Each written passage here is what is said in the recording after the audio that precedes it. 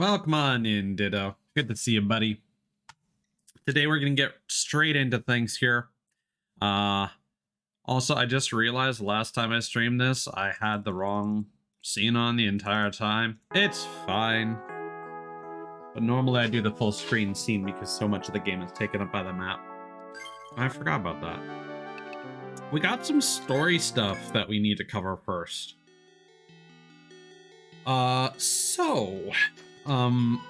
I went to do some homework off stream. I did pretty much everything that I could without making significant progress into the next floor. And immediately, I was beset by some issues. Namely, we get a few steps into this floor.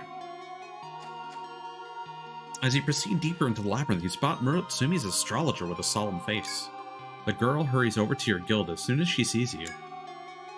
I know you're busy, and I'm sorry to bother you, but I need you to do me a favor. I heard you're the ones to find the ancient fish's nest the other day. This has to do with that. Please don't tell Agata where the nest is. I have an awful feeling about it. Promise me you won't. The girl pleads desperately, then darts off without a response from you. You aren't quite convinced. You resolve to return to what needs to be done for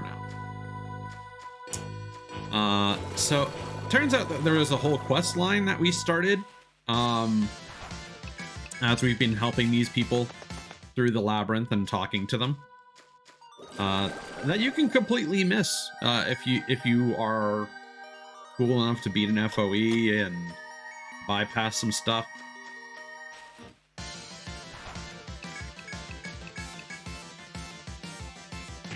And this actually has two endings. So in my main save, I've already selected one of them and proceeded. So entering this next room doesn't matter by which entrance. You'll get this next bit of dialogue here.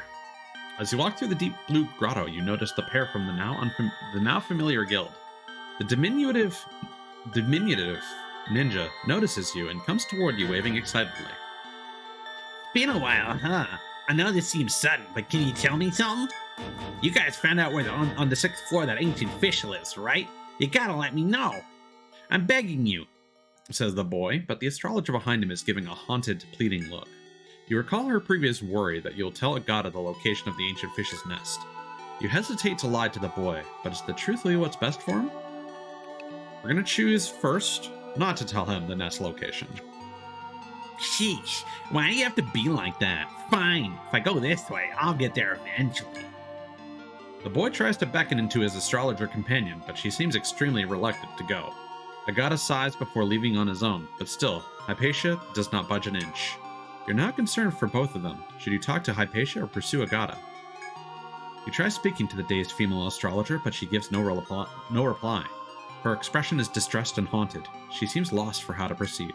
Perhaps you should pursue Agata in her place to talk him out of it, but it may be a guild issue.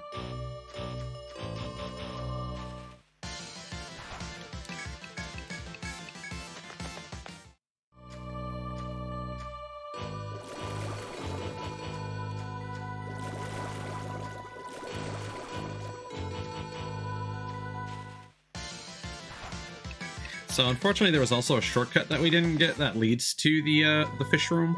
So we're gonna have to take the long way around.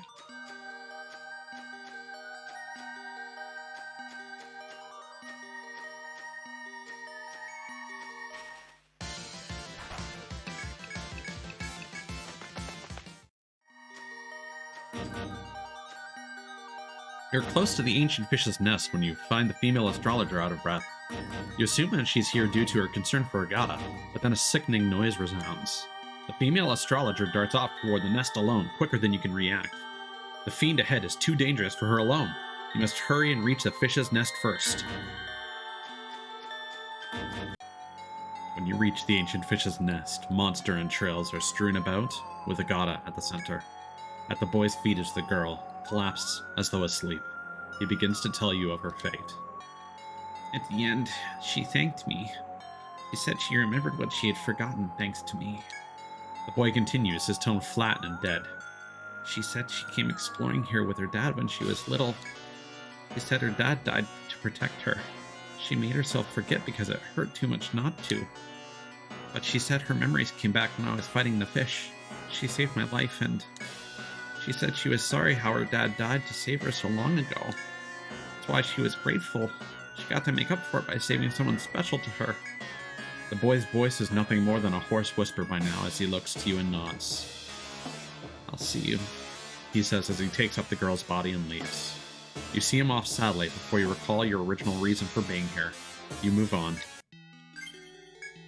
And apparently they never show up again. So we're gonna go back here. There was also dialogue at the port, annoyingly enough. Are your voyages finding that voice? Are your voyages going well? Good.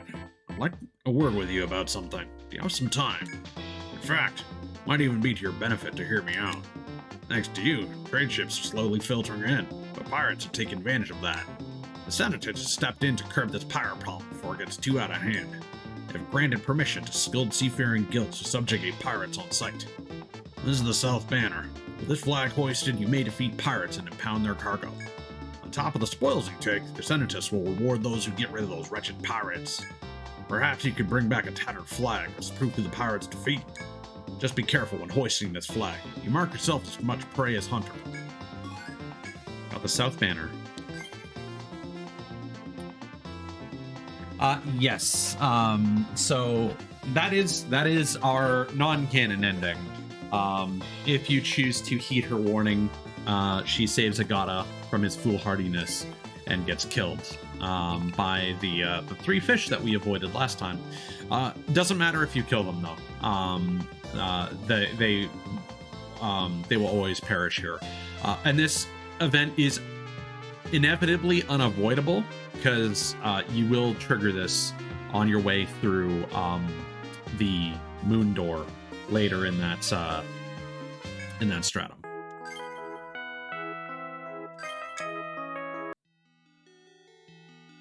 In the bottom right corner there. So now the ending that we're going with on our actual save file, we are going to tell Agata about the nest location. Sweet! Nice, Tigers! Way to help out a fellow explorer. I owe you one. You pull out your map and show him a detailed route to the ancient fish's nest. Alright, got it. I'll get over there on the double. See ya! Agata turns to beckon Hypatia, but she seems to have no intention of moving from the spot. Agata sighs before leaving on his own, but still, Hypatia does not budge an inch. You are now concerned for both of them. Should you talk to Hypatia or pursue Agata? Her expression is distressed and haunted. She seems lost for how to proceed. Perhaps you should pursue Agata in her place to talk him out of it, but it may be a guild issue.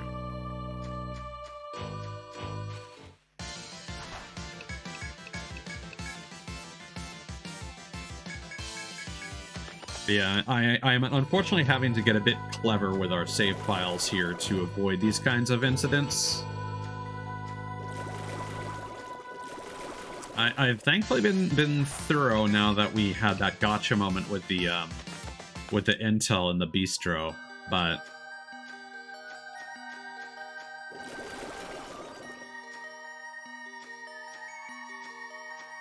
by the way, these guys are rough. Even though we are capable of beating them now, because they go around in a circuit, I'm basically only strong enough to take on one of them, and it's a struggle. Yeah, pretty much get through this. You're close to the ancient fish's nest when you find the female astrologer out of breath. You assume that she's here due to her concern for Agata. Then a sickening noise resounds. The female astrologer darts off toward the nest alone quicker than you can react. The fiend ahead is too dangerous for her alone. You must hurry and reach the fish's nest first. When you reach the ancient fish's nest, monster entrails are strewn about with Hypatia at the center. At the girl's feet is a boy's bloodied form, lying still with a peaceful expression. I remember now. Agata stood between them and me when it happened, and her voice is almost inaudible as she stands and looks toward the heavens. I came here once with my father when I was young. His guild was powerful, but a swarm of ancient fish fell upon us, and my father was cut down trying to protect me. I used a thread to escape, and buried the memory because it was too painful to bear. Seeing a gotta fight, I remembered. Then the shock of the memory left me open to attack. This time, a gotta protected me. Both of them gave their lives for me. Father, now a gotta. You fear that your continued presence would only disturb her further, so you withdraw. And again, she never appears again. So, unclear what ends up becoming of them. Apparently, there was a art book that came out in Japan that gives some additional context for the Muratsumi Guild. In a weird way, because it's not clear how old Hypatia is. Apparently, unsurprisingly, a blonde is not her natural hair color. She is very much a Gyaru. But the reason why she dyed her hair blonde is because Agata became obsessed with a blonde centerfold in a magazine. So yeah, that's a little weird. But I like Hypatia, so I wanted her to survive.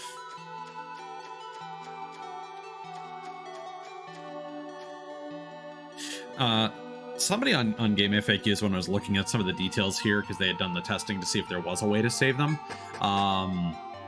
mentioned something interesting where it would have been nice if there was some way of obtaining their portraits for your astrologist / ninja. But unfortunately that is not possible. Would have been a nice HD feature. While searching for Olympia, you spot a figure ahead, which appears to be one of the sentries. You must be from Tigers. The Senators told us about you. Glad to have you out here. But you won't find the woman you're looking for this way. It's a dead end ahead. So if there's no road ahead, now I'm wondering where everyone who headed that way went. And we're going this way because there is a little bit of contextual dialogue that's not significant, but we're on picnic right now, so we're just gonna check it out. Oh, I also forgot something on a previous floor we can do as well. Who knows, Cthulhu's? It might happen. They might bypass remastering the other Untold games in favor of making Etrian Odyssey III Untold. I doubt it, but I would personally rather have 4 and 5 remastered first. As you continue forth through the watery forest, one of the sentries appears before you. Hey, careful there! Terrible monsters roaming around the crossroads up ahead. The sentry gravely informs you that an armored dragon slew 5 of his comrades at a stroke. You thank the sentry for warning you before continuing on ahead. Yeah, these guys are actually easier than the sleep fish. Did not have a very difficult time fighting these guys. And they only chase you a certain extent. But they will aggro every time you pass by them at the crossroads. These dead ends are not even, like, trap dead ends. If you just go to the end of them, then you're fine. While searching for Olympia, you spot a figure ahead, which appears to be one of the sentries. I'm guessing you're the explorers from Guild Tigers who accepted the mission, right? One of the sentries gazes sharply around while talking to you. It's about that woman we're all searching for. Our team hasn't found a single thing, which means you might turn up something at the southern area the other team headed towards. The sentry then excuses himself, citing exhaustion from a long shift patrolling. The sentry's hint is promising, but you're free to investigate elsewhere should you choose.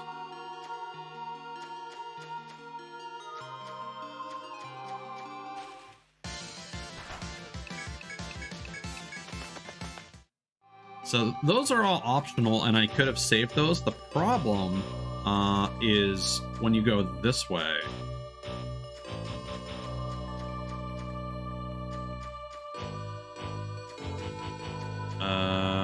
Nope, that's the wrong turn. Not bad.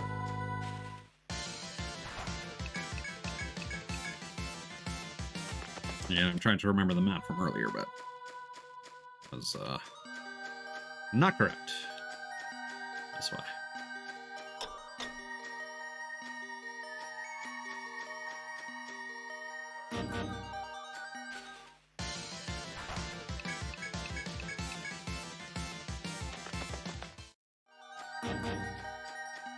Oops. Again, we're on picnic. No big deal. So yeah, you come to this corner, and then Don't go right at the fork-up head. 10 of our men made that mistake. Not one came back. The sentry leaves in a hurry as if fleeing. You strongly consider taking his warning to heart. Again, these are all the same FOE. Okay, and then one more event we can check out. Is this related to one of the quests? Again, it's not super significant, but I thought it was interesting. Because if you remember, we were asked to go look for some fossils on the 5th floor. I'm also curious if the decision to reduce each of the stratums to only 4 floors is going to be consistent throughout the entire game. I haven't actually looked at the number of floors in this game, so we'll find out together.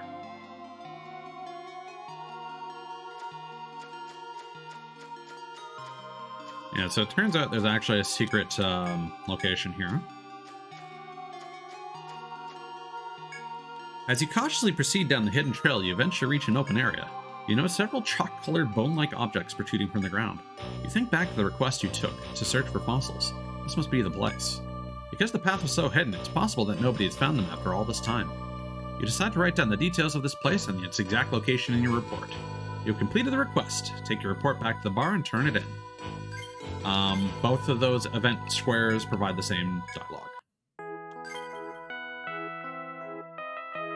Okay.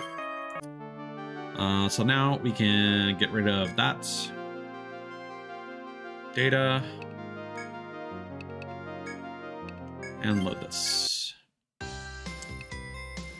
So we currently have almost all the best gear we have. We did unlock an extra crossbow for Cthulhu's that I have not purchased after I fought all the FOEs. We're going to take a brief detour to see if we can maybe do one of these oceanic quests. Ayutthaya Port. The kingdom of Ayutthaya flourishes with merchants and shipwrights, but a devil has arrived at its ports. It's said that this island hides a buried pirate treasure. However, rumors are just wind. No treasure has been found on this island for decades. These ruins of the giants are said to have been made before the Great Calamity. Previous explorers claim to have been attacked by stone giants. So at the giants' ruins, historian pugilist. The reports claim that a giant statue is hindering the exploration of the ancient ruins. One man has been sent to destroy it. Fashion trendsetter. A princess traveling the world to find her knight in shining armor has a date with a man from the ocean city. The location? An island of ancient ruins. Signal Sisters. 3 fortune teller sisters are in a battle to figure out whose element is the most worthless. To settle it, they intend to fight an ancient statue. And the Tortuga Island. The Jeweled Branch. The ninja from the east has returned to the ocean city to find the Jeweled Branch of Horai. She follows the rumors of Tortuga Island here. Treasure Island. A traveling adventurer heard the rumors about Tortuga Island's treasure at the Butterfly Bistro. He and his drinking buddy want to go find it. The Dutiful. Ayutthaya added wanted pirates when they drifted to shore, aided wanted pirates. To repay them, they have decided to rid their waters of the ghost ship. And Ayutthaya, ex-pirate descendant. The port, known for its commerce, is being threatened by a school of fish. As ships are assaulted, a lone fisherman rises with sword in hand. Even the initiation rite. Even in the commerce-based city of Ayutthaya, old traditions remain. A couple who is coming of age must take on a shark in their initiation ritual. A princess's trial 2. It seems the princess from the north has more than one royal trial. She must defeat an even stronger monster to lay claim to the throne. So I think the recommended level for this was around like 18 or so, so we should be equipped for this. We can probably play without myself.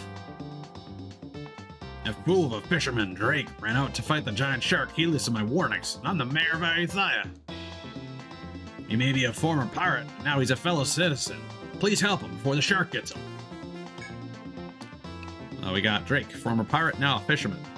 An able swordsman and a staunch ally. We'll get Nia, Kana, Maud, and Cthulhu's in here.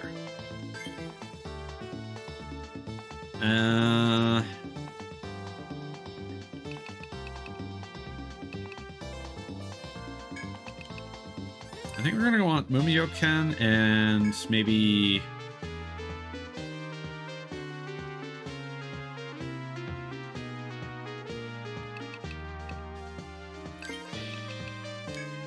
yeah, maybe second wind for Mod.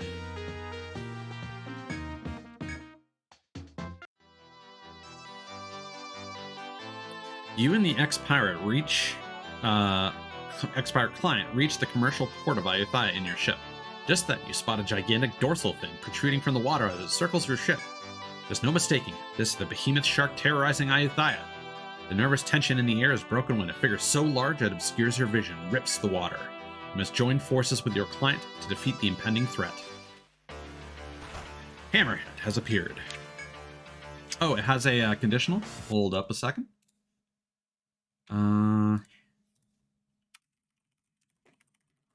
Did not research this appropriately beforehand. Defeat with instant kill. I don't think we can do that without a ninja. Oh well, that's a bummer. Let's see. Oh, and what are its weaknesses? Just to make this as straightforward as possible. Fire and lightning.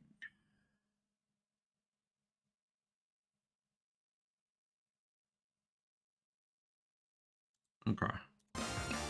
They're just gonna try and confuse it.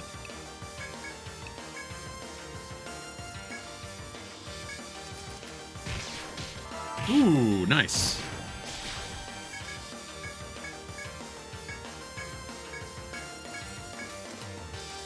And we have gotten a level in Giant Kill, so now Cthulhu's is going to be doing much more damage to FOEs and bosses.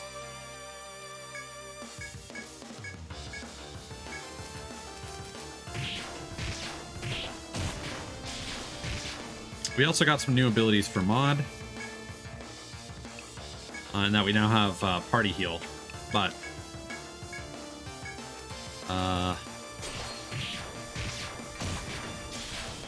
it does not heal quite as much.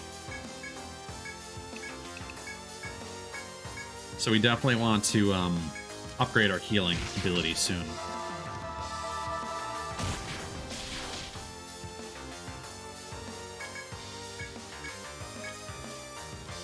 And now he's confused.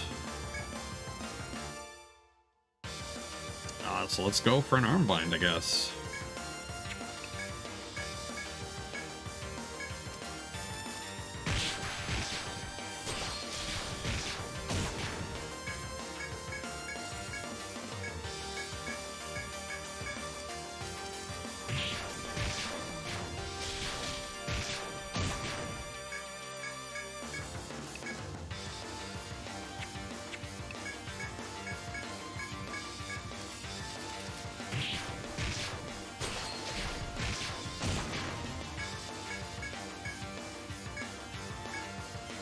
This is a really great boss theme, though.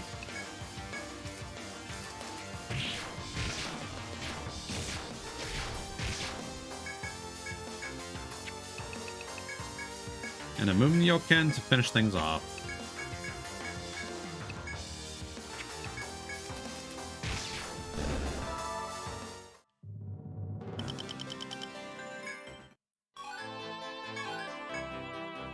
The surging combination attacks of your party and the client finishes off the gigantic shark.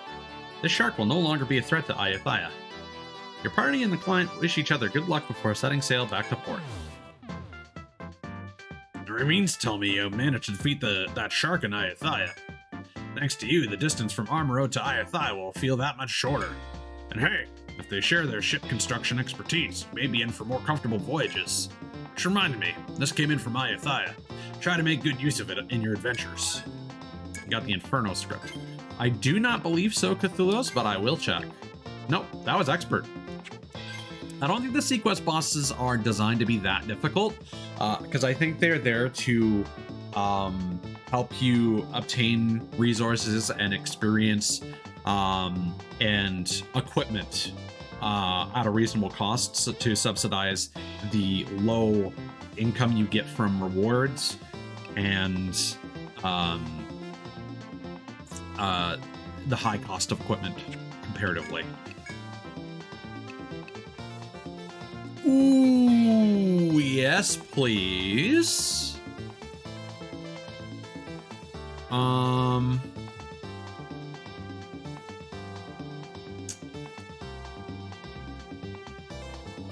Yeah.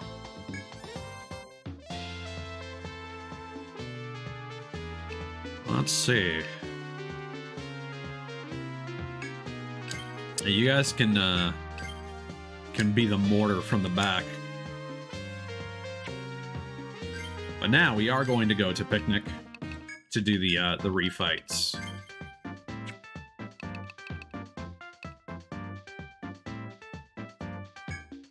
Oops. On that one.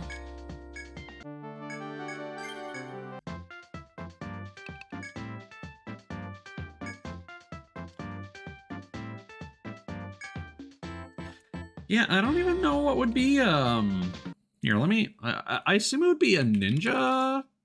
No. I know Shogun has an instant kill ability. Does the ninja have anything like that?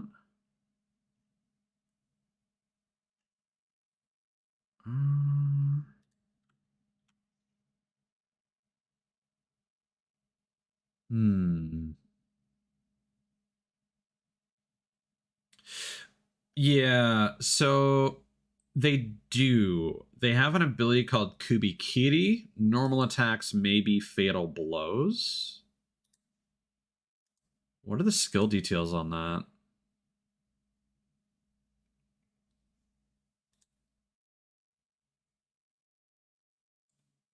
Okay. So basically a 7 to 20% chance of instantly killing an enemy. And then the Shogun has a an ability similar to one of the old Dark Hunter skills. It is called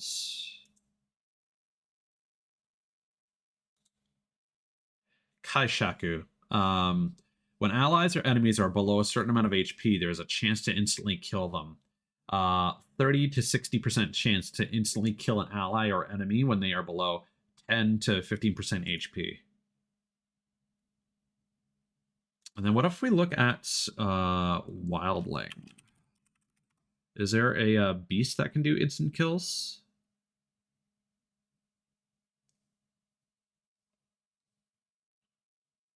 The tiger, apparently.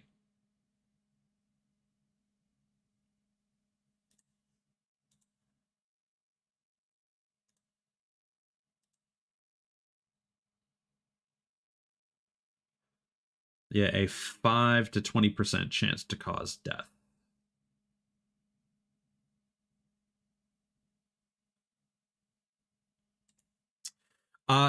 Cthulhu's, one of the things that, so we explored the entire South Sea after you went to bed last stream. Once you make it to the North Sea, there is a geomagnetic pole that you can activate that allows you to start from there. And apparently there are a couple. So I think what we might do, since we turn it to basic difficulty, or to Picnic anyway, we've acquired the Blackbreaker, which we'll probably want to grab for Kana before the boss fight. So we might have to do a little bit of farming on stream, but shouldn't be anything too crazy. Let's also hand in these 2 quests that we got here. Oh, I haven't figured out where this is. We should probably do this.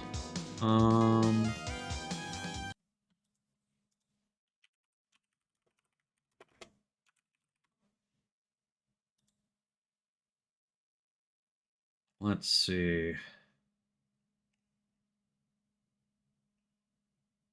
Floor 7.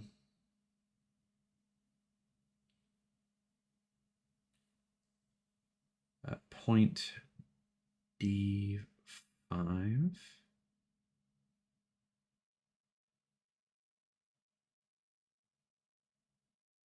Okay, no, that's actually something that we haven't done yet. I encountered it off stream and reloaded my save because I ran into some dialogue.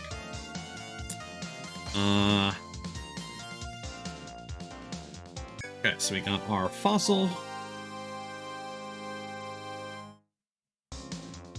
Hello again. Were you able to find any fossils? Ah, so they were deep inside a hidden passage. Surprised that something so old could exist. History is exciting, is it not?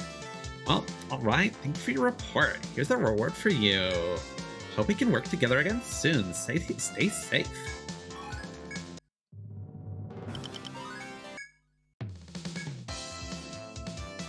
And then the sleep hammer. We're just handing them a metal material. Actually, no, I think it's a chop material. Ah, I'm welcoming you back. You've been working hard, I see. Oh, so that beautiful blue color comes from this ugly stick? Oddness. I'll be making sure to get this to Horace. She'll be much happy. You'll be much happy too now that I'm giving you this reward. Alright. And I did briefly touch the 8th floor. There are a couple staircases that lead there. But one of which is basically a whole bunch of dead ends. Unknown mutation. This is Scott, the monster biologist. I want someone to investigate the mutant monster in balancing B8F's ecosystem. Ah, you accepting this request? The monster biologist Scott put that one up. He says that the formerly stable ecosystem of B8F has gone all wacky lately. He says a mutant monster is eating too much, upsetting nature's balance or some such. Scott is wanting to research this, but he's a scientist. He's a pathetic weakling. That is why he made this request, so strong explorers like you will do it for him. He's wanting you to write a report on what you see on B8F and turn it into me. You're understanding this, yes? Good. Now go explore and report. Lost treasure. This is Ruffalo, traveling adventure. A prized knife was stolen from me. Could someone help me find it? Ooh, you're going to accept that request? Ruffalo's keepsake knife has gone missing. I want you to find it for him. You're asking why Ruffalo's not out looking for his own damn knife, his own damn self? Because he's in bed with hangover. He drank too much last night. Stupid twit. The knife has a lion on the hilt, and the blade is made out of blue crystal. Ruffalo said he was talking to a guard by the waterfall in B1F. You go check with him, yes? I'm counting on you, explorers. Chop chop. Be going. And then we've also got Gaudy Swordswoman Dessert. Ugh, it's completely broken off from the base. It's useless now. What a piece of crap. Stupid Zodiac I was going out with. Wait till you hear this. There's an iron turtle on B8F with a really hard shell. I asked him to do this thing, you know? Guess what he said to that? Dude, sorry, I don't have enough TP. Seriously? What the hell? He's always so stingy with money and TP, but when it matters most, he's just a big lump. I eventually had to beat the crap out of him with my sword. I mean the turtle, not him.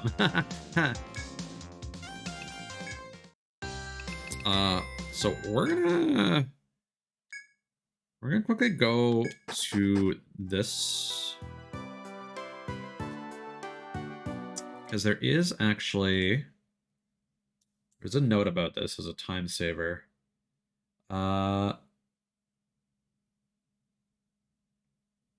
So we need to go to tile D2.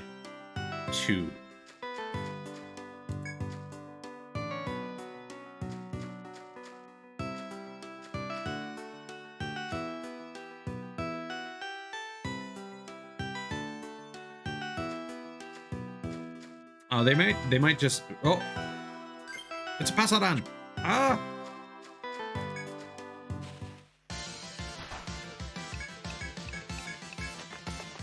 Let me go.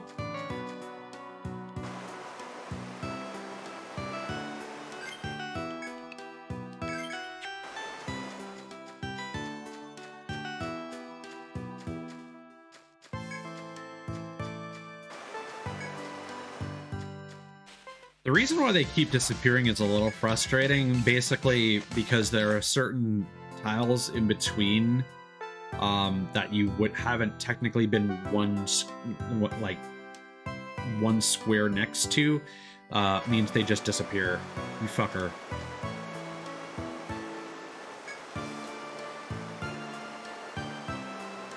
While wending your way through the forest, you stop at a small passage next to the waterfall. As you gaze upon the waterfall in this relatively clear area, a cool breeze washes over you. Let's rest here. Huh.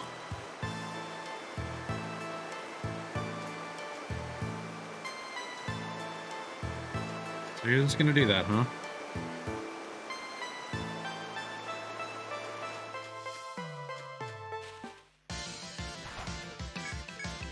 I didn't expect I'd be able to trigger that event again.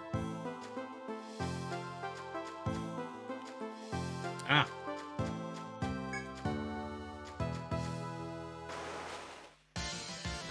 It's not so much that it's chill, it's that it's running away passively.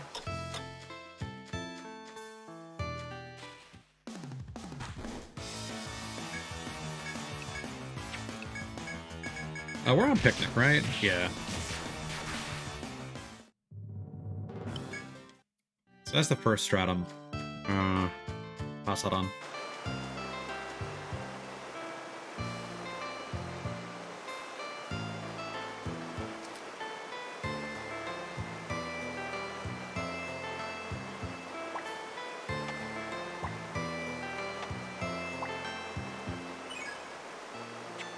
Huh?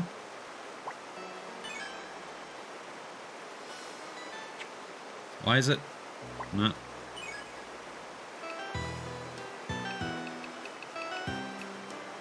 That's weird. It's not letting me activate the keyboard.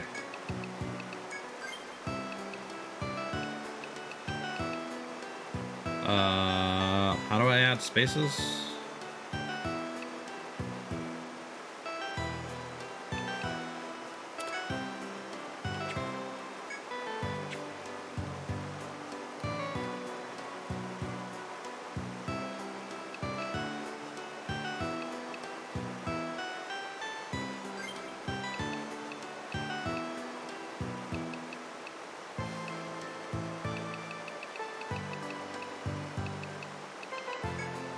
No.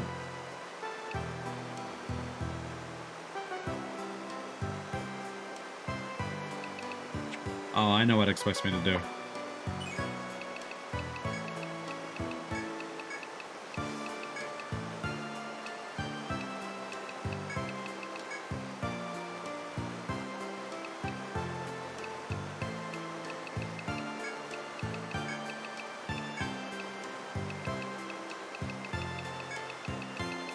I think we're gonna have to restart the game. I think the controller got unplugged on like the title screen or something, and that's why it's behaving weird like that.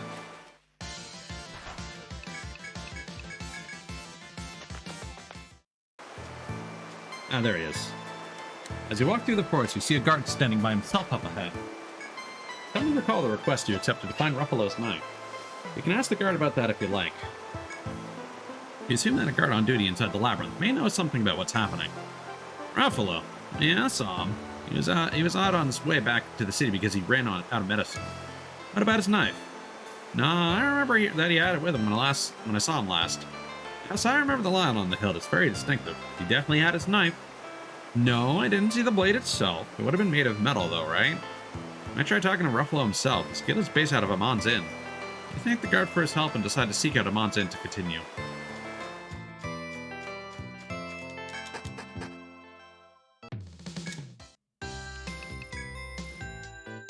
Oh, hello, everyone. Can I help you? Mr. Ruffalo? Yes, he's staying here. Something the matter? Huh? He lost his knife? Yes, I know the knife you're talking about. Mr. Ruffalo's been staying here for a while. He showed it to me once when he was praying. It has a beautiful blue crystal blade. He says that he only unsheathes it to pray before he goes out into the labyrinth.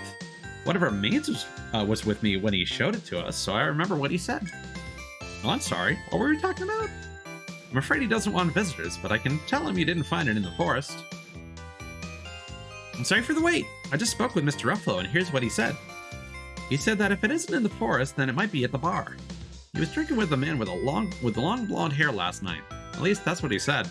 I do hope you recover Mr. Ruffalo's knife for him.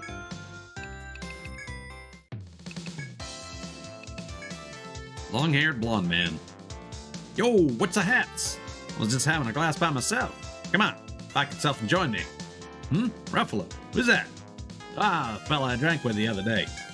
Why do you ask? Huh? Lost that heirloom knife. Man, that's rough. It's the one he was so proud of where the blade was made of blue crystal, right? Said he dropped it here, did he? Well, I don't know what to tell you. I haven't seen it. Gonna be in the forest after all? You should go ask him again.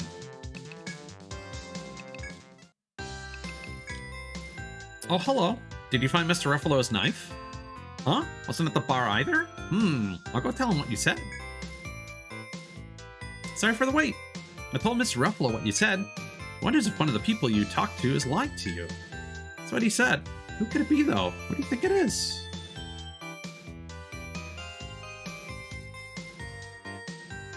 I feel like the blonde man would be the most likely liar. Yeah.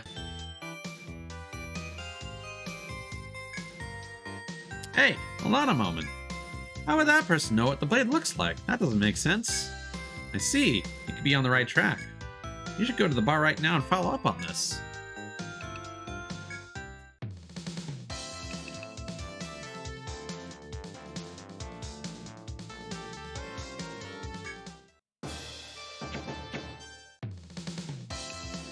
You know, part of me is thinking I should go back with a different save file, and so we can get the additional quest dialogue for that message in a bottle quest.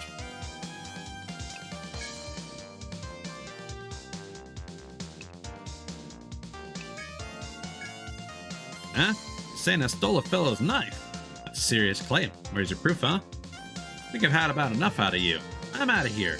Oh, crap.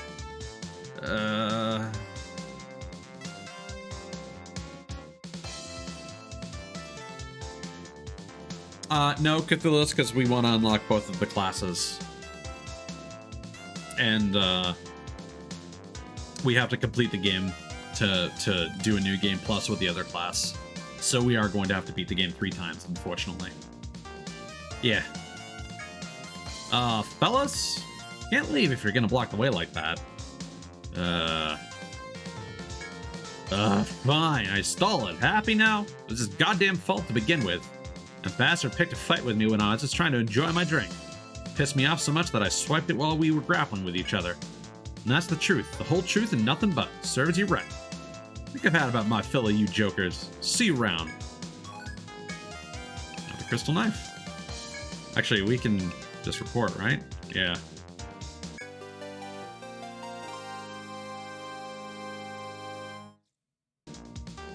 Ah, it's you. It seems you're getting Ruffalo's knife back safely, yes? Saw it all unfolding with my very own eyes. Lying bastard won't try the funny business anymore here. We've got super sleuths. The truth can be slippery as a fish, but you can noodle it out if you try hard enough. In any case, thank you. Ruffalo will be happy to have this back. Here's your reward. Be proud of your detectiving. Okay, we got some Amrita 2s. It's pretty good.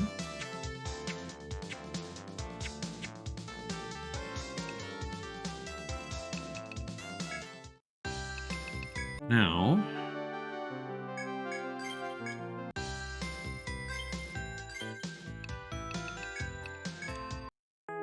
yeah, because there's basically no way he would have been able to know what the blade looks like if he only takes it out before, you know, to pray before going to the labyrinth.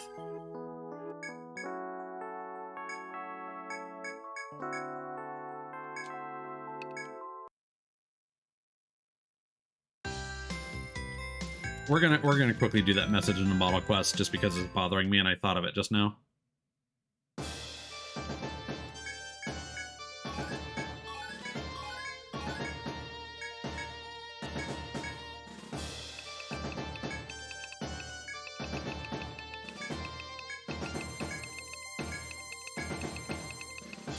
Ah, yes.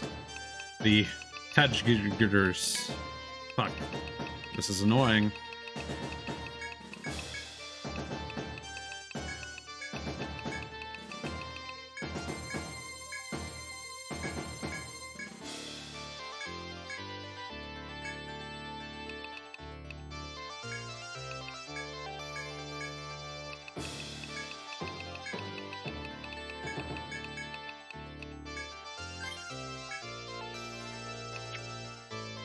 We can probably solo this.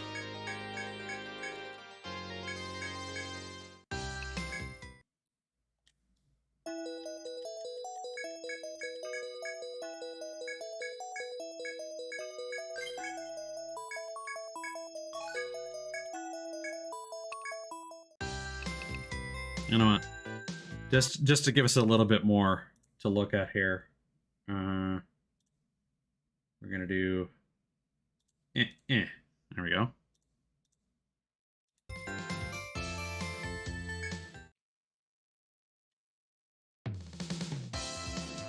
And to show the other thing I was talking about, if you go here, you can actually gather information. And again, these are just the lore details.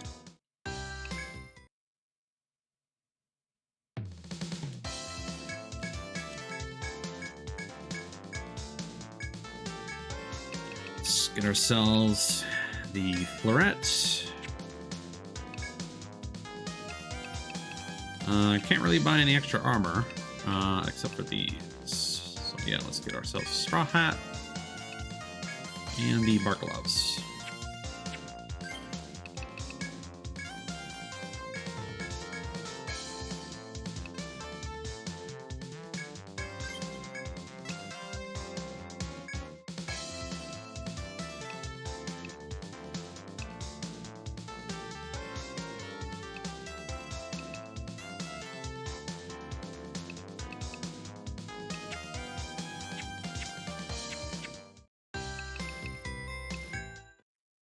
So we are unfortunately going to have to map out this first floor. I don't know how particular they are with the mapping.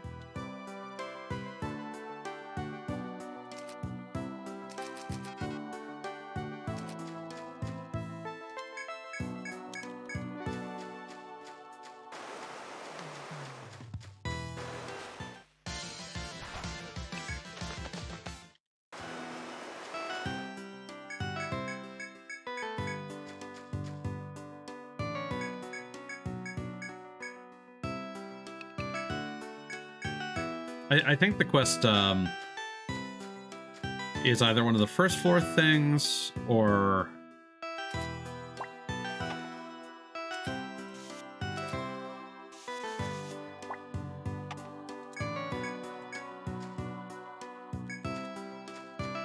it might be a second floor quest. Both of which we should be able to do fairly easily.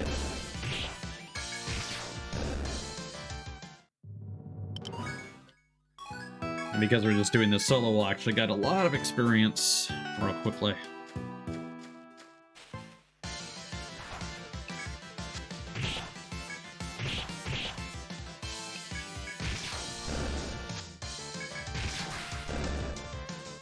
Honestly, it's probably just going to be faster to attack things.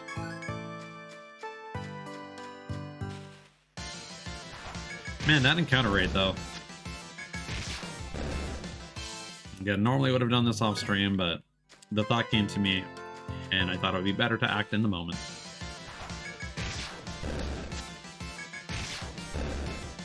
I feel like the encounter rate is higher for whatever reason.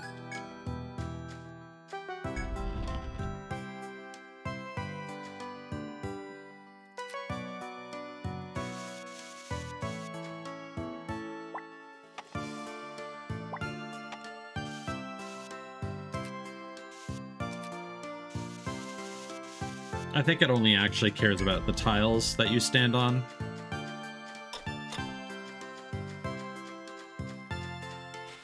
Or paint, to be specific.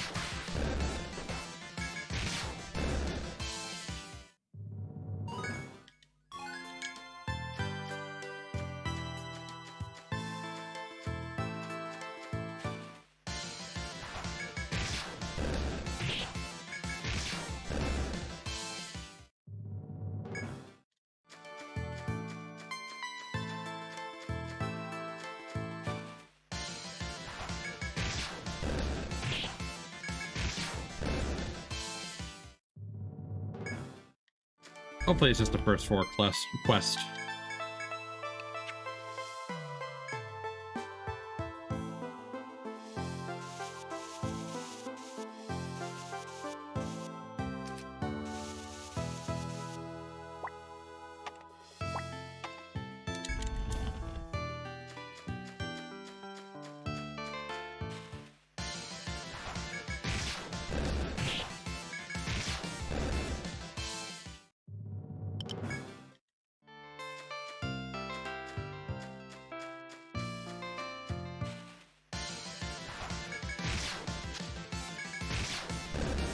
Oh, even those guys.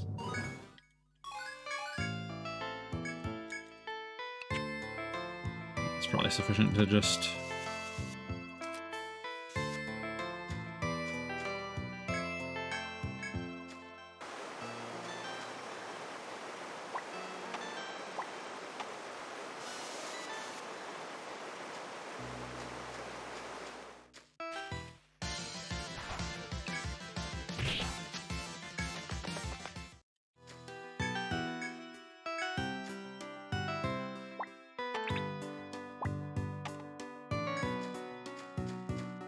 Really does actually care about this as part of the tutorial, like, hey, there are secret rooms, you should, you know, explore walls and stuff.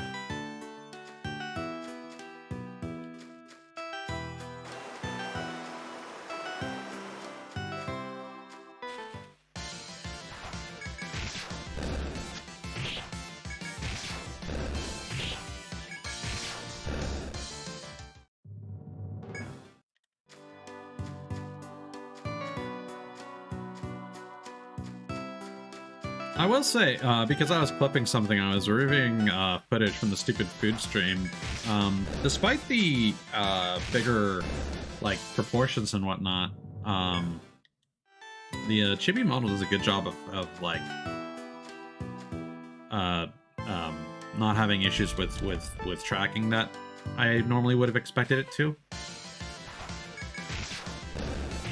Now that said, I don't think I'm leaving the linked blinking on.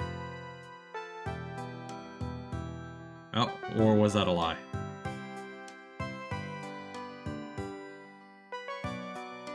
I might still have it turned on. Oops.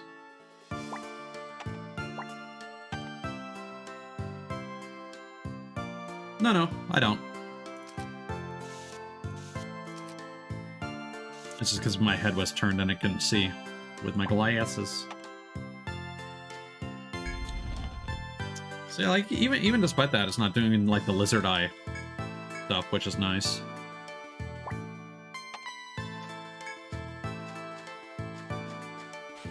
Because when I've been streaming, I just haven't really been paying too much attention.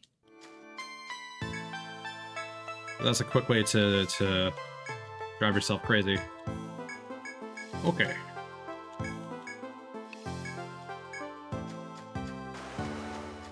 So that's done.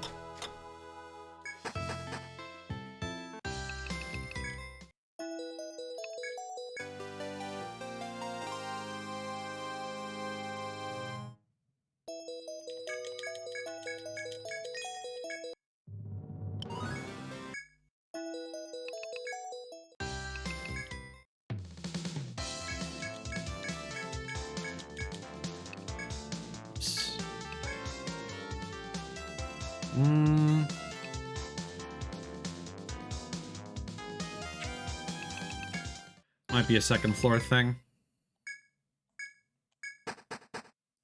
We'll get to the second floor quickly, and if it's not there, we might need to quickly complete some quests.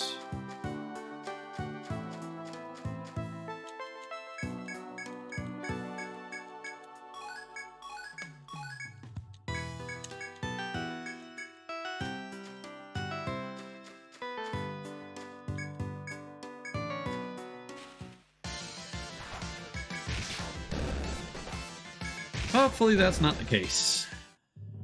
I don't think this would be any further than the second floor.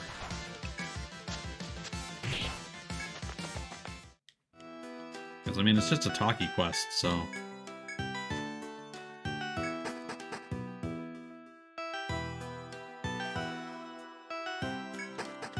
Just realizing that I did not buy the thread, but we should be okay.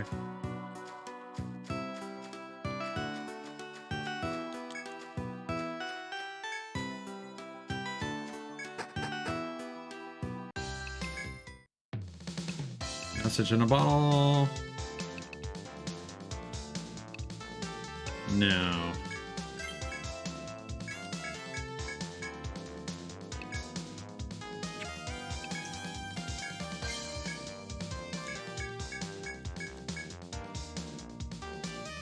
Let's see here.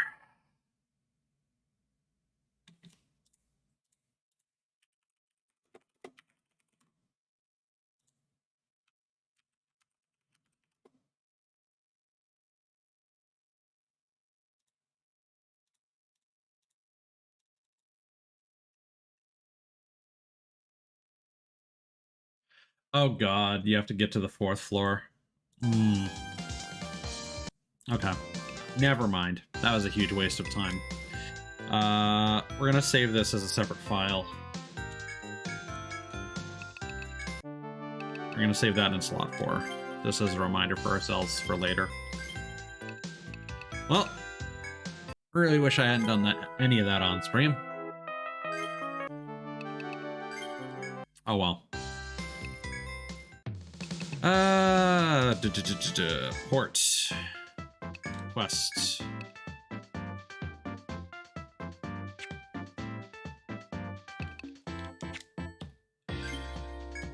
We turn it to basic, right?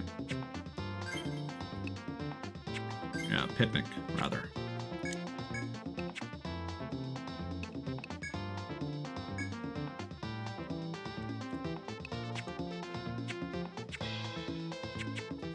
I kind of wish you could just grab people from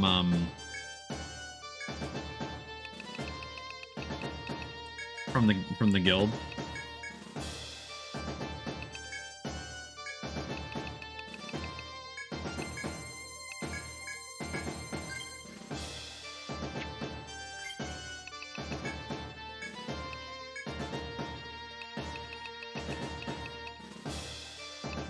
Let's see.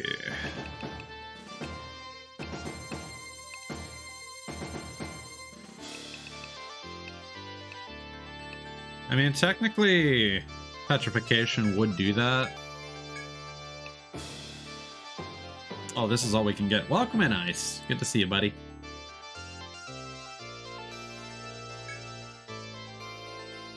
We're gonna do that, because that's all we can afford right now.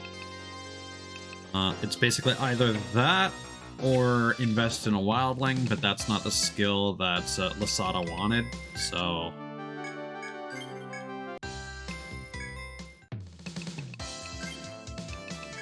does Anna need a particular weapon? Probably not.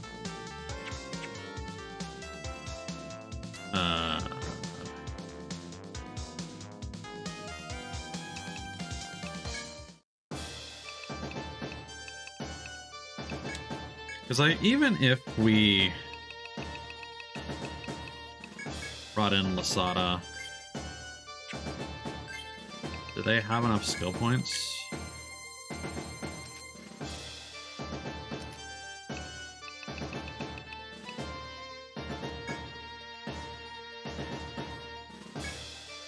Yeah, no. We can't get that. So best we could do is we could maybe speed grind Anna.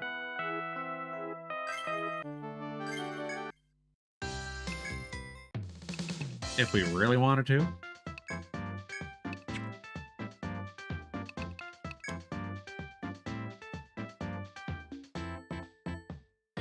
How did Ghostwire wrap up? Did you encounter anything nifty toward the end of your stream there? I'm gonna get some defense. We can just put Anna on the back line. And...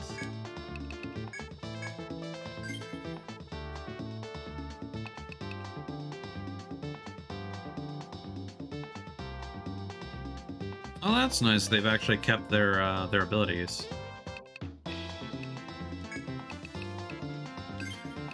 Let's give that to Anna.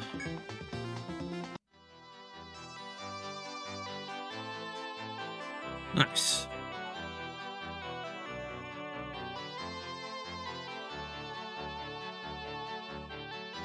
Yeah, that sucks for them. Hopefully they resolve that fire alarm situation quickly.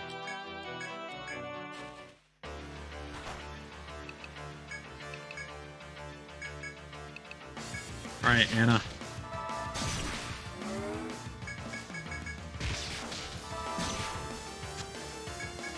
7% chance. We gambling, baby.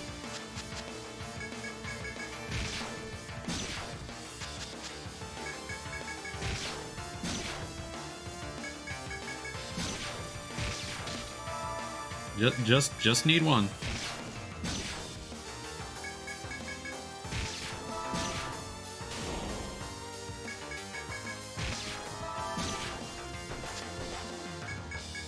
Such a deadly attack.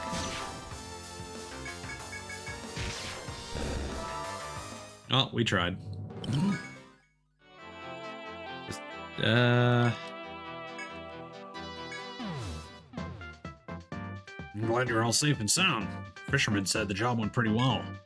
Thank you for your help. Now the people can travel without fear. Man, for a former pirate, he sure is a gentleman.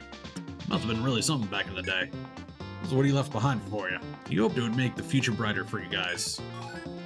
Drake's Rapier. Let me just make sure I got the right skill. Beheading. Normal attacks may be fatal blows. Yeah.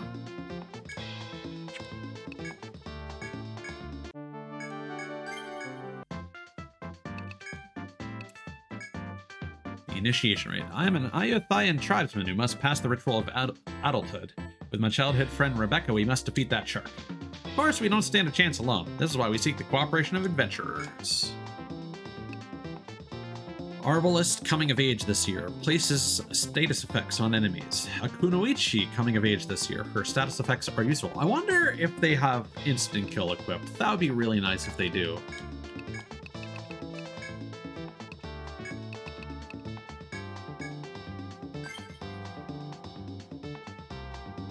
Yeah, I suppose. That's not generally the way the chances tend to work, because the enemy has its own resistance. So that's 7% in a vacuum.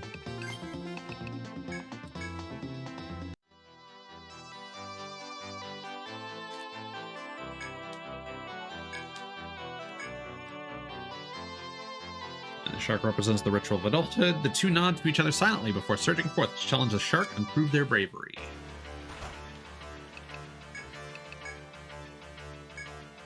Stabby stab.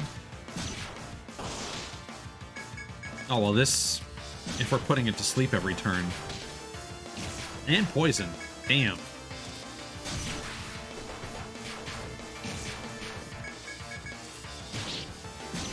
Okay, these guys didn't really need my help. Not on this difficulty. As the two youths relentlessly assault the shark, it finally sinks to the murky depths. Though they rejoice innocently in their victory, the two already seem more mature than when you set sail. In any case, they were able to complete the ritual of adulthood. They wave to the port town's dwellers who are cheering them on, who set sail for the ocean city. Glad you're all safe and sound. The young man said the job went pretty well. Thanks to everyone's help, Rebecca and I were both accepted as adults. So they put in this request because they couldn't do it alone. Things are pretty convenient these days. These two told me to give this to you, supposedly in commemoration of your meeting. Rebecca gloves. Agility. Okay.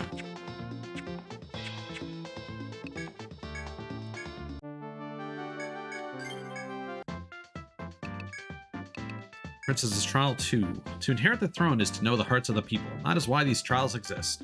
There's a villain to the east, I will arrest him. There's a monster in the west, I will subdue it. I fight in the name of justice.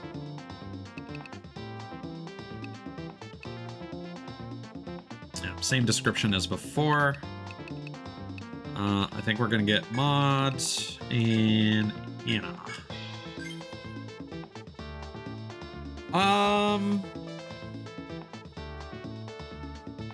I mean, instant kill moves are more of a byproduct in this one, because again, Anna has an ability that will instant kill on normal attacks. The tiger has a its attacks has a potential chance of instant killing every enemy, but it's expensive to invest in.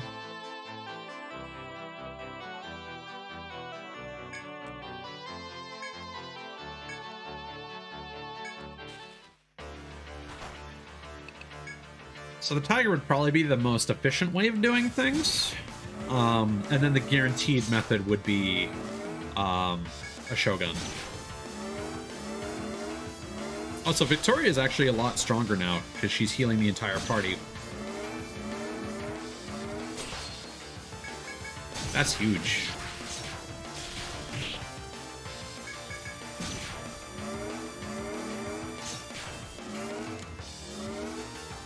So what kind of resistance does this guy have?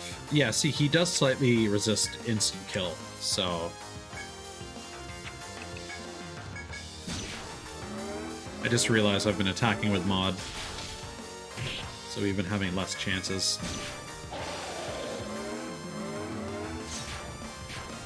Again, this is definitely a grind off stream kind of thing. That's probably going to take a while.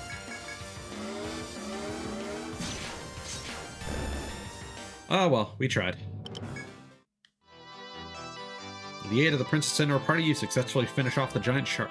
Upon confirming that, the princess nods to her two subjects, and they wave a flag toward Ayutthaya. As your ship sets sail toward the ocean city, the flag bearing her kingdom's emblem flaps proudly. Glad you're all safe and sound. The princess said the job went pretty well. As long as there is evil in the world, the royal guards will continue to fight, helping the weak and crushing the oppressive.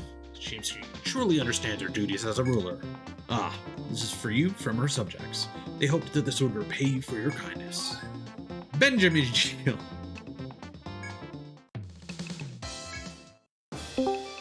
Hello. Hello, birthday boy. My birthday is over. That was on the 24th. Belated. Very belated, but I forgot to say happy birthday to you. Yeah, no worries, dude. Thank you. Let's see. So Who do we got on this team? Right now we've got Nia, we've got myself, Kana, Mod, and Cthulhu's. Damn, self-insert much? Just kidding. I mean, I'm the protagonist. I'm the executivist. Okay, so I can get a heroin. So we should probably buy this mace. Because it's going to get us a lot more benefit than the crossbow we could possibly grab. Okay, so let's grab that. And then I've had a day, okay? And when I'm having this equivalent of 2 beers.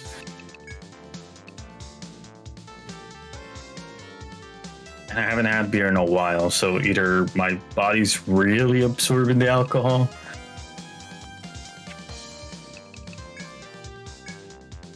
or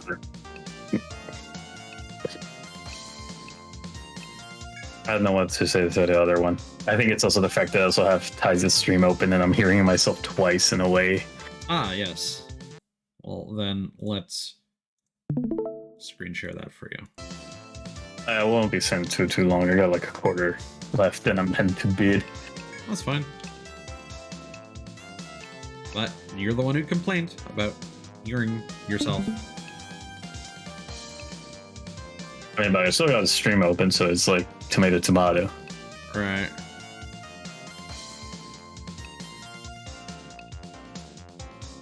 Yeah, we're still hanging on to this hammer in case we run into a problem with accuracy. Which we might, because we're very close to being able to get 9 smashes, which has low accuracy, unfortunately. I was gonna say, like, I can tell when I'm drunk. I mean, the beers I've had is 4%, and I personally prefer like high-end ones, like 7 and above. I know my favorite beer is called the Mad Elf. It only comes around Christmas. It's a nice chocolate beer, but it's like 12%. Shit's good.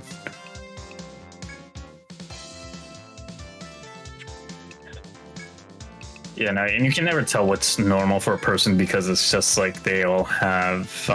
God, I love that art so much of the ninja. I was focusing on the stream rather than your stream. Wait, this defense is 25? What?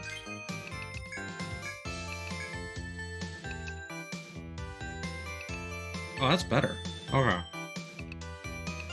Never mind.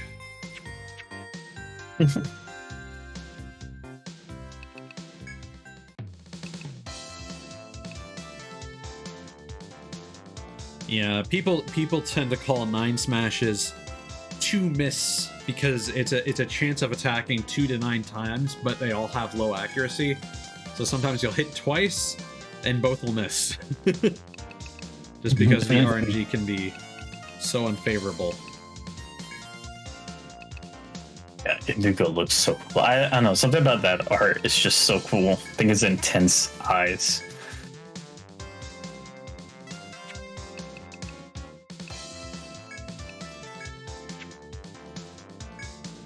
Okay. Is there anyone who could benefit from these gloves? That's 13.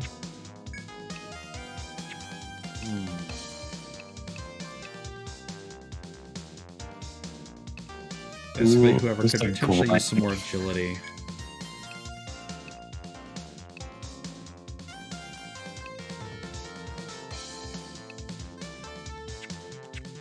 Well, I think what probably makes the most sense is if we just give the Rebecca gloves to Becca. You won't be mad. Why did she choose farmer? She did not. I needed farmers, and so I started filling in blanks with people that were in the previous playthrough. Let's try that. It's me. I forgot I was a buccaneer. Yeah.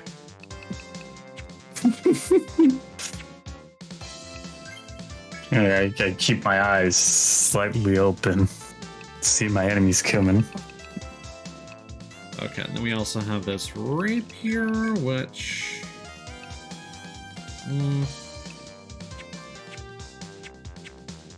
Yeah, I think we're just gonna give that to...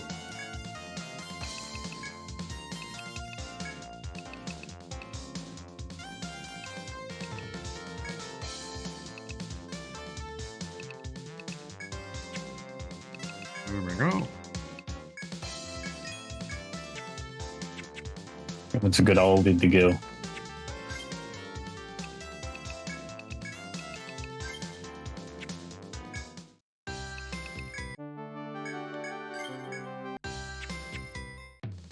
Okay, so let's review our quests real quick. Got the B8F ecosystem. Okay.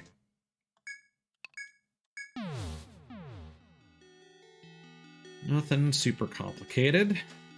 Just need to bear a few things in mind. Look at those toad poles. Oh, and we need to remember to equip our limit skills.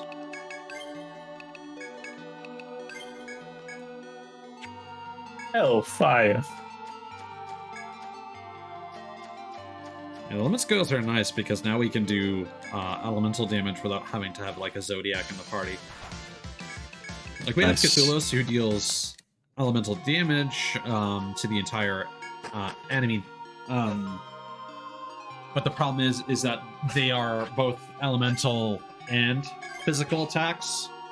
So there are some enemy types that have conditional drops that require you to defeat them with non-physical damage, but we don't have any of those moves currently. Gotcha. So you'll notice that one of these fish is now dead. So we do not have to worry about them. We're on the appropriate difficulty, right?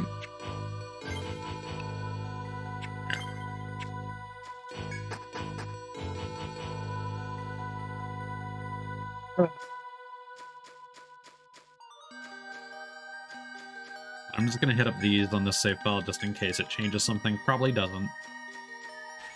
But...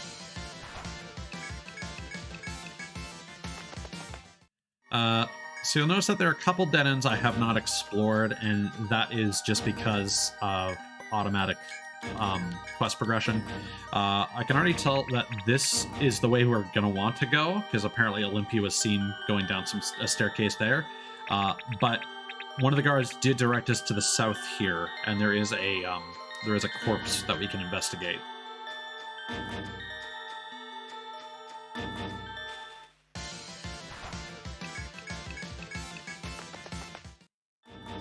Man, they had big old teeth. Mm-hmm.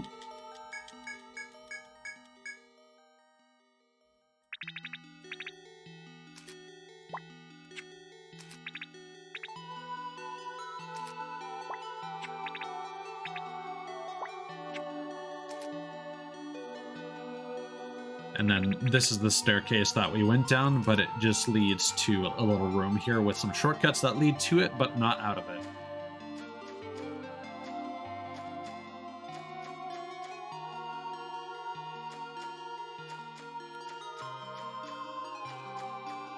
And I'm going to have to restart the game in a second just because we did encounter that issue with the keyboard that I'd like to resolve before we potentially have to start leaving memos. That's fun, guys. Happy belated birthday. Thank you. Have a good night, dude. Thanks. Maybe drink some water. I got Arizona iced tea. Hopefully that's That's enough water hydration. Mm-hmm. Bye-bye. Bye. Okay. So now we're back to the real shit. Let's throw the PNG back on.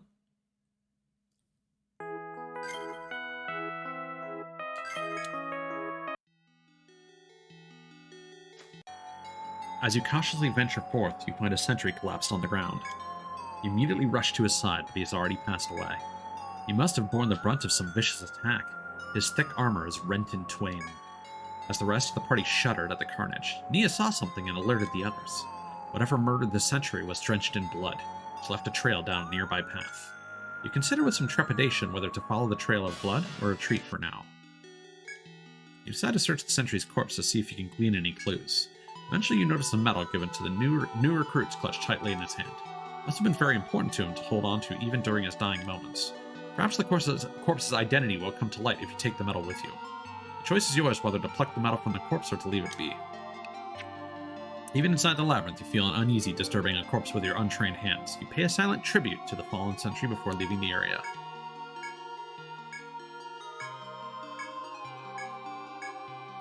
You attempt to take the medal from the corpse's hand without causing any further damage to the body. Rigor mortis makes the fingers as difficult to pry open as if he was still alive, but you succeed. You pay a silent tribute to the fallen sentry before leaving the area.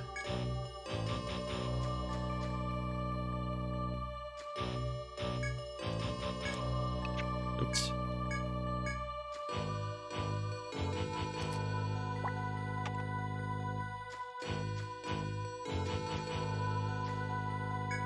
While searching for Olympia, you spot a figure ahead, which appears to be one of the sentries.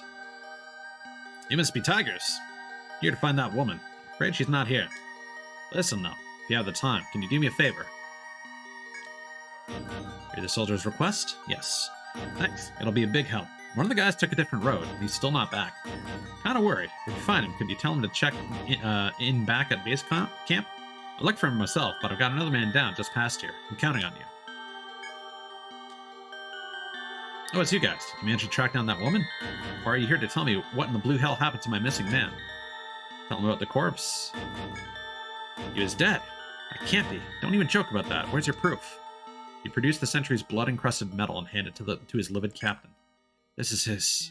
No. There must be some mistake. How? This. Even with the helm muffling his voice, you can discern his despair at the fragility of life. As you grope for something to say to him, he takes the initiative to speak to you instead. I'm sorry. I was just a little shaken. It may seem callous of me, but I'm alright now. The moment we got our orders to delve into the labyrinth, I knew this was one possible outcome. Thank you for taking the time to look for him. Here, a little something for your troubles. Sarissa. I best get back to Kajura and Kajura and break the news to him. Can't stand around here forever, after all. With that, the sentry gathers his compatriots in the area for the trek back to their base camp. You see them off before resuming your search through the labyrinth.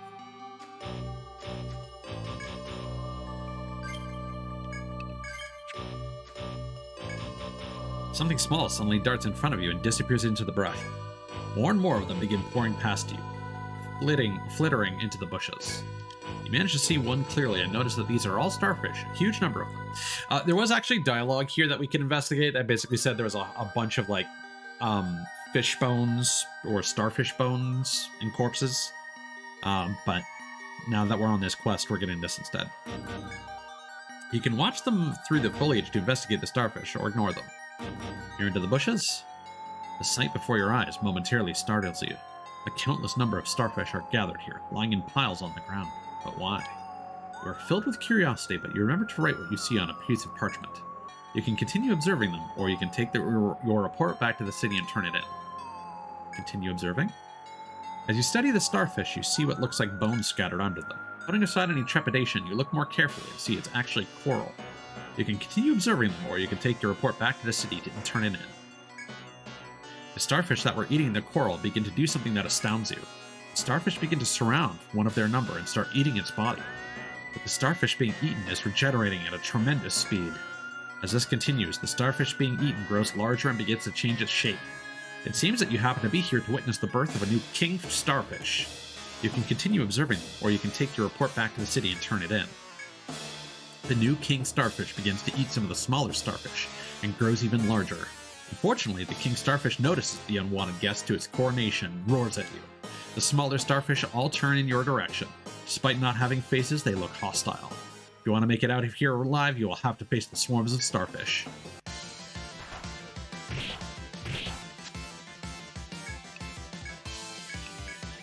What do you ask me to? Just general elements.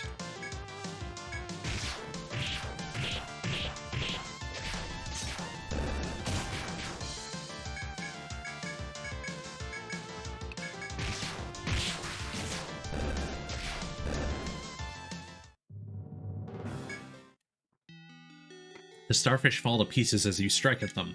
Angered even more by the violence, a second wave of starfish rushes toward you.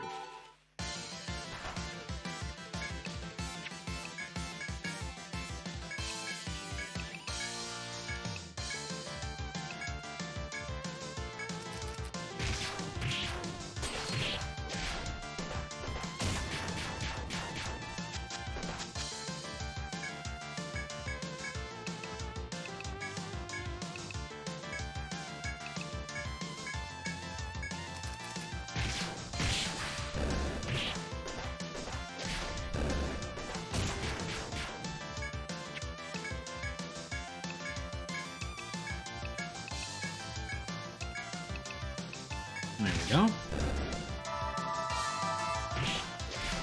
Again, I really like how fast our party is for the most part. Bits of starfish scatter everywhere, spewing vile fluids all about the area. Through the exhaustion of battle, you roar in defiance towards the king starfish. So we do want to defeat these guys to prevent them from using the Bloody Supper ability.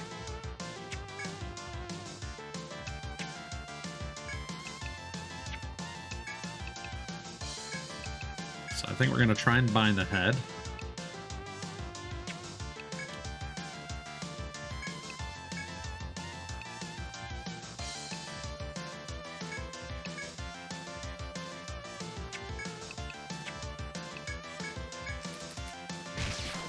There we go. Ooh, that's a lot of damage.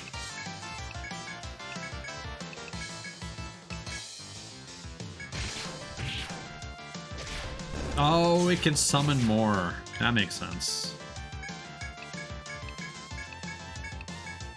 Alright, well, you're getting focused down.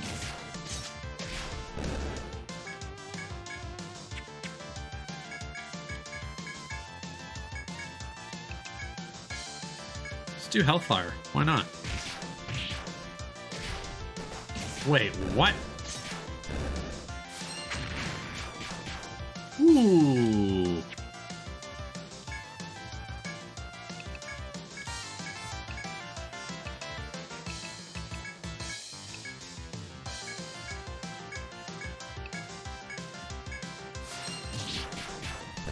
Nice. Your relentless strikes cause the king starfish to shriek horribly before it collapses. You take a deep breath and look around, but all you see are bits of starfish floating in ichor. You sheath your weapons and give a sigh of relief as you realize that the battle is over. This isn't what you had intended to happen, but you should turn in your report to the bar.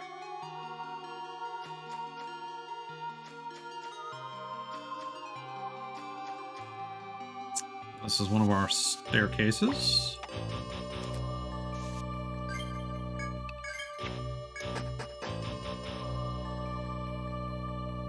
The proud tall waves.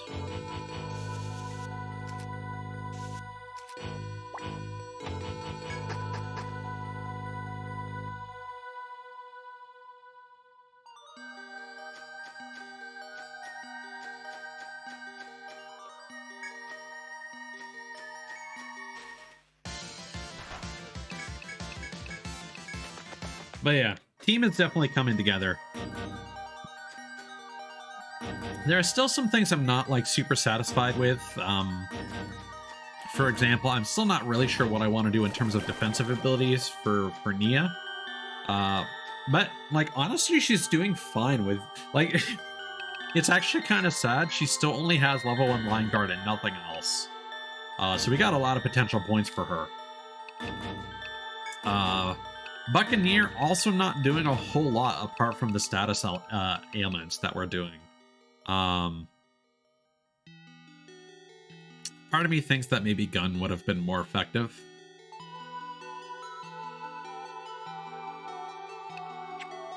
But it is what it is. As you progress through the cool depth of the sea, you find a flat coral reef at a dead end. The top portion happens to be in the shape of a bench, large enough for your guild to sit and rest. A quick glance around reveals no monsters. It seems possible to rest here if you so choose. The coral bench is comfortable. Your party's fatigue is eased by the much-needed rest. Everyone recovered 30 HP. However, when you stand ready to resume your journey, the bench suddenly begins to move. It appears that you're seated on top of a monster that catches its flies with honey, not vinegar. It is fortunate, you reflect as you draw your weapons, that you're fully rested for this battle. Rock coral. Alright. You're probably more weak to elemental damage, if I had to hazard a guess.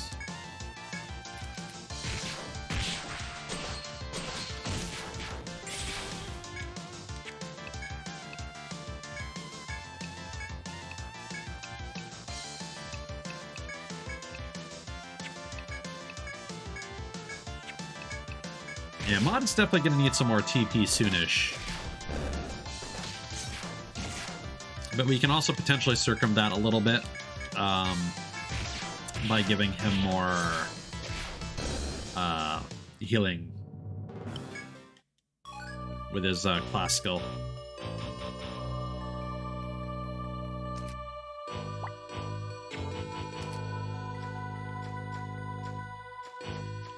And then, just in case the dialogue goes away, as you make slow but steady progress through the forest, a flustered sentry appears. We found her! That woman! The sentry appears to be relieved to see you. She went down the stairs ahead. The other sentries followed, but you better go too. The sentry then runs past you, saying something about needing to report the matter to Kujura. If he speaks true, you are closing in on the object of your search. You must be very cautious now.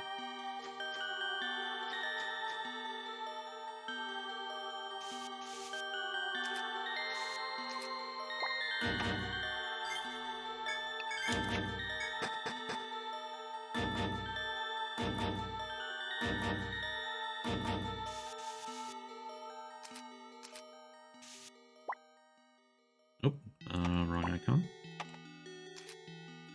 Okay, so again, just in the interest of time, I'm just going to consult the map real quick. We also have some manner of quest, right? BF. Unknown mutation.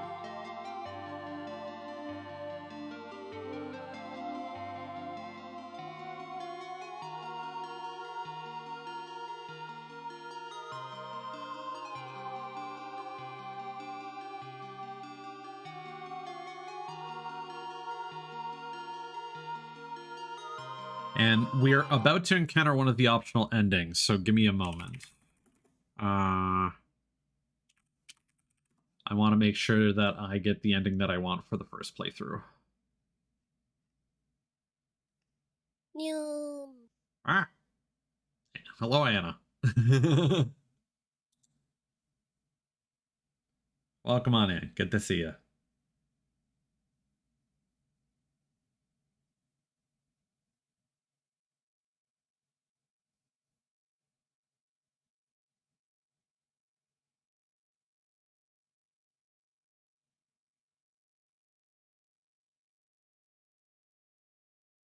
Okay.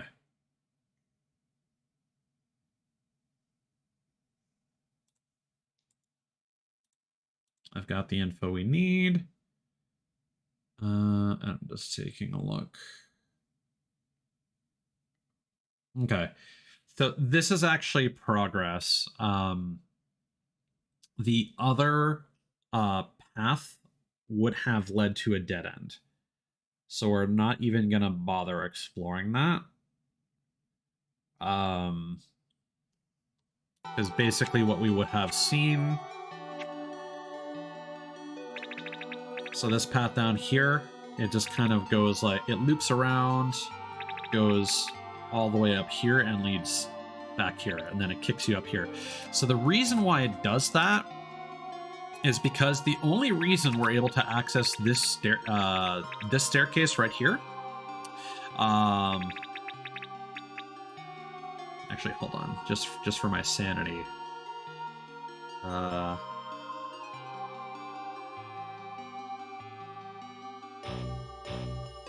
Okay, there's also another staircase here that you can't access because of these. But basically, the only reason we were able to access this staircase is because we were able to defeat the FOA here or here. Because if you go past this FOE at any point, like if you walk past here, it chases you down, but then it starts heading back to its original spawn point before you can loop around and get past it. Same if you go from below, you cannot loop around it. And up here as well. There's no way to loop around this guy. This shortcut here can only be unlocked from this side, which means normally, if you are not strong enough to beat this FOE, you would go down here,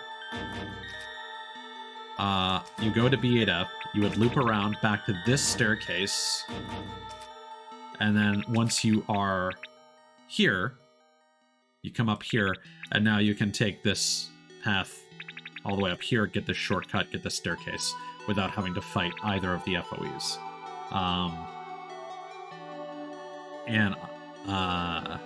So that's a sneaky little alternate path.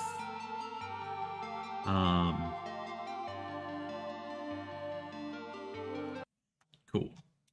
How you doing, Anna? Hope you're having a good night.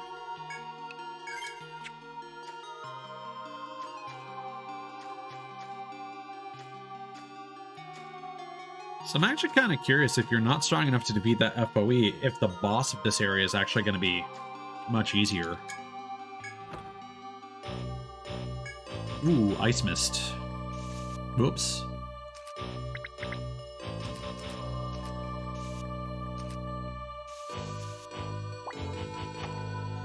Because again, thus far, as long as you're you've got your farmers and you're keeping your materials up, the difficulty has not been super high.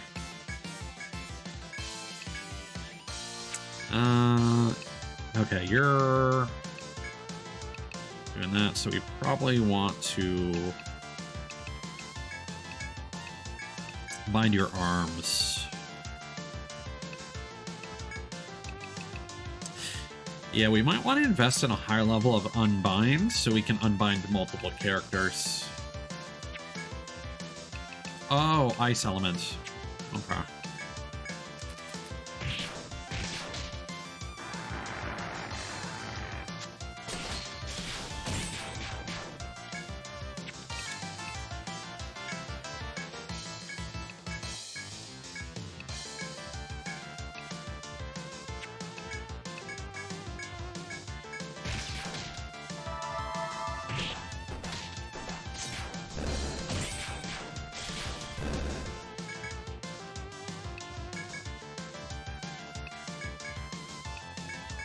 Yeah, I think those are going to be our next goals. Increasing Maud's healing output and being able to unbind multiple people at once.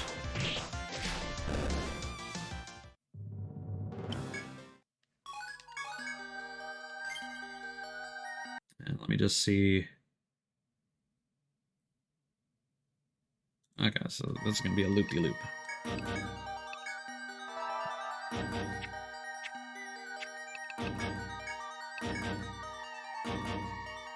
Okay, we've got some decent skill points, so let us increase that to a row.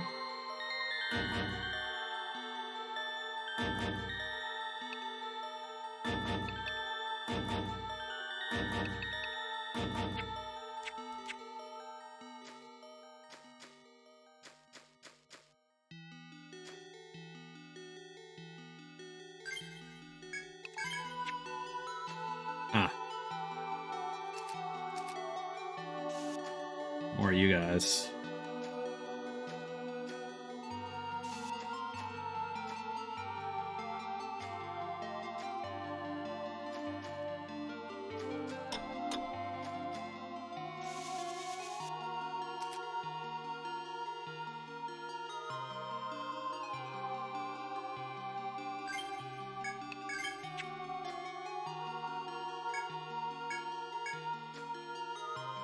Yeah, they did this sort of thing on another floor.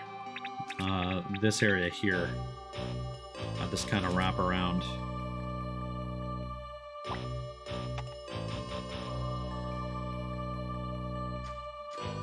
Nope. You know what? We got both of your resources. So let's just try and run. That's rough.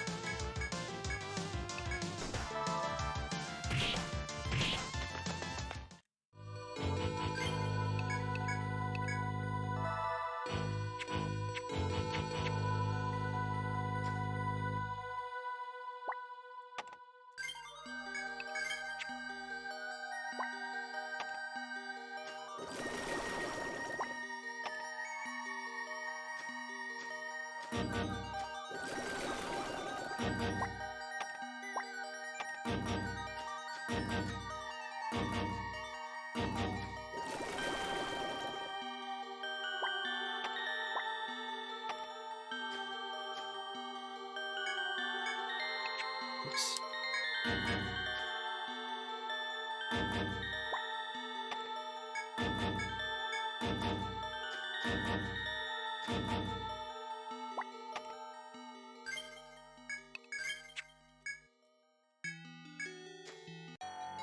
You proceed down a wild path within the labyrinth where man is yet to tread. You step past a wall of blue rocks and coral to discover Olympia, the object of your search. Explorers of Tigers, do you still intend to proceed ever onward to the deep city?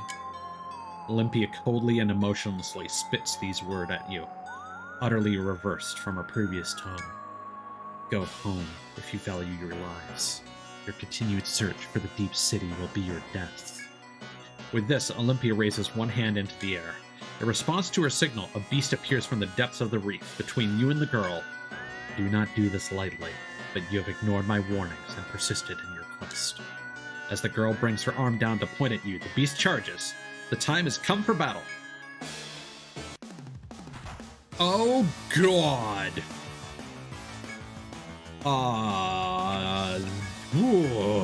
We should have healed more.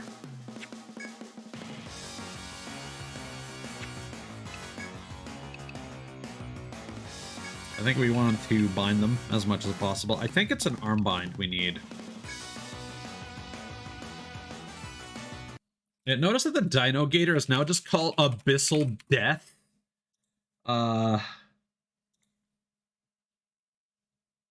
okay, we need to bind its arms. So it's going to be more effective if we do this, I think. Or even if we try a chase blow. Arm binds. Let's do a party heal.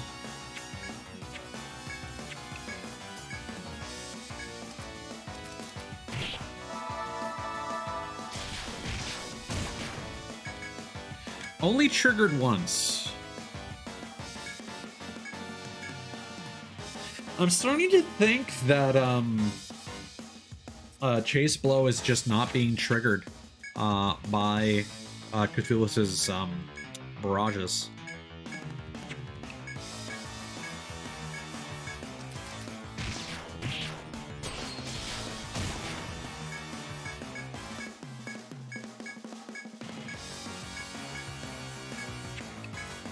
Okay, we should be able to do this.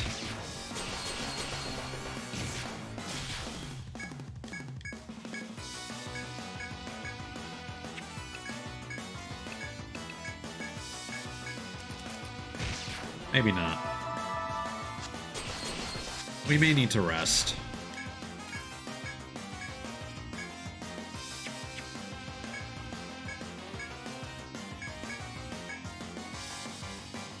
Yeah.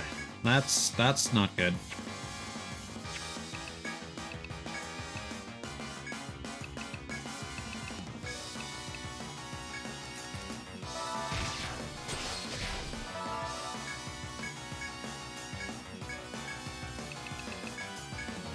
Hit him with the Mumio can. Let's do another party heal.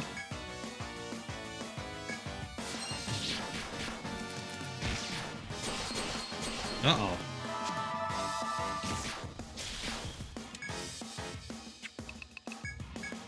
Hellfire.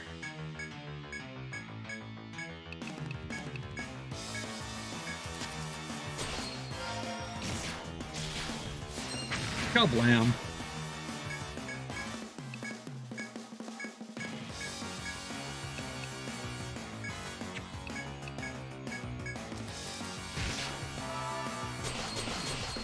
Yikes. And we did it. And we even got the conditional drop. Olympia stares at you in disbelief as you slay the dreadful monster. I have no other choice. I must. The girl is suddenly interrupted by a voice ringing from the heavens.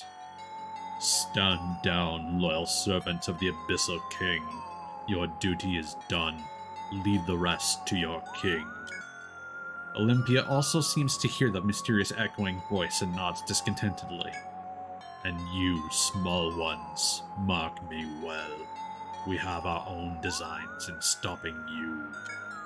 You have your own circumstances, naturally. Such is the world. The voice from the heavens takes a deep sigh, after which a blue sphere appears before you. This sea bead has the power over the scroll. Use it to make your way through the labyrinth to me. Ocean Master Kitos shall greet you. Overcome that trial to gain free entry to the deep city. The deep, loud, and clear voice slowly fades. After the voice dies down and you take the sea bead, Olympia walks towards the coral reef behind her. I suppose this is goodbye, members of Tigers. I doubt we'll meet again. She then dashes through the coral orchard with inhuman speed and disappears from view. This may be a good opportunity to report to Kujira on Ocean Master Kitos and the strange sea bead.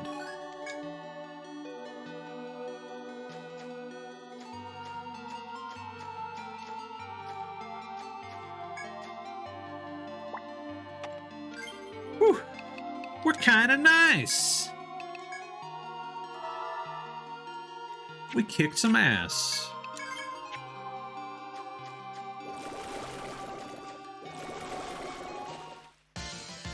Yikes, no thanks. Ow, ow, ouchies.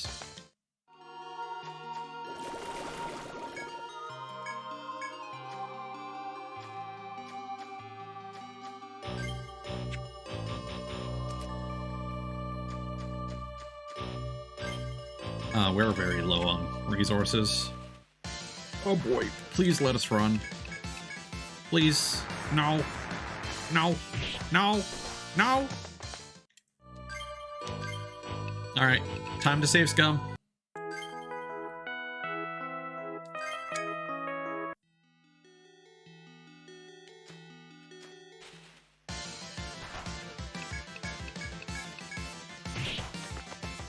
I mean, considering that we just got the sea bead, I'd rather deal with him than Ocean Master Kegels.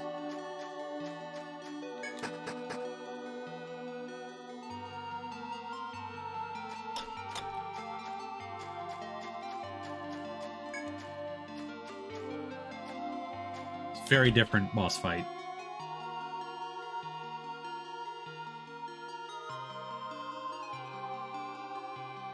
No, I said sea bead.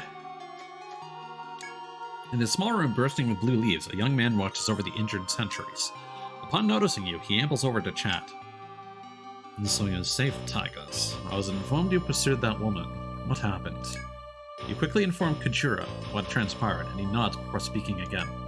So you weren't able to capture the woman, as we'd hoped, but your efforts weren't fruitless. The young man mutters some more and motions to his men to begin packing their things. I've discovered something too. We should compare notes before resuming the hunt afresh. Now, your mission is not quite complete. Kajura seems to think you should report to the Senatus. Having finished their preparations, the young man and his sentries return to Armor Road. They reflect that it would be best to follow their lead in order to report to the Senatus. Say no more, fam.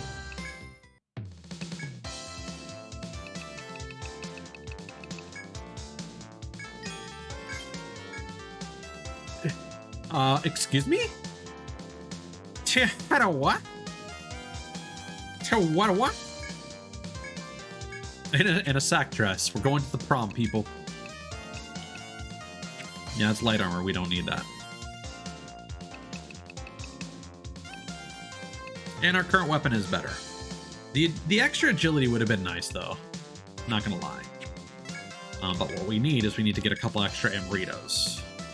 So again, Amritos are a finite resource, but... also, hold up. Yeah, we could not have done that other quest that we have.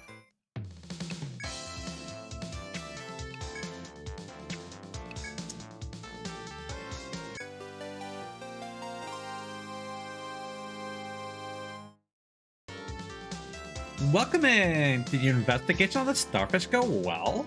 Ooh, you have a report. Aw, the starfish began to eat one, but it grew back even bigger? I have no idea what you're speaking about. Sounds interesting, though. Oh, and then you killed them all? Business as usual, then, I'm seeing. I cannot help but be impressed by your casual approach to killing animals. In any case, well done. Here's your reward, so take it. Well done as always. Oh, we got 5 pole stones. We don't really need that many, but sure. That's also my reminder. I need to buy an extra thread. We're going to use those stones the next time we need to do anything. Killing animals. Murder.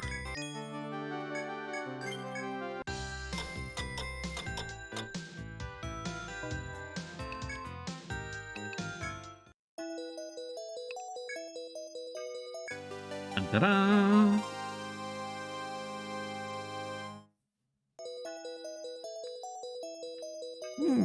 You had the girl cornered, yet you allowed her to escape. The youth these days. But then Kajura tells me that the danger was such that the sentry team was decimated. Moreover, the information you brought us along with our own may open the way to the Deep City. The time may be ripe to issue a mission to find the Deep City and fulfill my long-dreamt-of wish. And that's where we stand. The woman has escaped, but it wasn't a total loss. We have you to thank.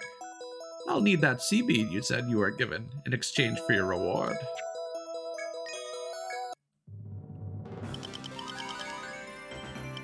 God damn, that's a lot of experience. If you're willing to go deeper all the way to the Deep City, accept the next mission. Door to the Deep City. Use the sea bead to locate the enigmatic Ocean Master Kitos. Meet and speak with this being to learn more about the Deep City, and if need be, defeat it. As I thought, Guild Tigers, I assumed you'd be the ones to accept this mission. That sea bead you retrieved, apparently it can control the currents within the labyrinth. Kajura and the sentries say they found a suspicious spot. Kajura, explain your findings to them. I don't have many details for you, but we discovered something on B6F. One of the men found something unusual surrounded by the currents. I checked it myself. It was a vertically flowing whirlpool. I got the sense it was artificial, not natural. There was also a pedestal that would have supported something about the sea bead's size. You may be holding the key to further progress. Now, if you'll excuse me, I must be off to visit the wounded. And there you have it. I'll give you the sea bead to take back to the 6th floor. If it indeed unlocks a path ahead, there's no need to check in with us first. Find the deep city. Be very careful, though. This mission will be much more perilous than the previous ones. But we won't find the location of that deep city unless we continue to press forward.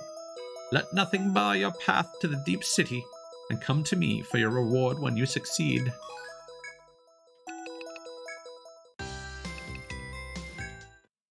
Alright. Still no information to gather. Yeah, we should be good. We should be good with oh, the Sarissa is a pokey stick. Oh, but we already have that.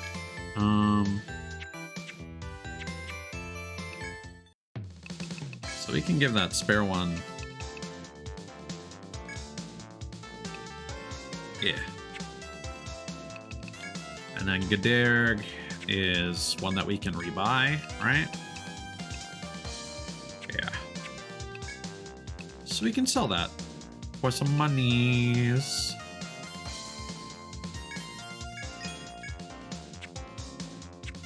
There we go.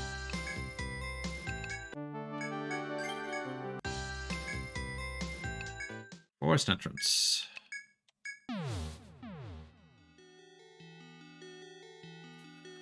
So there has been a damage check in that to get to this point, we are expected to be capable of beating the Abyssal Death monsters. So the boss is going to at least be more difficult than those guys. But they do not expect us to be able to beat the scaled dragons or the gangfish.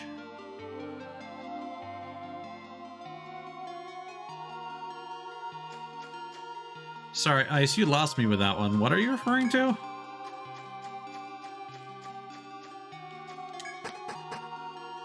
I was probably a more in the moment joke that you're making.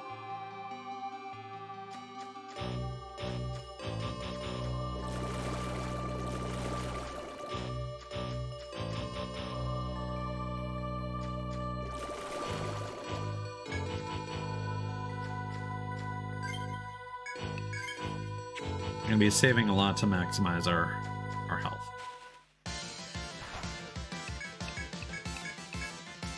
Ah, right. I mean, again, keep in mind this is a portable game that people were very likely playing on trains and whatnot, so recaps are potentially useful for those individuals.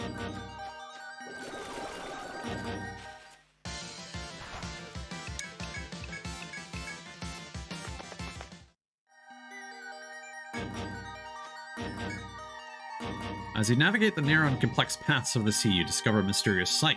Could this be the odd whirlpool Kajura spoke of? You slowly hold out the sea bead you obtained towards it. As you do so, a flowing sound echoes through the area. Eventually, the sound stops. The device has again fallen silent, and you doubt it will resume. You resolve to leave this room and explore to find out what has changed.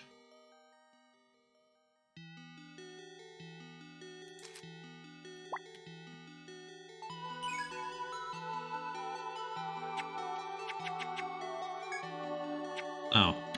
Yeah, we did. There.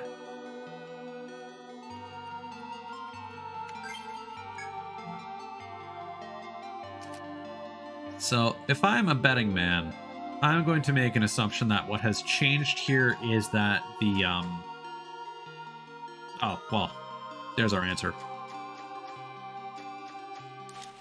Now, I don't know what transfers over to a New Game Plus. I don't know if our maps transfer over. In which case, I'm going to leave a lot of these things in place, just because it would be more work to remove than remember to add this stuff later, you know? I'm just thinking back and thinking if there were any other barriers that I had removed previously, but I'm not going to dwell on it.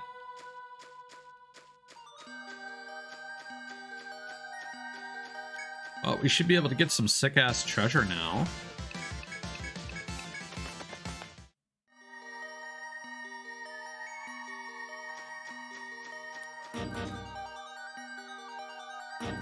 I'll admit I'm focusing more on reading the dialogue out loud than retaining some of the information from it, so. We got an intelligence book.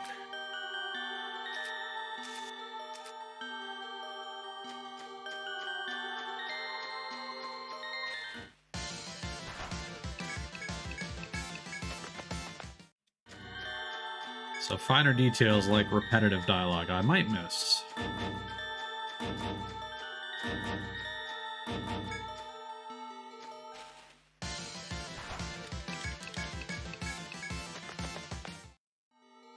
Turns out that the answer to beating Ocean Master Kitos was just get some plastic Coke can holders and just wrap it around its neck. Instant kill. Contains slaughter script. Ooh. Also, I just noticed. So remember, they used to use this icon for chests before Etrian Odyssey 3, I guess. But there's really no reason for this icon to exist anymore. But I am noticing that the chests here actually do have that icon underneath their lid. Lethal Tactic. Critical strength for 5 turns at turn start. I'm assuming that just means that it increases our crit rate.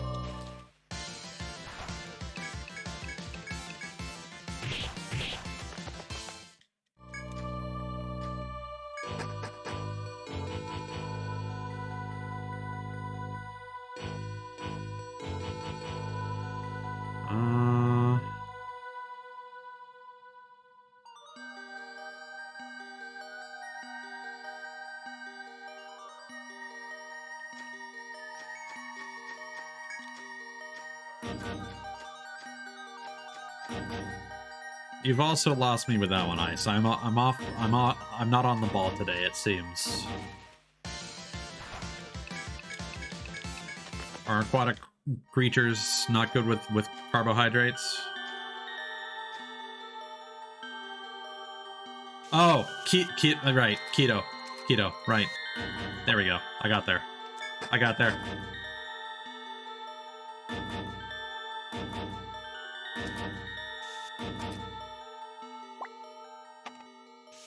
Crisis averted. So I just had my birthday. I can pretend to be an old man. Okay, where are we going here?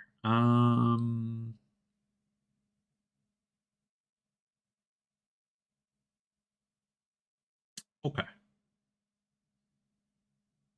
Fairly straightforward. Okay. Interesting. So apparently, I want to test something.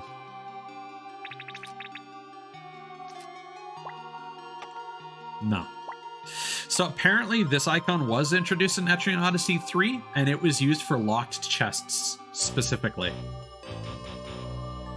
That's why it has a closed and open version. But now there's just, you may as well just use it for everything.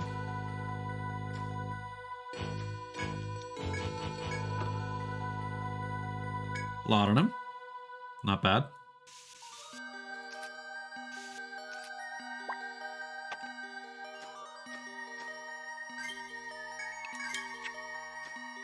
Because, yeah, what I probably would have done...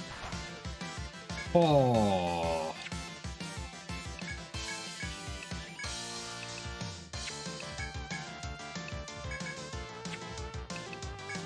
You're probably weak to blunt or elemental.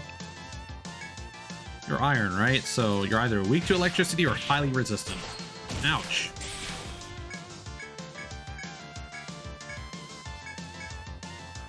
You know what? I'm just gonna defend because that was a lot of damage.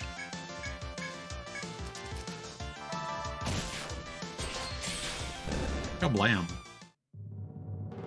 And there's the sentry shell.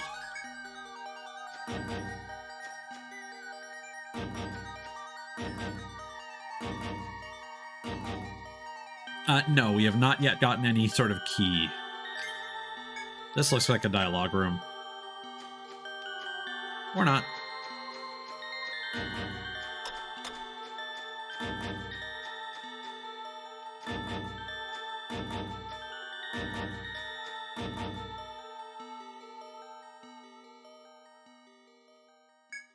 As you proceed through the forest, you notice several mangled monster corpses. The bodies are chewed and torn in a way unlike anything you've ever seen before. You think back to the request you accepted about investigating a mutated monster. It's possible that these corpses were ravaged by that great beast. You approach the bodies to take a closer look, but you feel a chilling presence behind you. Hey, bro! A horrific creature searching for prey has caught your scent and entered the area. You manage to draw your weapons just as the monster attacks. Glutton Beast. Okay, so this is a proper let's try this. Okay, let's do freezing blow. You'll also notice that, like, when Kana suddenly targeted enemy, that was just the button prompt, like, increasing. Like I said before, how there's like random delay sometimes when fight starts or when choosing a command. Sometimes it accelerates and it just automatically selects a move for me when I go into the skill menu.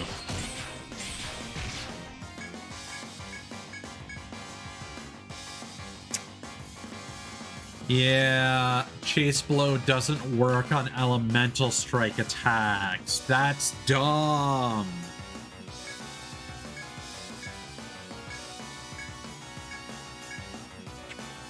Or did it just not activate at all? Hold on. It's mod attack, right? Yeah, so you'll do that. No, I don't think they can activate it.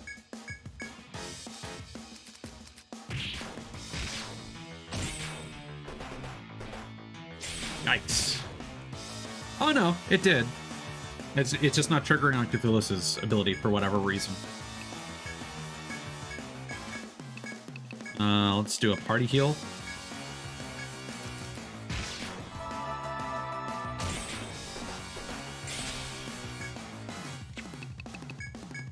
Mumio Ken.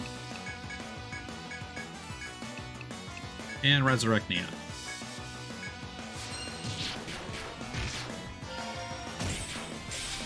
Oh, that sucks! That was so critical!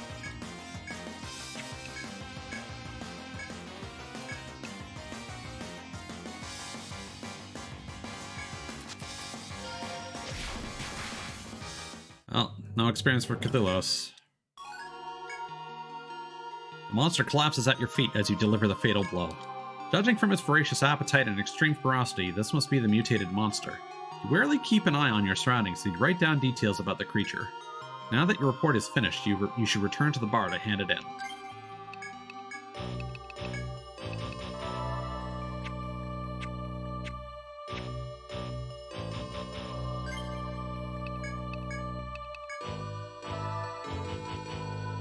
So I think we can explore for a little bit longer, but we only have like one good heal.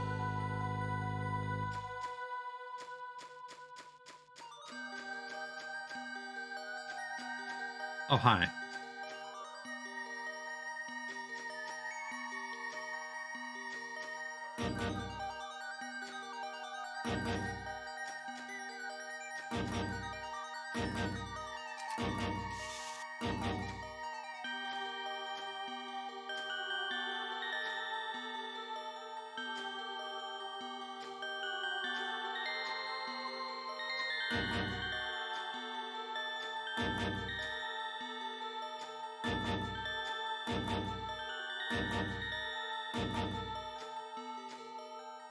That's not helpful. There we go.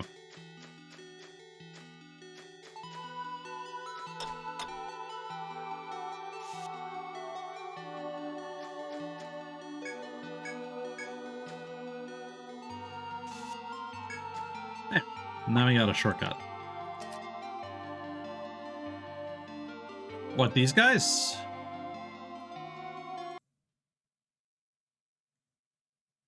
Ooh.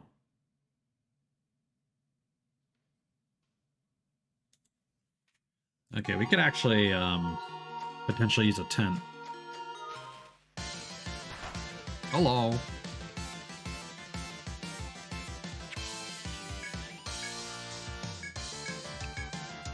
Yeah, I gotta be honest, the Buccaneer sounds really interesting on paper, but I think they really dropped the ball with that class.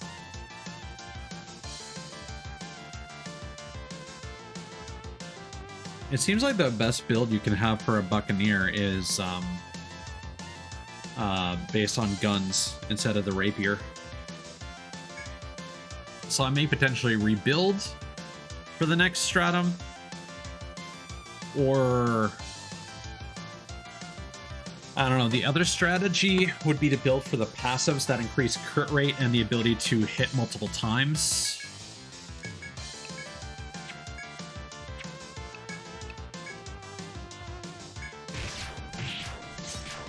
And then you get limit boost, so you can build limit meter really quick. Like, that's another really good strategy, apparently.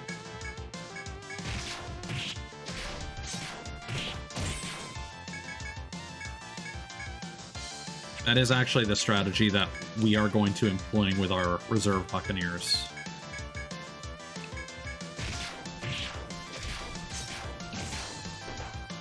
Oh, Jesus.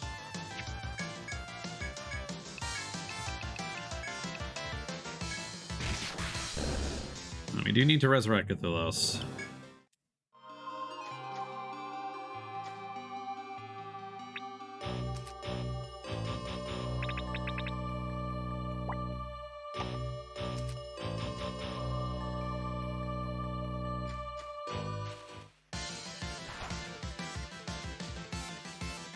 Yeah, but I like the Buccaneer.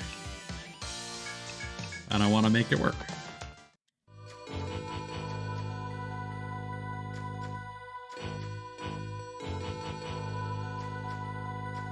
But I will say that there are things about that class that I wish they handled differently.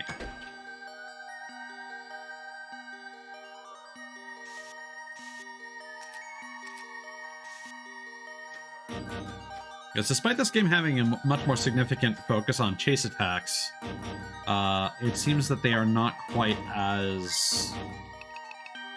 There aren't quite as many freedoms for said chase attacks.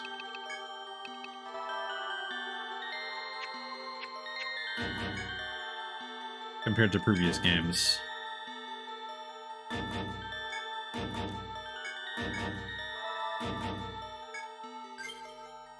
Okay, so again, only gives us about half TP, it seems, but that should probably be good enough to facilitate our exploration for the rest of the floor here.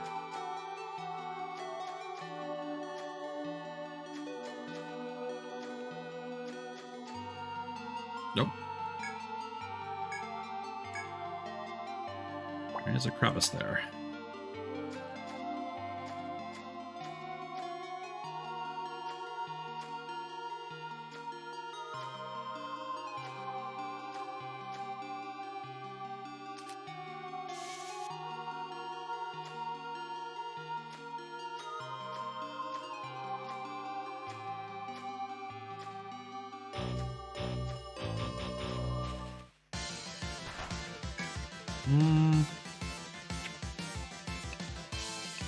Yeah, we'll run 2 more of these guys. I don't think we need to focus on killing them all.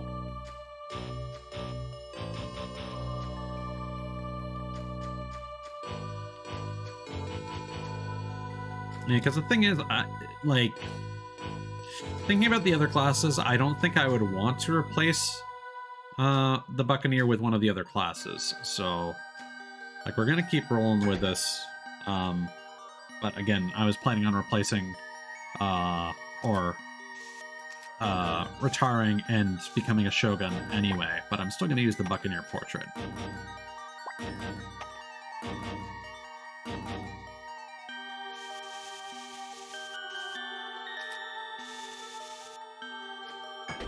Because I think I'll...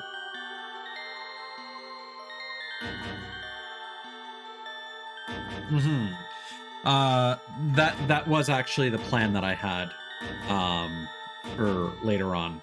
But I believe you would want several of those characters, yes? To get the number of auto attacks up.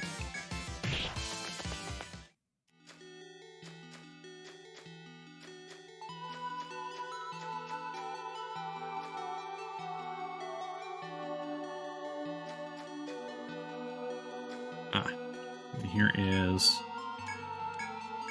Stardor.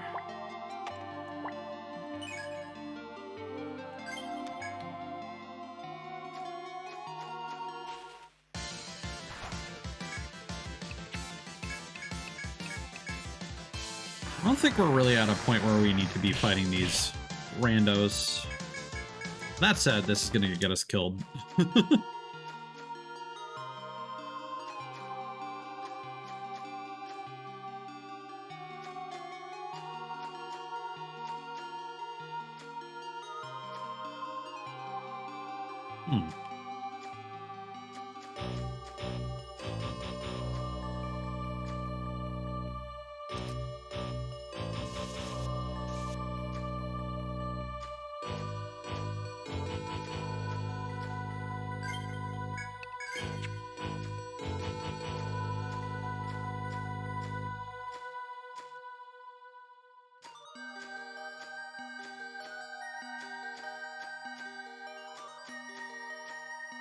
And not too difficult to work your way around these fellows.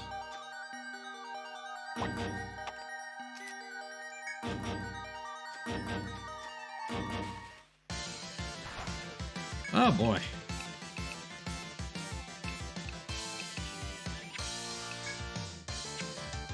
You know what, we're just gonna get bound a whole bunch, so probably not worth the effort.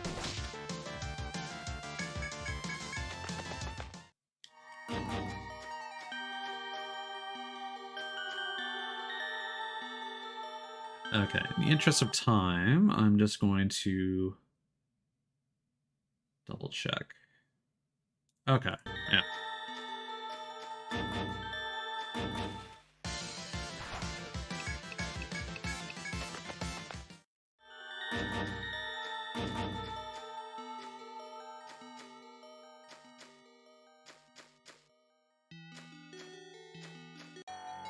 As you stand before the door, you sense an overwhelmingly powerful, yet noble presence. You suspect it is the source of the voice who commanded Olympia and gave you the sea bead. The door stands imposingly, as if daring you to pass through. I wonder if you're ready yet. So this would be a great opportunity. Wait, what?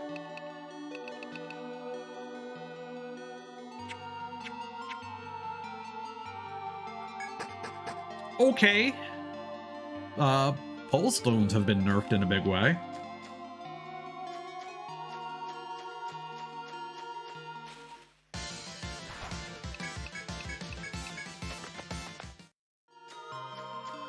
Well, or buffed. I suppose it really depends on what your intent for using it for. I just wasn't aware that they had changed how they function before using it.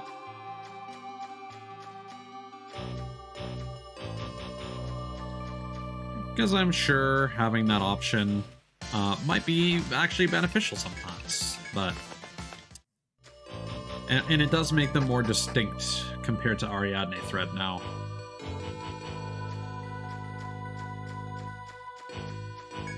Like in 2, because of the poles versus the fields, I pretty much never use them. But now that we don't have the poles and we just have the fields,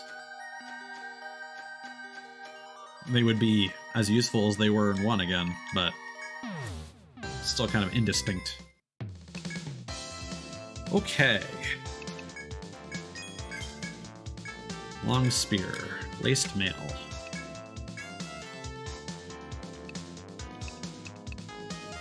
Alright, what do we got here? So we got a weaker spear. So we're fine with what we got. Got the best rapier. Got the best hammer. We could try fighting the next sea boss. I don't think it's worth upgrading to that yet, but that armor, that is heavier armor, that would probably be beneficial.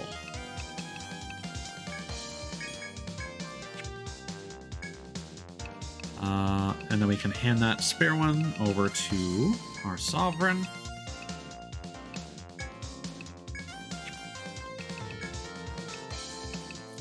And get rid of that tweed. I think we're probably good for items. Go to the bistro.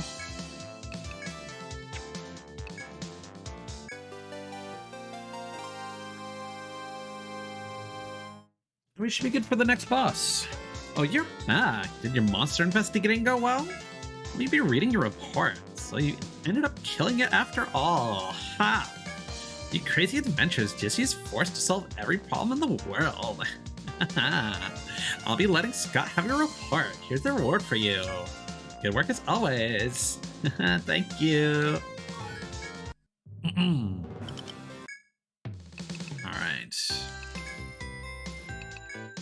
Let us store those books for now. Yeah, maybe the sleep gas and the formaldehyde as well. Okay.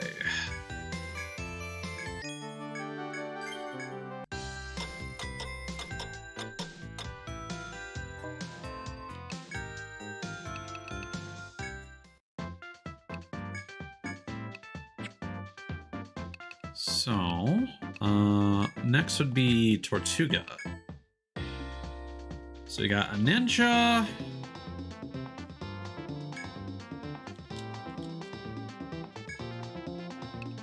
We got a farmer.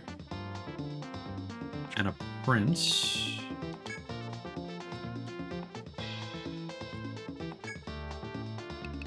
We've got pirate and 2 arbalists. I have a feeling that the ninja might be the best to bring with us.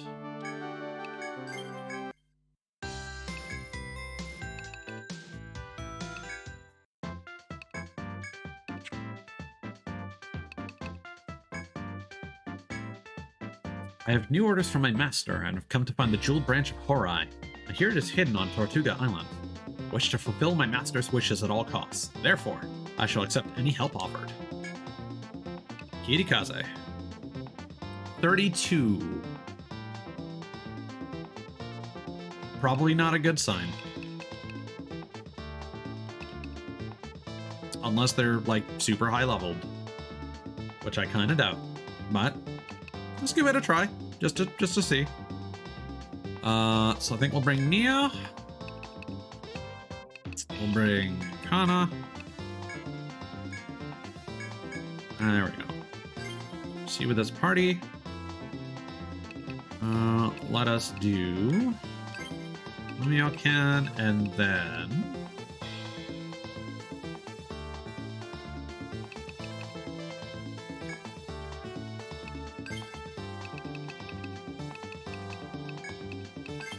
there. Let's see how this works. You drop anchor near the shore of Tortuga Island in search of the Horai Jewel. Suddenly, the clouds above you turn dark green as a thick mist drifts into the area. And then, out of the blue, a large ship appears without a sound, floating through the haze. Before you can even make sense of what you're seeing, the ghostly ship surges towards you. Ghost ship has appeared.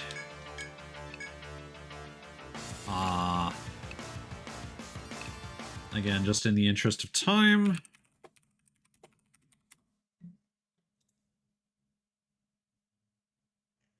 I don't like how there's a strategy page for this one.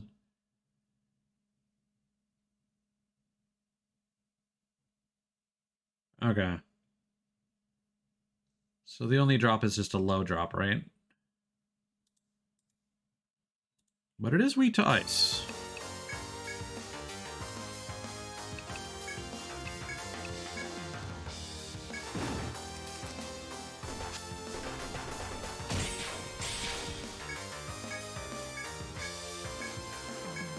Okay. Let's do a party heal.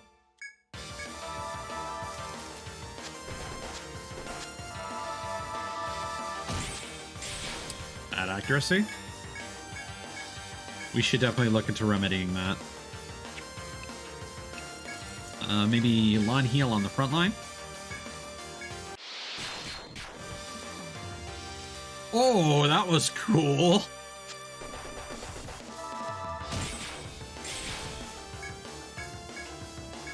So that was the ability that sacrifices the double.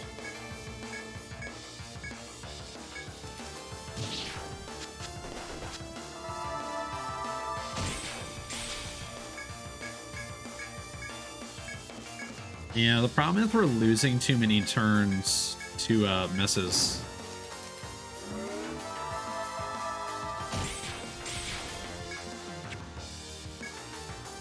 Dazzling Aurora, evasion increase.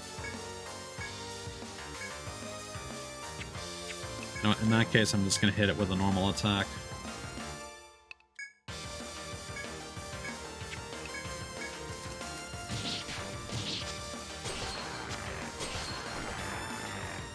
Fire resistance. Ooh, that's not good.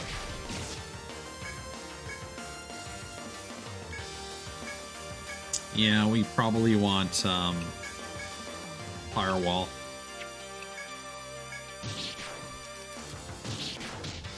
Ooh.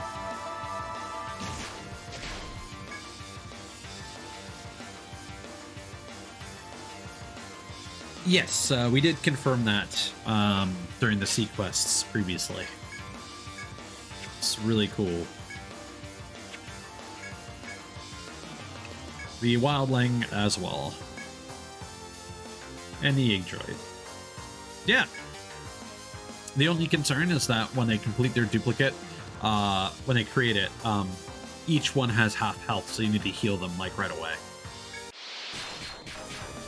That's so cool. The audio that cuts out, it's such a nice touch.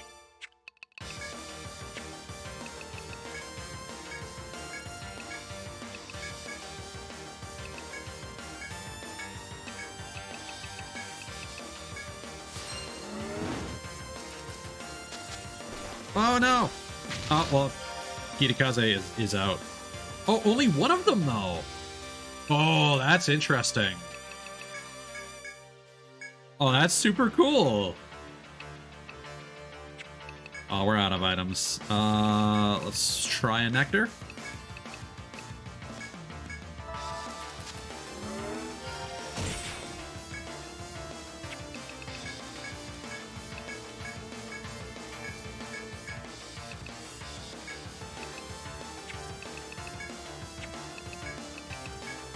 And Amrita.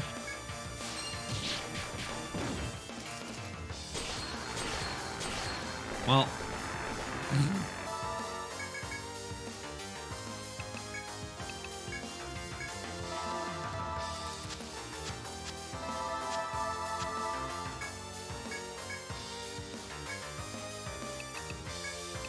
let's try a resurrect on Kana.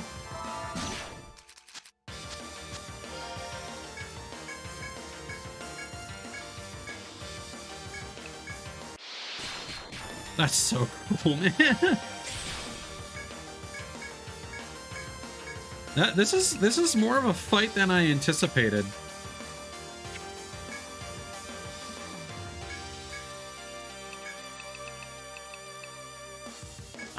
No.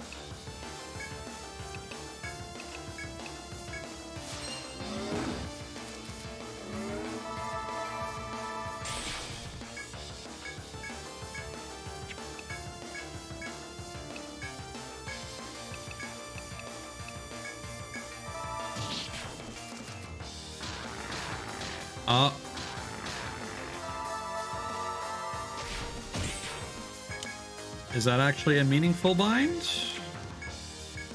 We can hit with a crushing blow.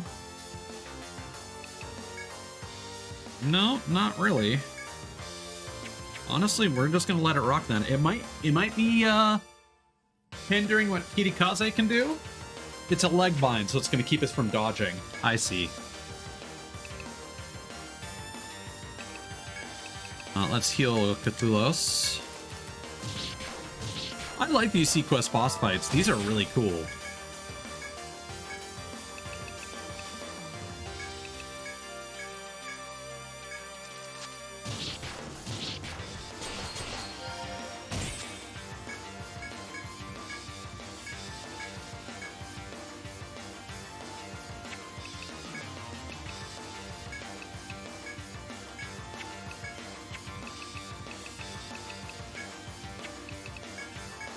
I don't want to use too many resources. Oh, well, Kirikaze is done.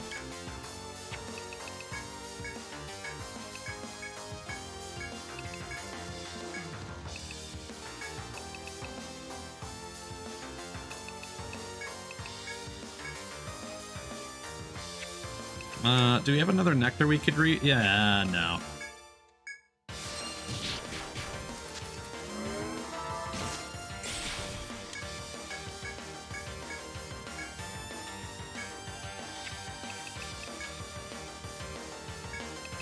And we could use a Medica too.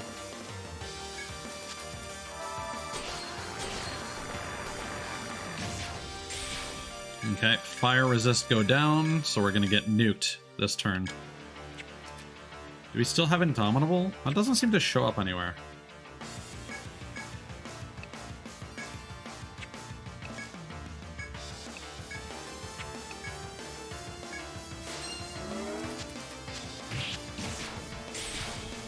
Ooh, we might still have this. Ooh, come on, team.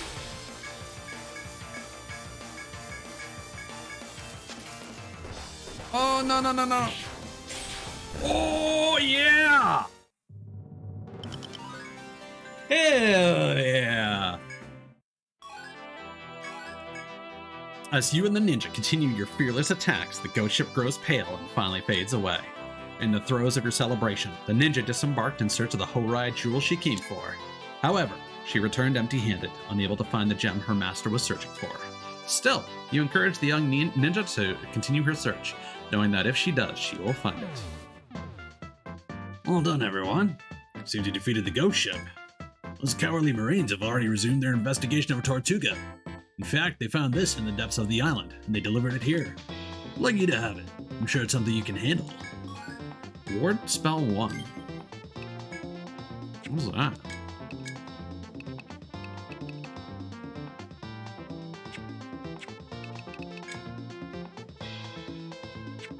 Yeah, those fights are so cool, man.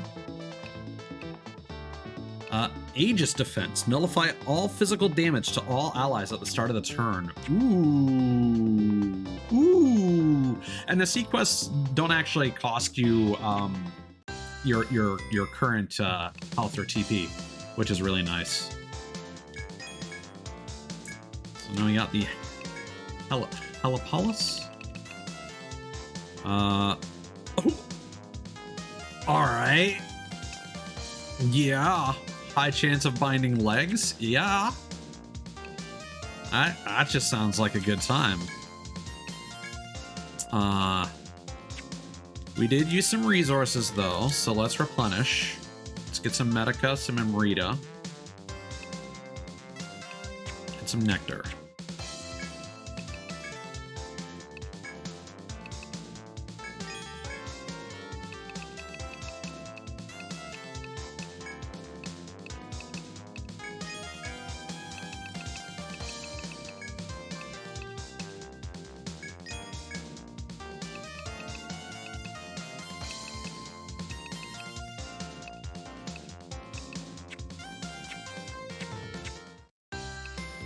So we are playing under the methodology that if we beat it once, we can feel free to do refights on Picnic.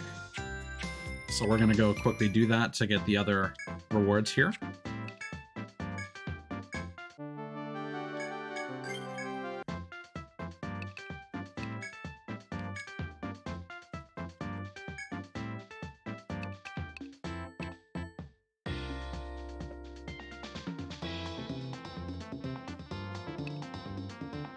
Let's see.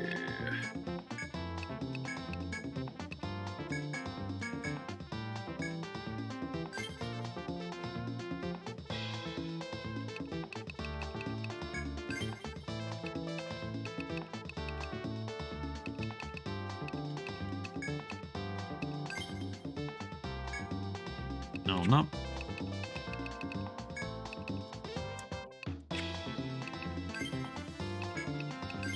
There you go.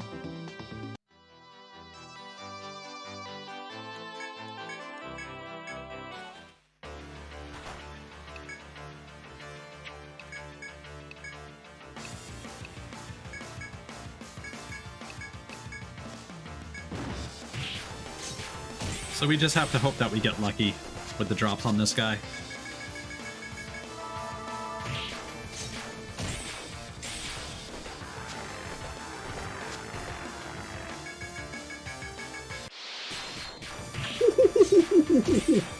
That's so rad, man.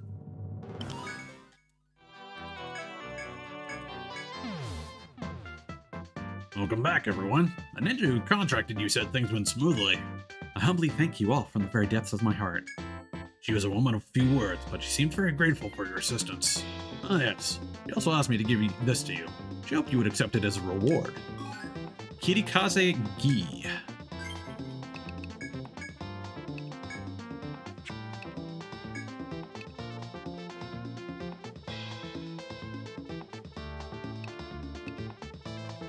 Okay. Not gonna be super useful, but you can definitely give that to one of our farmers.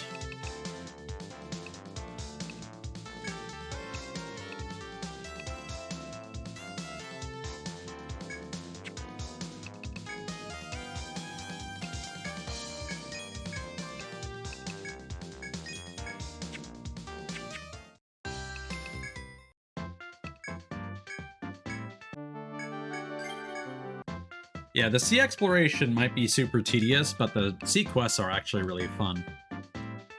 You heard the rumor about Tortuga Island? They say there's a pirate's treasure hidden there.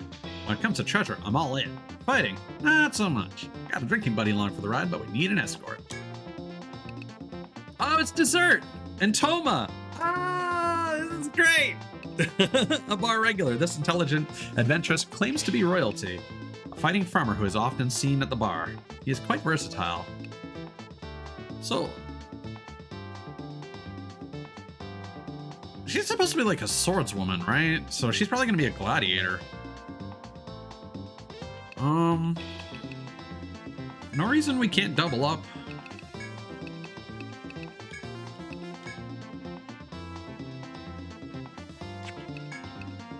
We'll just see if we can pump out the damage.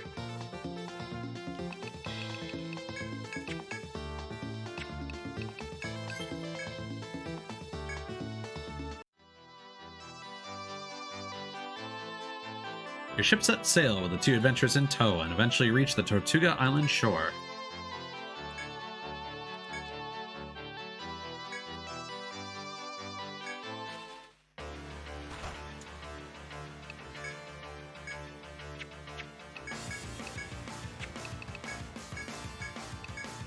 And even your limit carries over. Like, man, the limit system is so much better. Okay, so what's Dessert gonna do? Protect order. Okay, no. She is a sovereign. Huh. Didn't expect that.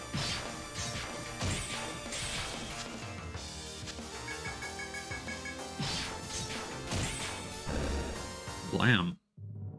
Hey, we got the naval ram. Thanks to the ferocious support, perhaps even their greed, of the clients, you won the day. As the ghost ship fades into thin air, the two adventurers rush you into letting them disembark. You throw a rope ladder overboard with a wry smile, watching as the clients scramble to shore. Uttering a silent prayer for their safety as they disappear into the thickets, you set sail once again.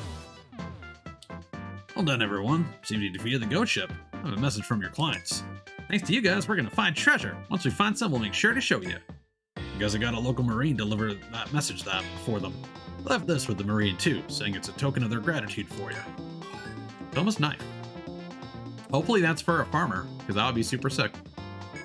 We could use some better gear for our farmers. I'm Zabby, lady captain of the most nefarious pirates to sail the seven seas, the Crossjank. I thought it helped us after a navy skirmish, so we'll be returning the favor.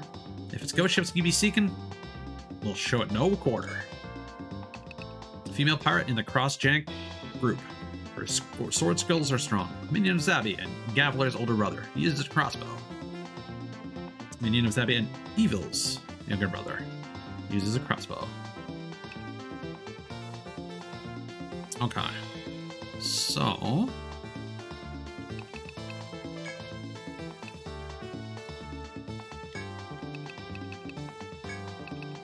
yeah, why not?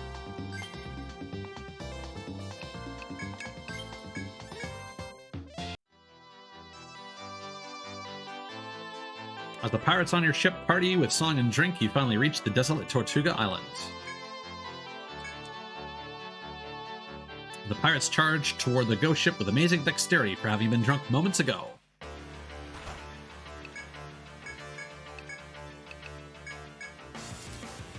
Chase thrust, huh? Yeah, that makes sense.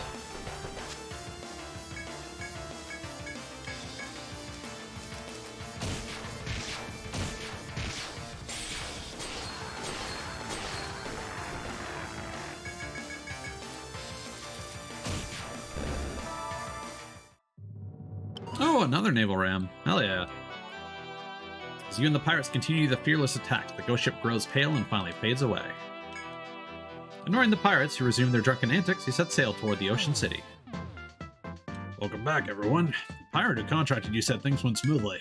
With that ghost ship out of the way, we can finally relax and enjoy our drinks. We owe you one. That's a true pirate leader right there. She had a real dignified attitude. Oh, that's right. She left you all a present. She said that with this, you can sail with her anytime. Crossjank bow.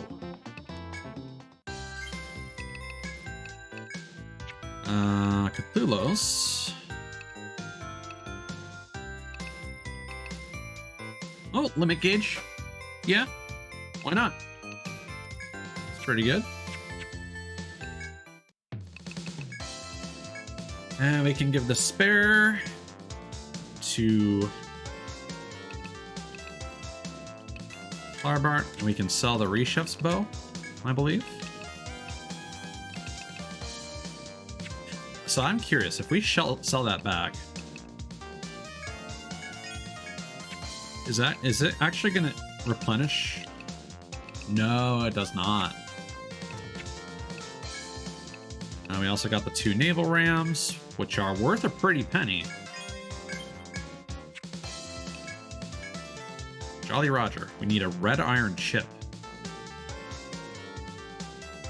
That's a really good sword for the Buccaneer. Oh, snap. Yeah? What drops a red iron chip?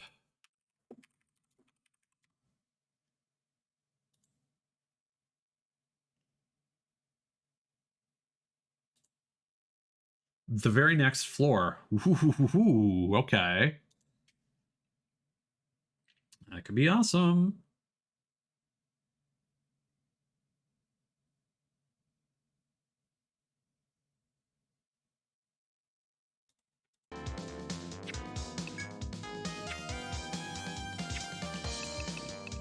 And then this dagger we have.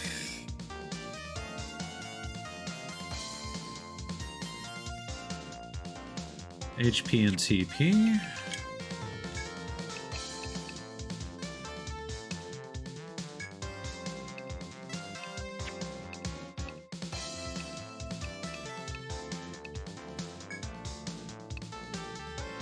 There we go.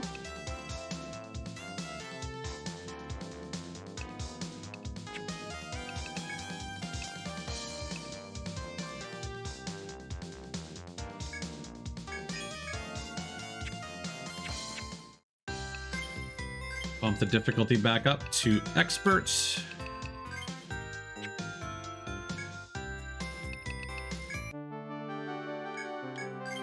And so apart from the fact that we didn't get the instant kill on the other Sequest boss, we should be good to go. Oh, you know what? Hold on. We should buy an extra tent just in case. A couple, in fact.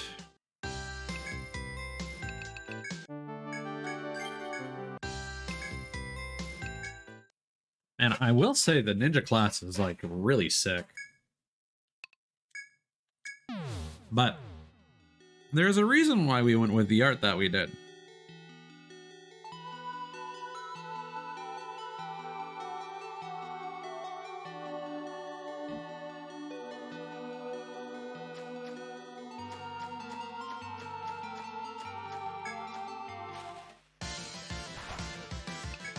I feel like you could even potentially do something really cool with a ninja subclass for the Buccaneer if I copied myself and then used Chase Blow for both Mod Kana and Cthulhu's, and it actually worked correctly.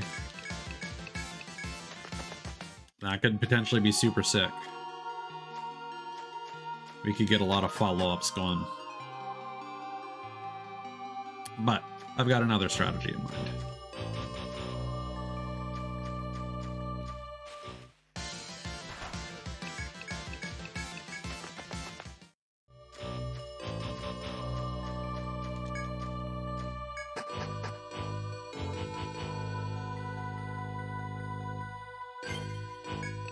I'm excited to see how difficult or not this boss ends up being. Do we still need to go through that pathway? No, it'll actually be faster if we take what used to be the dead end.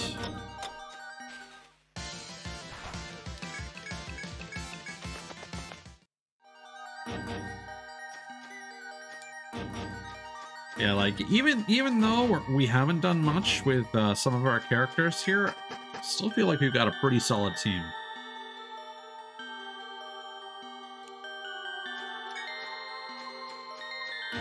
Might need to potentially rest or again, for myself, I'll definitely be retiring, but I do kind of still want the ability to bind the head and blind people, because that's been very useful.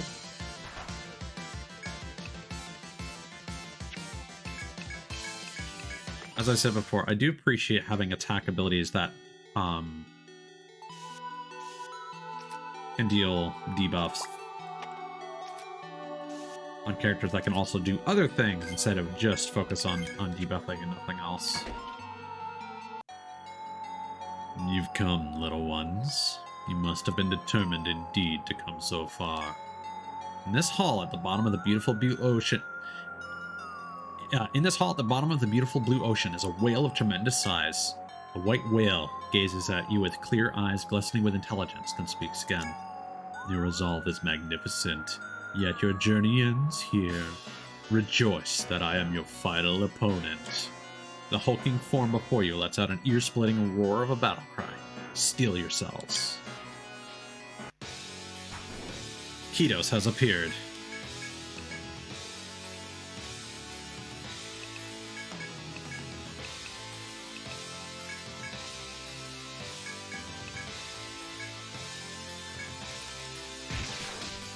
Oh, first turn? That's so sick, dude. Oh, he's a healthy boy, though.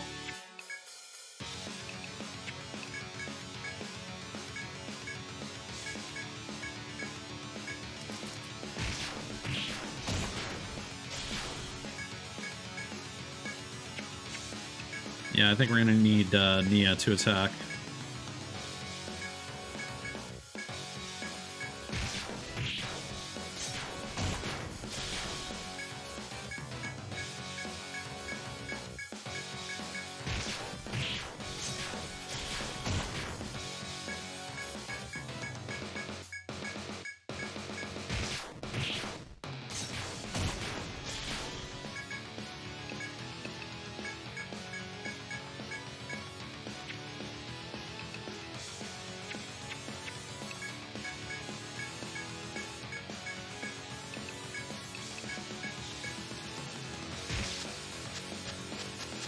Whoa.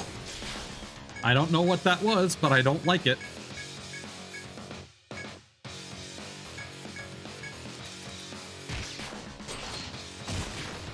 Oh, paralysis.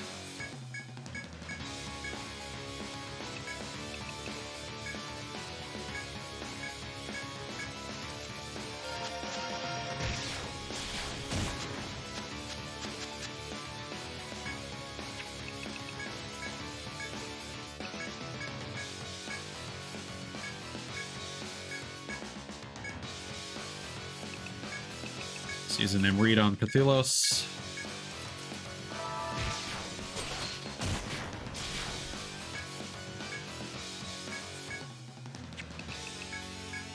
Umio Ken.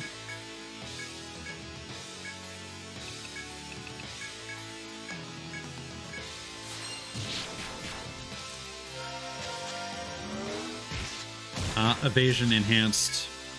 Not good. For how many turns?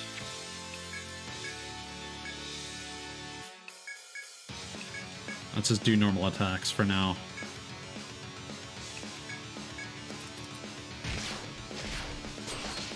Ooh boy, that's a lot of damage.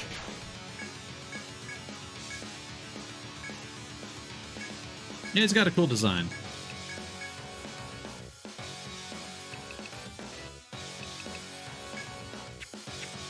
You know what?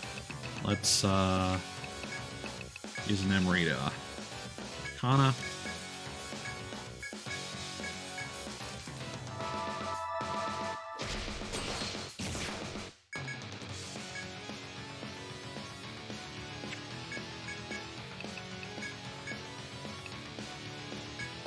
Still evasive.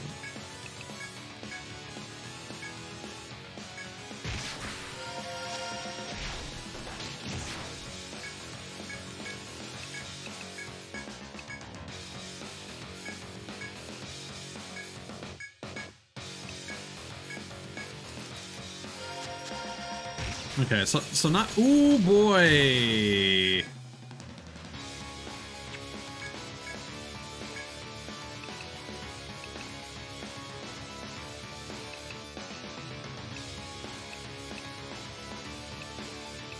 Oh, it's only Chase Blow that I don't have access to. We're fine with that.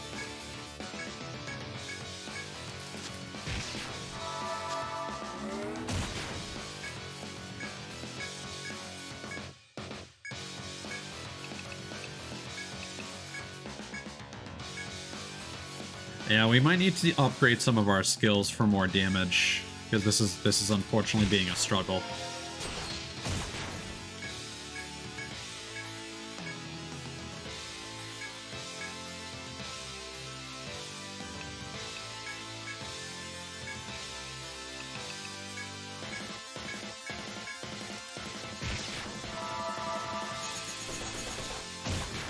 Man.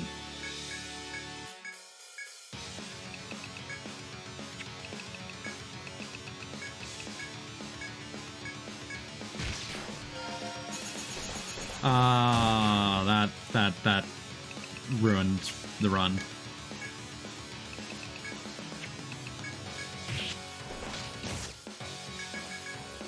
Okay. Yeah, still not the most threatening boss. Like it's got some tools for sure, but okay. So let me just check something real quick. So in terms of damage output,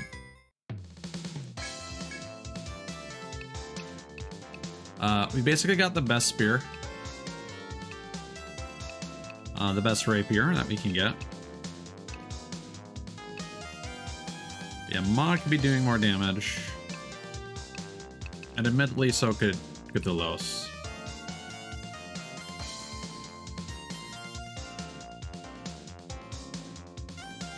Would,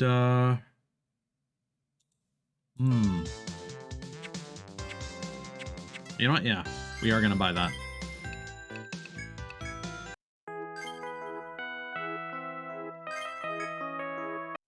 Whoops. Didn't want to do that.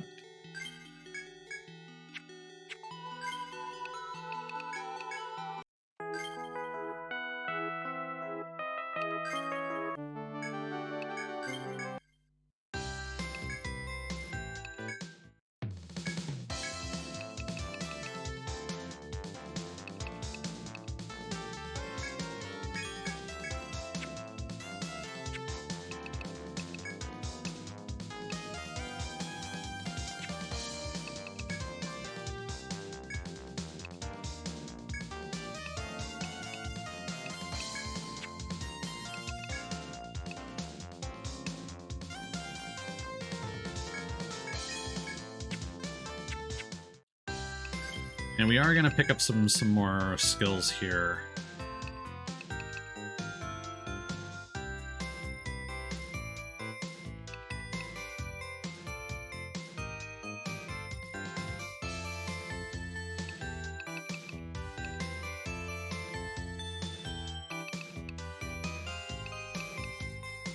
So I think now is finally when we start grabbing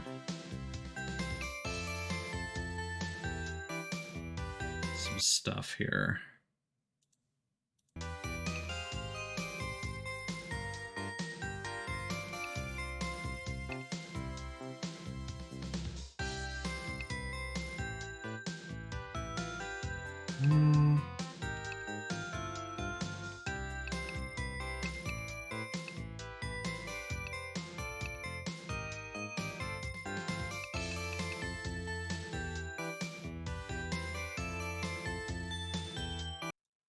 So I just need to look at some of the numbers for some of these skills here.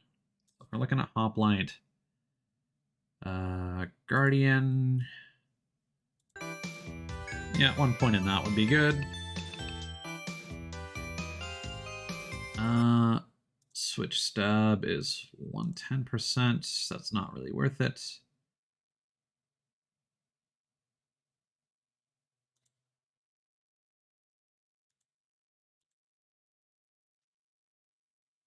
Yeah, Blitz Ritter is going to do the most damage for TP spent.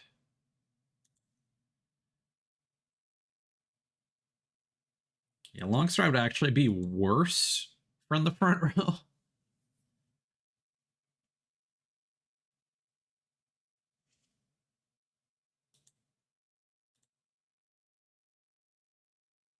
Yeah, Blitz Ritter is just going to be better all in all. So I think...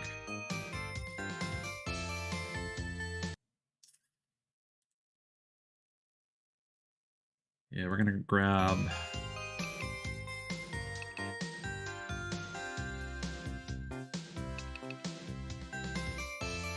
how about Line Guard?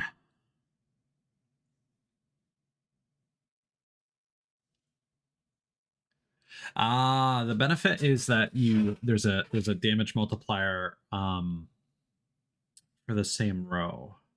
So, and then Bodyguard, how does that work?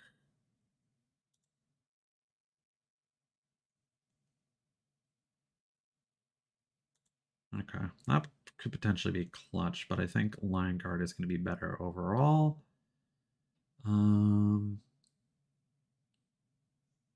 This guy is definitely using ice damage.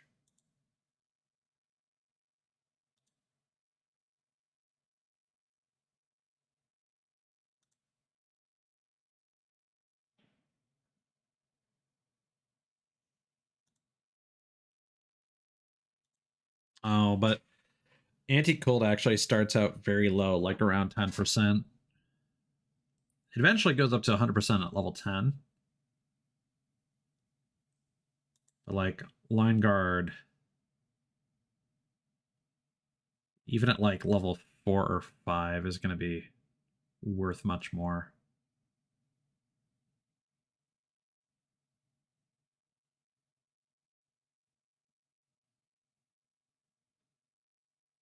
So I think it's finally time we start spending some points here.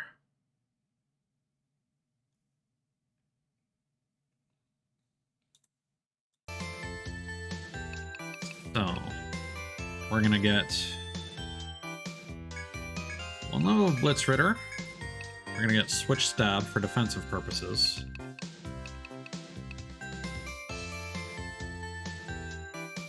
And we're going to max out Line Guard. And for myself,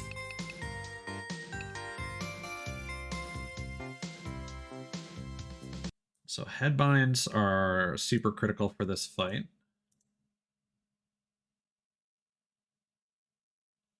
Yeah, really wish I hadn't spent so much on Chase Blow, if I'm being completely honest.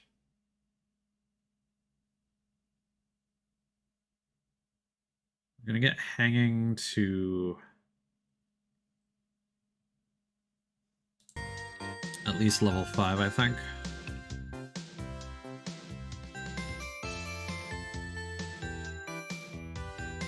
Because otherwise, this would be really nice, but it needs way too much investment.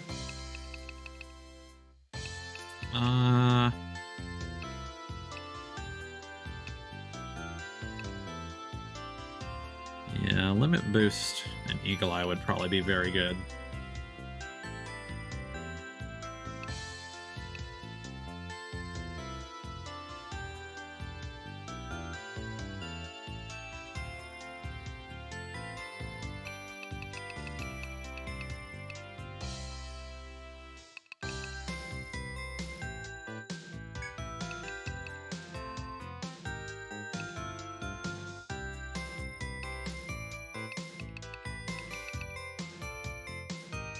See, I feel like these arrows are kind of lying. I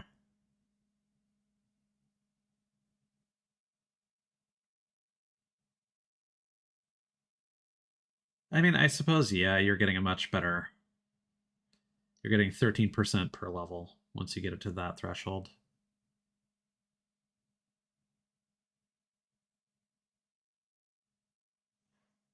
I think we're just going to get it to 5 for now. And for Kana, I think now is when we might want 9 smashes.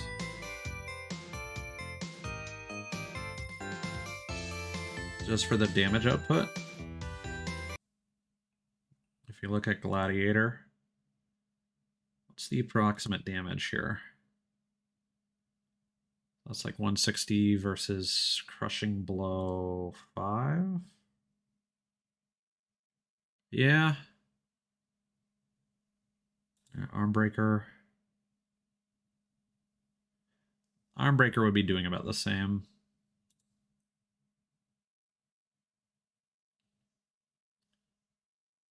What's the TP cost? 10. So I think we'll get Wolf Howl. And then 9 smashes, 1. And then for mod,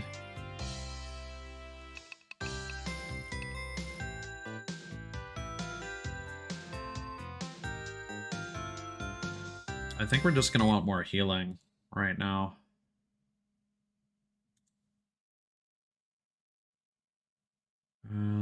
Form Chi.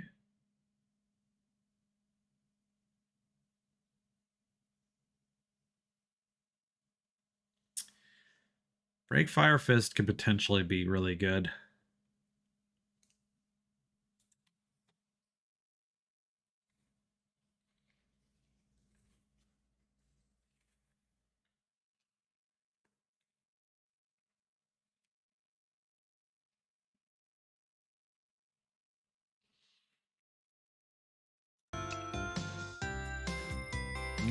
Don't think that's worth it. Counter and... But those aren't passive, I don't think.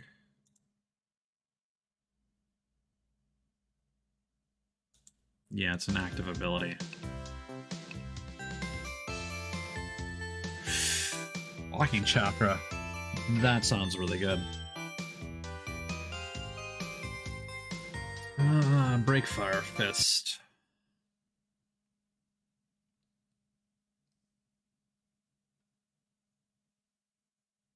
Okay, so that'd do like 140% damage. But I think right now what we really need is more healing.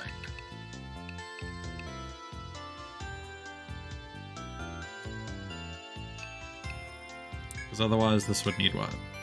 6? That needs literally everything we've got. Wait. Oh, you have to have Waking Chakra 3. Ugh.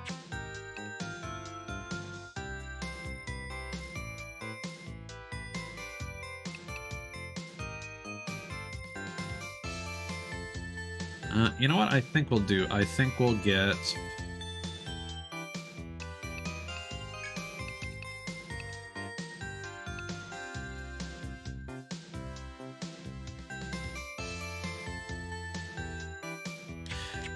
We'll wait until we enter the room to level Mod up, I think. And then for Arbalist, what's the over-under on Giant Kill? So we got 6 points. So we'd potentially get an additional 15% damage on basically everything.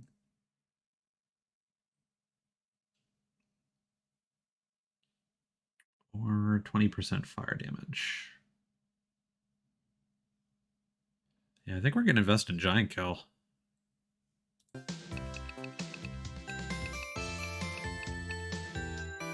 Maybe proper form.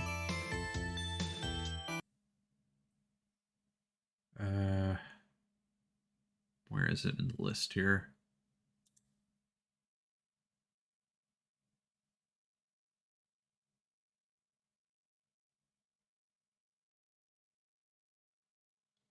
Yeah, that's also kind of a...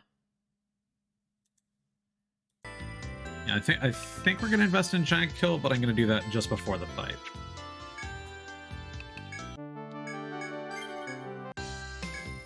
And then we'll save if it all works.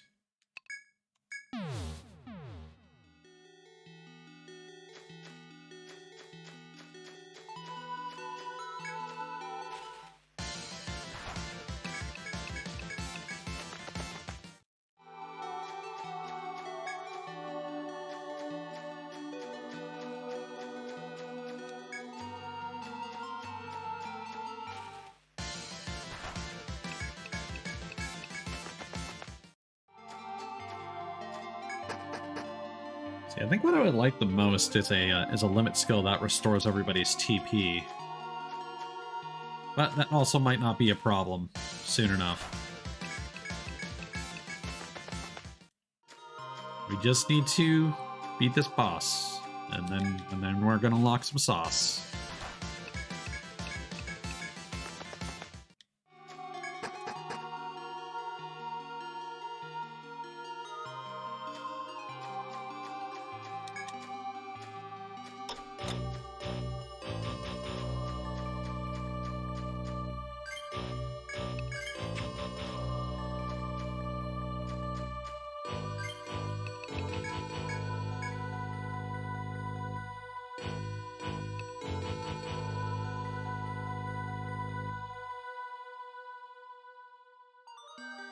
Hold on, what would 1 point in Trickster do for me here?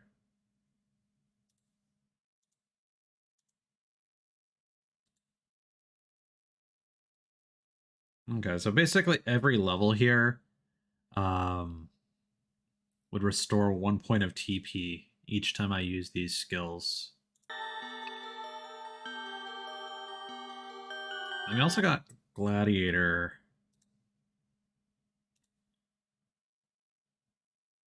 That's not a huge increase. It will only be a 2% damage increase.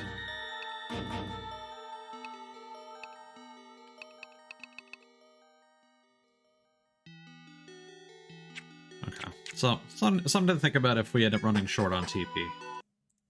But I think we're good with what we got for the time being.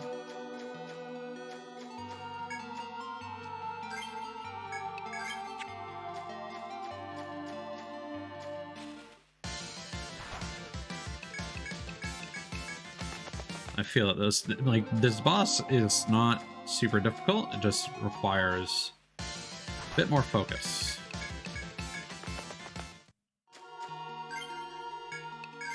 Okay. So, as we decided,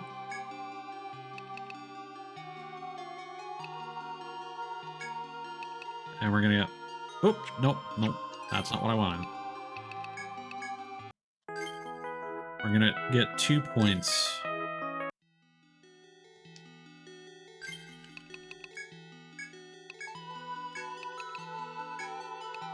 In Waking Chakra.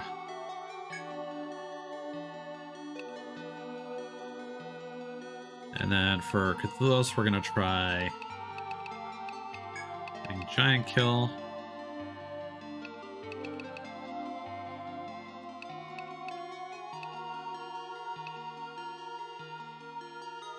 Either 2 points in Fire Barrage or proper form.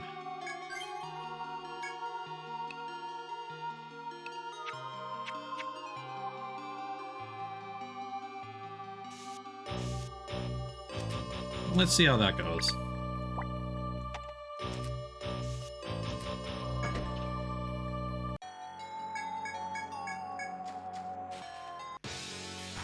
Alright. Let's do this.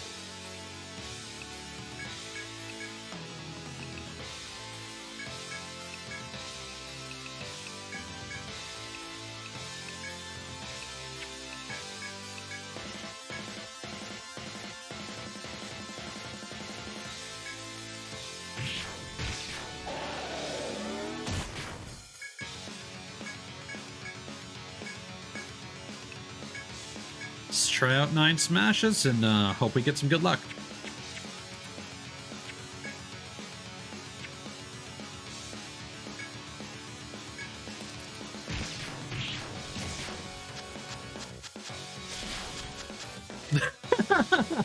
Yeah.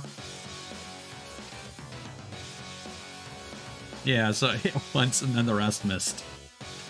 That's about right.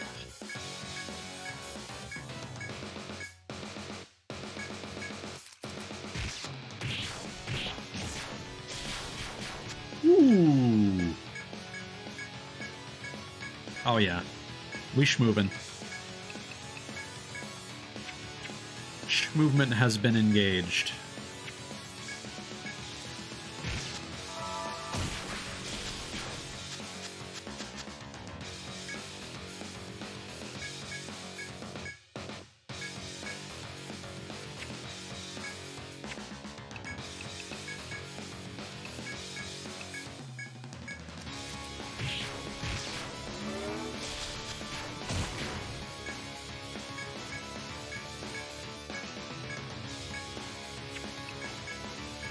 Let's do another howl.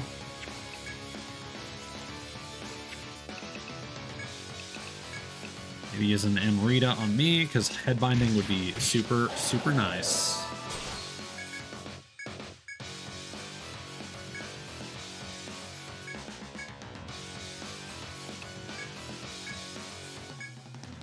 Yeah, TP is starting to become a problem now with these upgraded skills.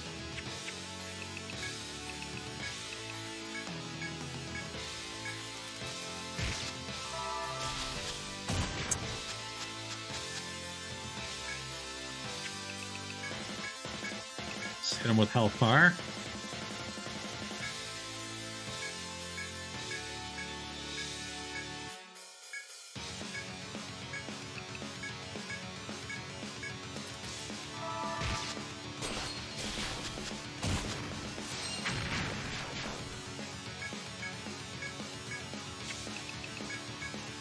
Yoken.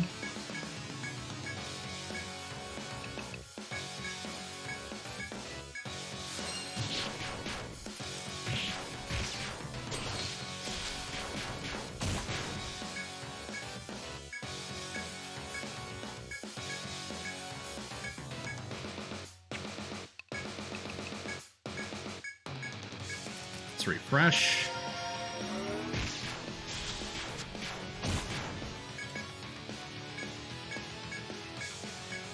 I just really like to land a headbind. That would be super useful right now.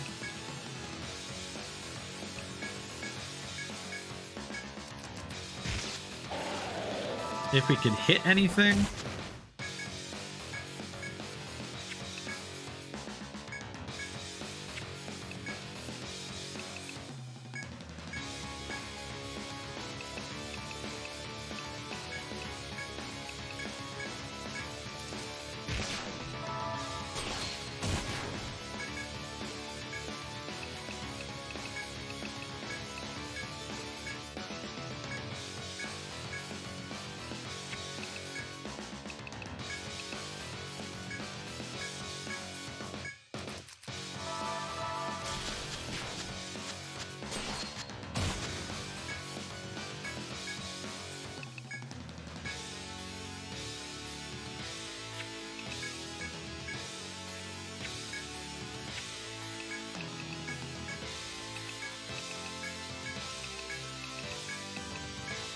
Yeah, we're gonna need to buy some more Amritas. Ah, we finally got a headbind.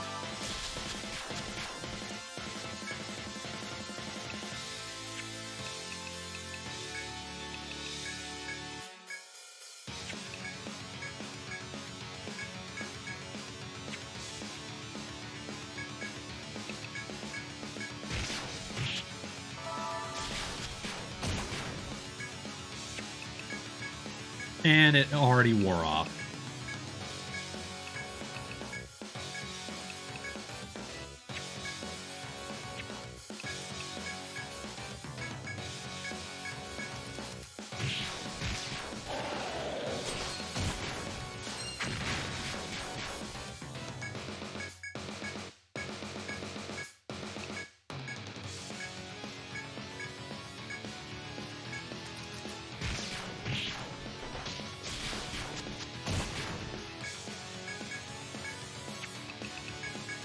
Hit you with another Mumio Ken.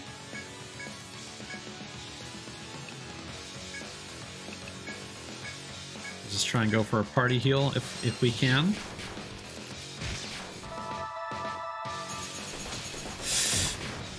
It's ice time.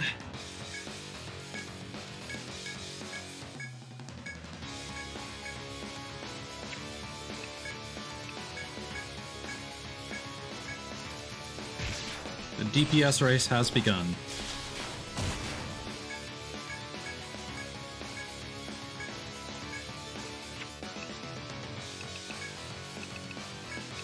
Well, let's do a Hamao. Party heal.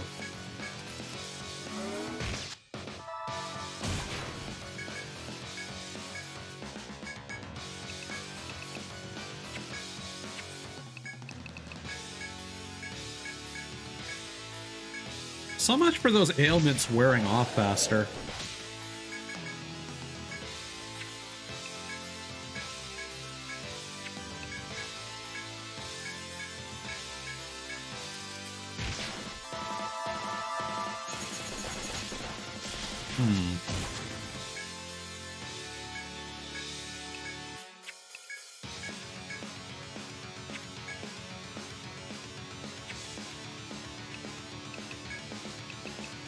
No, we're out of resources.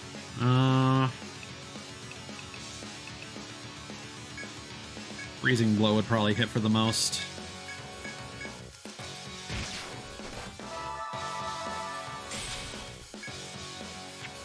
If it actually like hits at all.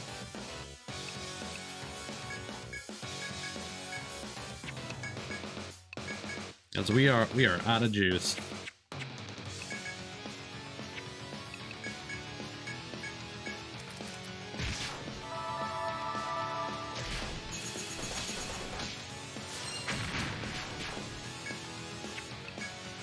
If we could get like an extra Mumio Ken, we might be able to clutch this.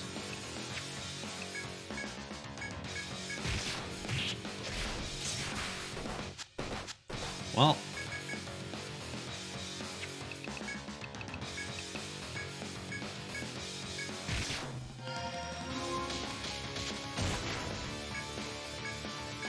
That's rude. So that's just something that the boss does at the end of the fight. Okay.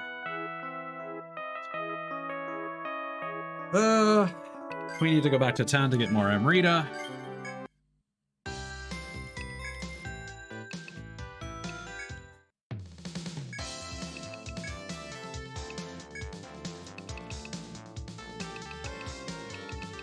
I feel like we want at least 5.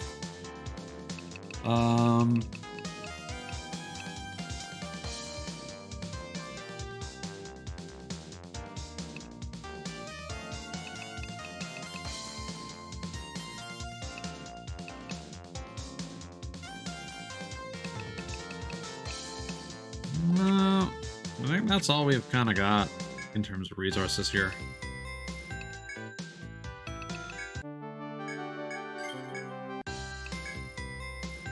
I'd like some better all-party healing options.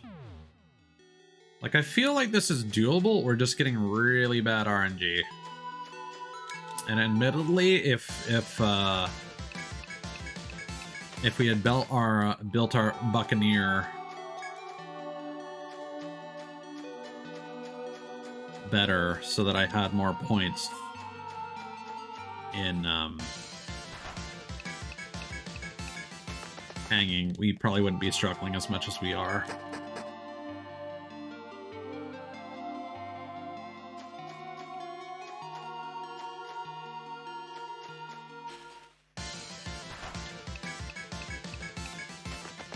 Because ultimately we need to get those headbinds on him. Because the only way right now I think we can dispel his evasion buff is with the one laudanum that we have, when we cannot buy more.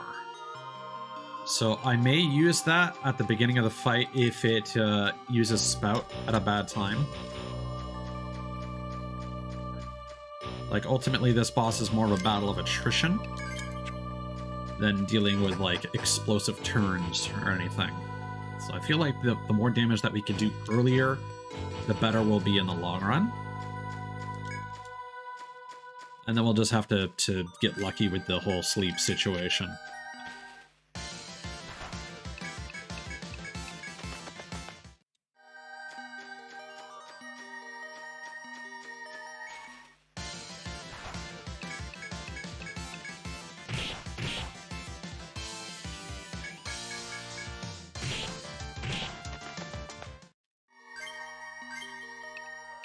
I'm gonna redo that fight.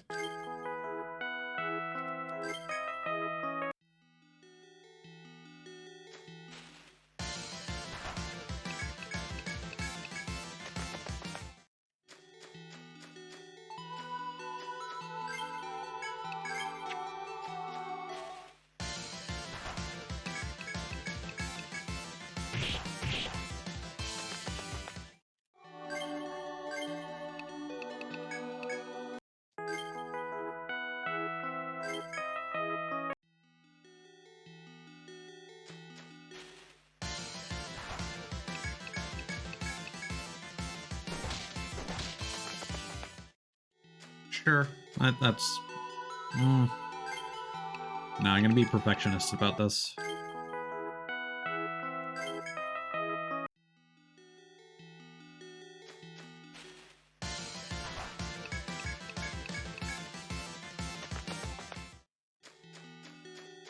I was really concerned it wasn't even gonna let us escape on a preemptive. I'm also trying to think if there are certain limit skills that might benefit us more. Like getting an attack buff or critical strength.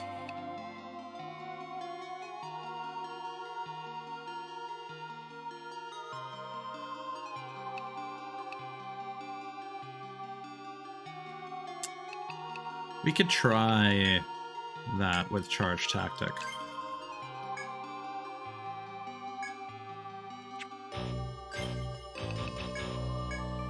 Okay.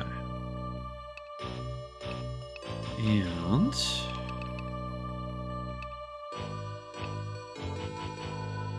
I think we're fine with those.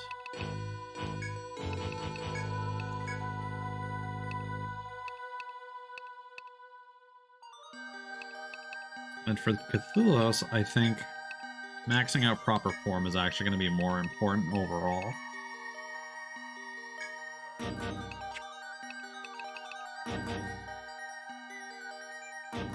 And then if we also increase Fire Barrage...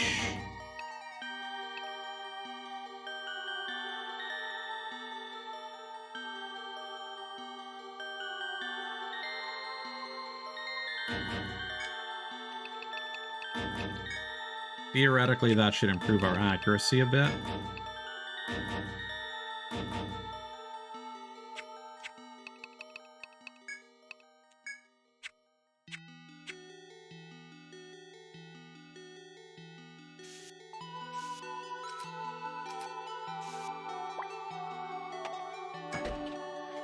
Because, yeah, the challenge here is just not being able to hit the boss and just wasting turns.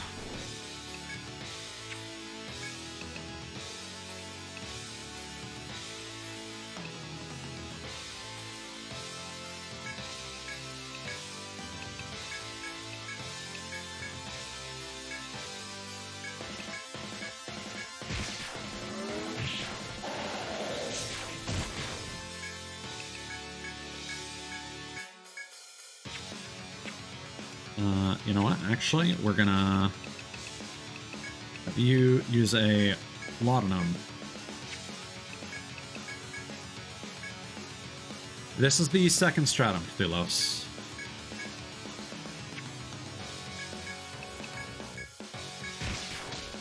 Nice.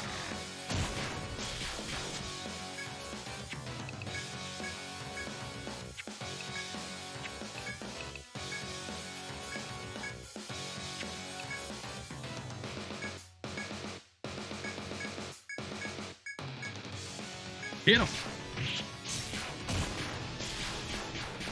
Oh, so much damage. Yes, I did mention that vaguely. We are close to unlocking the sauce.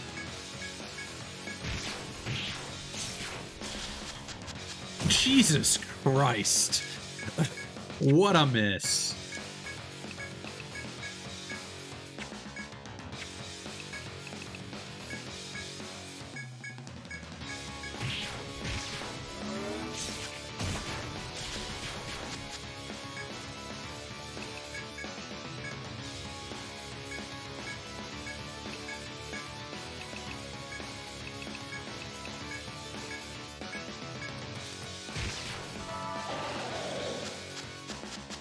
Okay, good turn.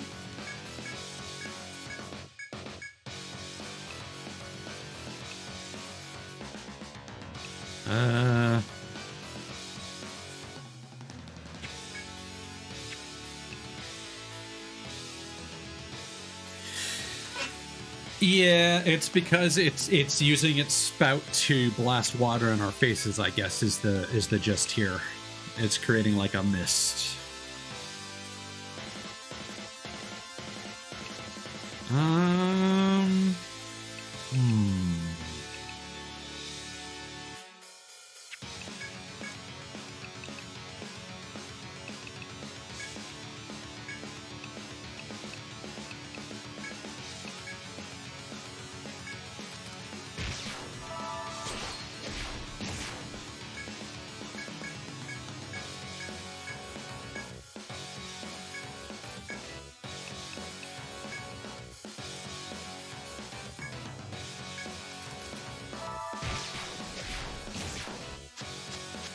Good turns.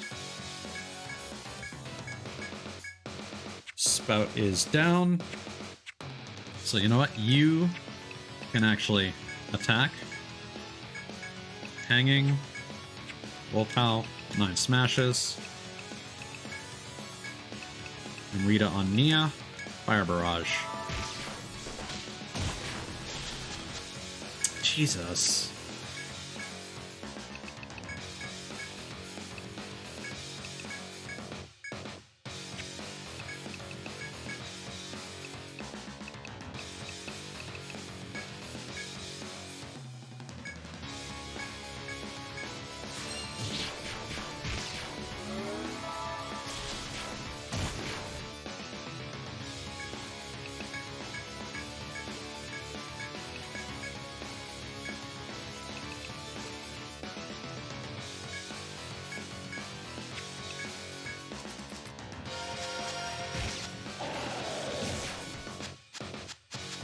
Okay, good turn.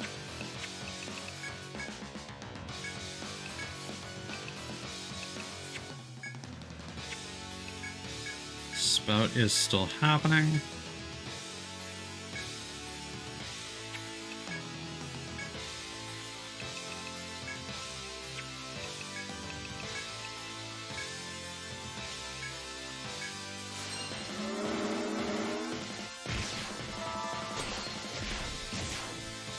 Another good turn.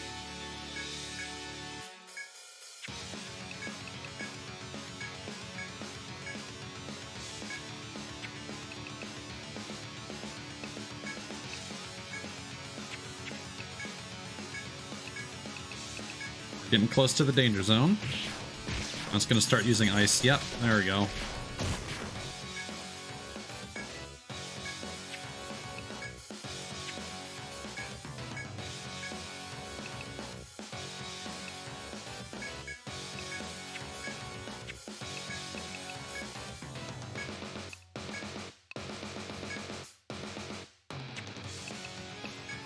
Unbind. Fire barrage. That was a bad call.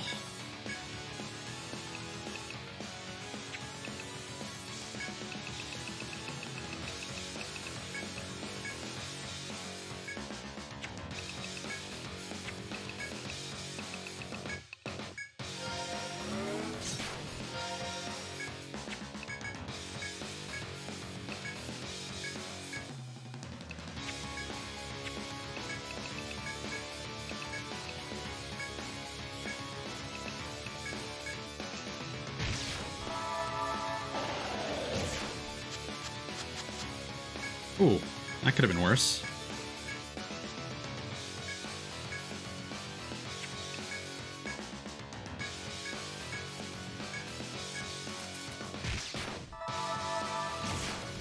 We definitely need to charge up another limit, if at all possible.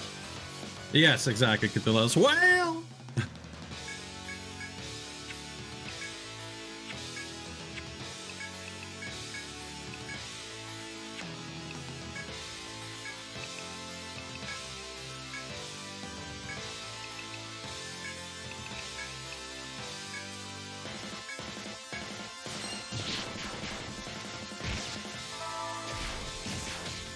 Ooh, okay, we got a leg bind on him. That's actually really good. Some of his moves use that. Charge tactic. Blitz Ritter.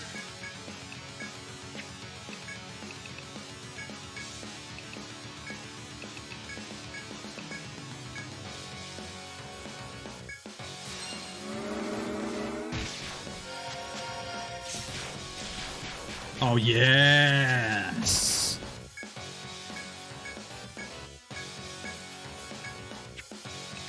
Oh, you're in trouble now.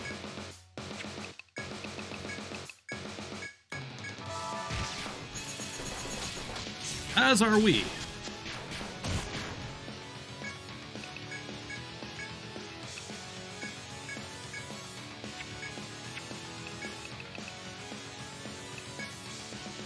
Honestly, we should hit the 9 smashes while we can.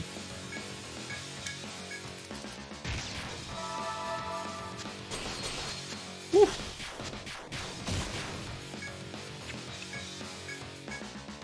Last ditch effort.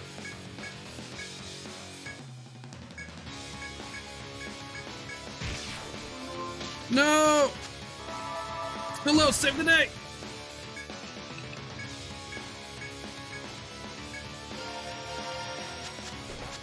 Yep. Yeah! Woo!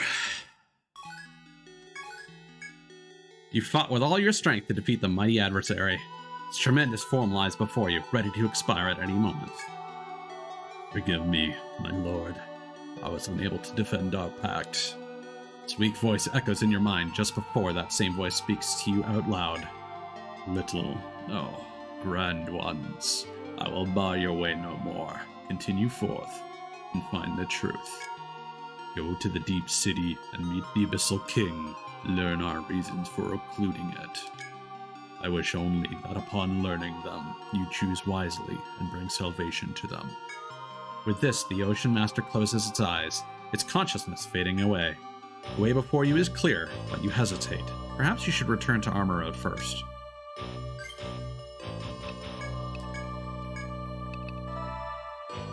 And that was nothing insurmountable, but that was a nice challenge.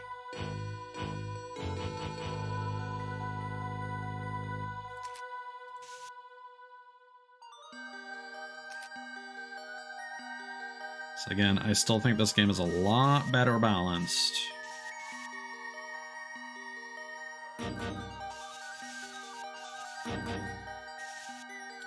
I'm curious though if the game is about to have a huge difficulty spike because of the sauce.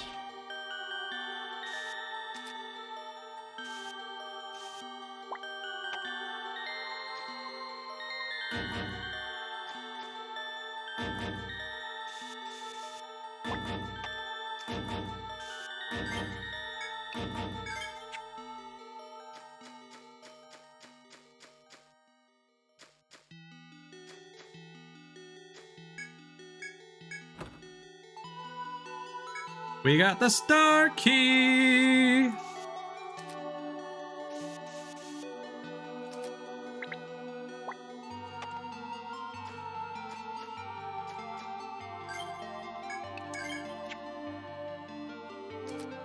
So let's just go back through our map here.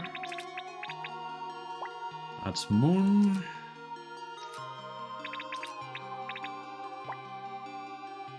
Star.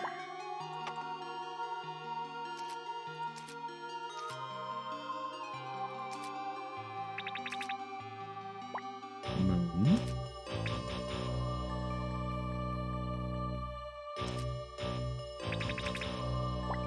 Moon.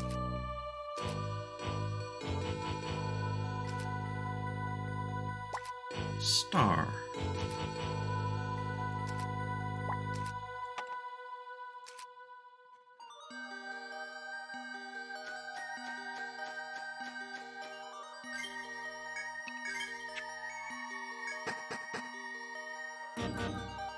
A civilization lost to time, the Deep City. Oh yeah. After descending a flight of stairs leading deeper into the sea, you gasp at reaching a lighted space.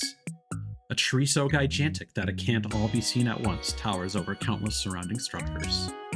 The sight of the city here makes you forget, for a moment, that you are at the ocean's floor. As you look in utter amazement at the cityscape, a familiar girl's voice sounds from nearby. So you've finally come. Welcome to the Deep City, the phantom city you sought for so long. Olympia appears before you, speaking calmly as if there was never any strife between you. The Abyssal King has spoken. There is a matter he would like to entrust to your conscience. Without warning, the girl takes the folds of her robe in hand and throws it off. See and learn one of the secrets of the Deep City. I am not human. Olympia displays her metallic, clearly in human form, and continues her usual calm tones. I ask that you remain silent on the subject of everything you see here in the Deep City. Not only for my sake, but for the sake of your kind as well. Will you heed my master's request? Promise to not to tell anyone? Nah. I see. Then you cannot be allowed within the walls of the Deep City. Come with me. The girl reaches out a metallic arm and forces you to follow her. There's a submagnetic pull here. Use it to be teleported instantly back to Armor Road. Olympia looks deep into your eyes and continues.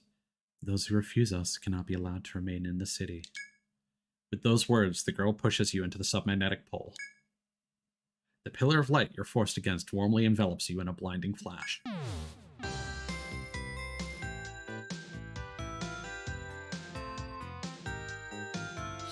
Also, the Yig droids kind of remind me of the Newmans from Phantasy Star, particularly Nay from Phantasy Star 2. Very similar to Olympia.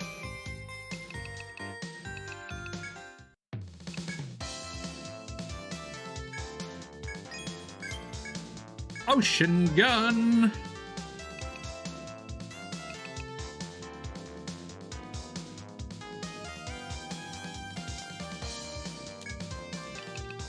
Alright. So we still got our Medicas. We should grab a couple Amritas, though, for the road.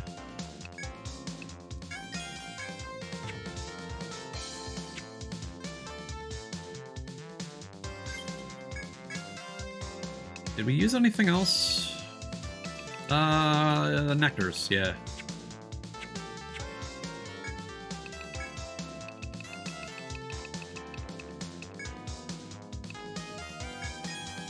So just to pull back the curtain a little bit, so the alternative ending, there are two of them.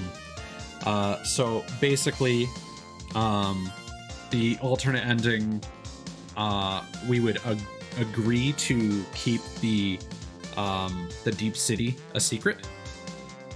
Yeah, and it's cute, as is Rika from Phantasy Star 4. So we keep the Deep City secret, and we basically ally with them. The true ending, however, you agree to keep the secret, You have a conversation with the Deep King. And then you go back to Armor Road and tattle on them anyway. But instead, we are siding with Armor Road this playthrough. You've returned, Tigers. I heard that you had disappeared into the depths of the sea. I want a full report. Omit not a single detail. I waited 100 years for this day.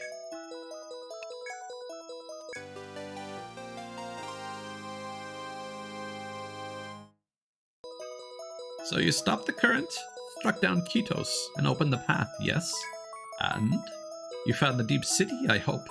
That magnificent place sunk beneath the ocean's waves? So you found the deep city? Yes. Really? You actually found the fabled deep city? Then we should soon find out what happened to him. You wait here. I'm going to fetch the princess that we might tell her in person of the deep city. So you are Guild Tigers, discoverers of the deep city. I'm indebted to you. I am the Princess of Amarone, Gatrun. Finding the deep city has long been my fondest wish. The royal records say it is a land cut off from Amarone, sunk with our countrymen still living there.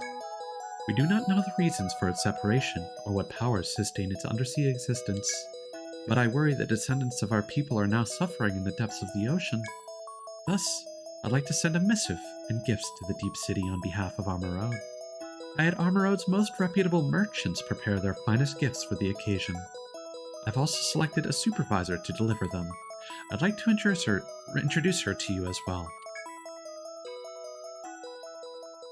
Nice to meet you, explorers. I'm the supervisor dispatched from Napier's firm.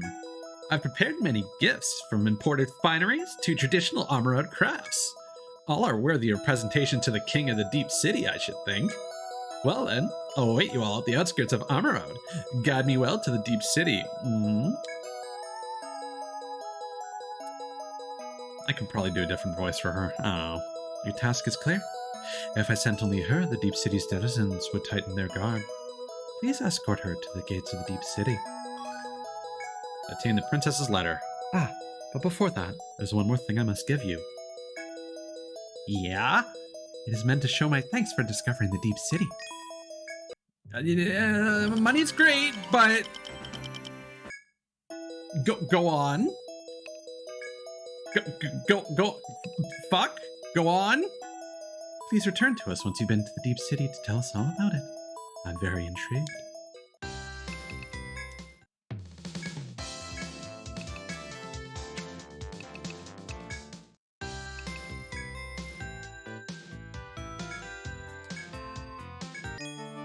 We're gonna save an extra save just in case we fucked up our choices somehow.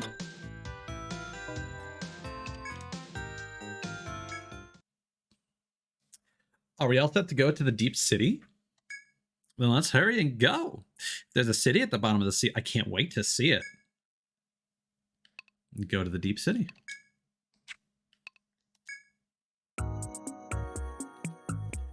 I told you to forget about the deep city. You have no reason to be here. You tell her that you have been appointed by Armorode's princess to bring her a letter of friendship. On hearing that, Olympia tells you to wait where you are and runs off. Some time passes before the girl returns. She speaks quietly, her stare icy. I was actually just thinking the other day, I don't know if it was the Yig droids, like Olympia's design, that gave me this thought, but I was thinking it would be really cool to have a VTuber that has a design like this.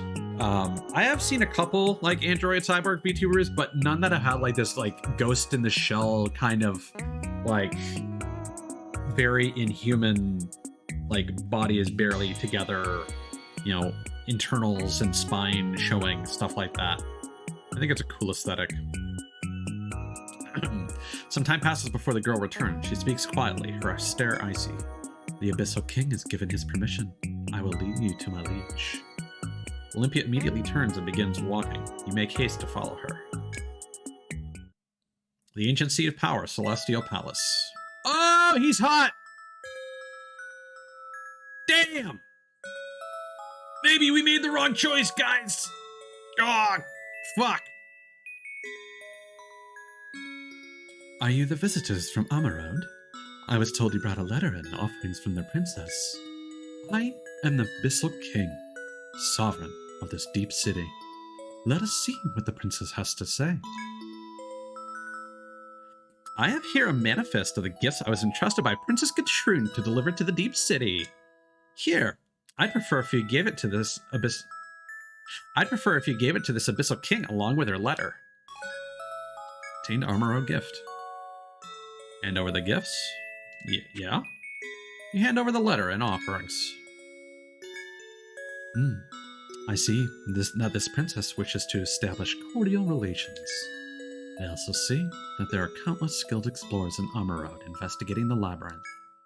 There's more here besides, but it is a private matter and does not concern you.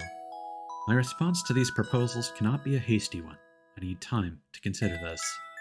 I will allow you to stay in the Deep City for one full day as I ponder this letter. I will give my answer tomorrow. Be here then to receive it.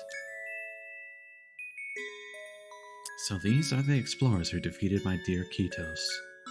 It would be child's play to deal with them here in my deep city with no one the wiser. But such a show of strength, I fear it may be counter to my aim of annihilating the Deep Ones. If they fail, then the matter is ended.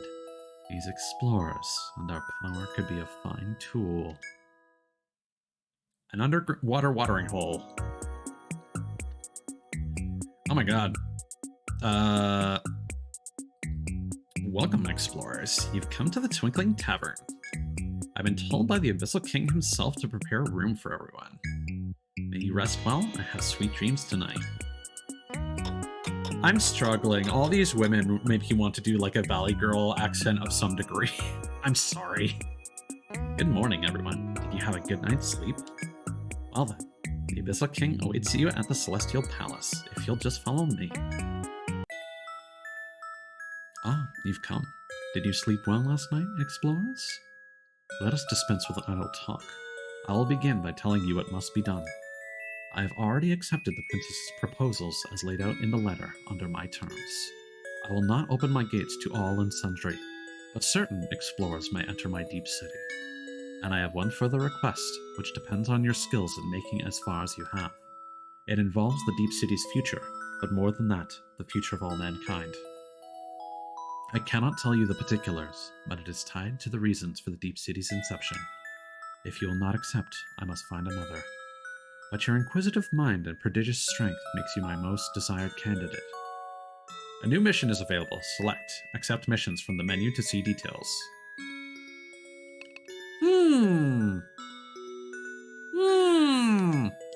I shall open the Deep City's facilities to you. I recommend the Twinkling Tavern as a base. This all must be so strange and new to you, a city at the bottom of the sea. But don't hold back. So long as you do nothing to convenience us, you are free to do so as you wish. The Deep City's raison d'etre. Raison d'etre is the war against the otherworldly Deep Ones. Enter the Hall of Conviction to learn about the threat these monsters pose. Damn, that is true.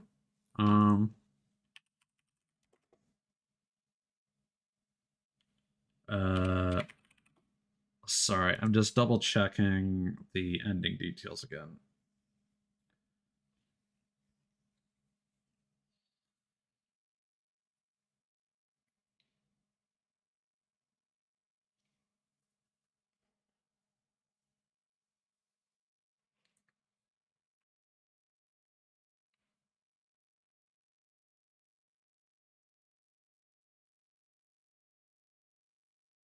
Okay.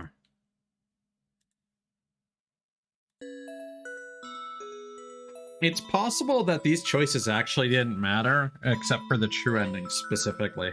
So we might have been able to speak with him sooner, but we'll leave that for the next playthrough.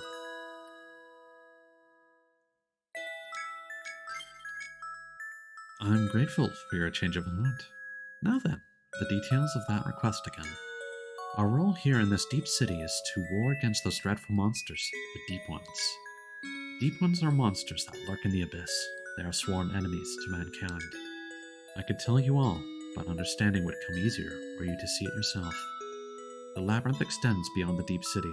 There's a prison on B10F, a hall of conviction. Meet the Deep One in prison there.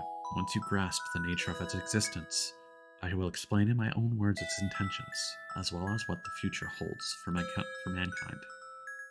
But first, in praise of your bravery, I bequeath unto you a technique handed down in my city. It was devised to combat the D points and dramatically heighten a human's combat effectiveness. In addition to your original specialties, you may learn and use skills of other sorts. But words alone will not suffice to explain. I suggest you put it into practice. May fortune go with you, explorers. You may now learn a subclass. Select set subclass from the menu to see the details.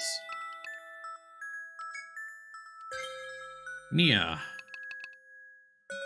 Ninja.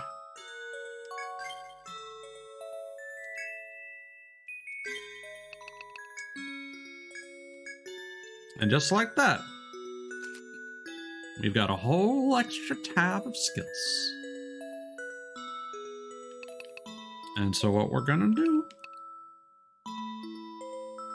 is we're gonna get double. We're gonna get double the Nias. Kablam.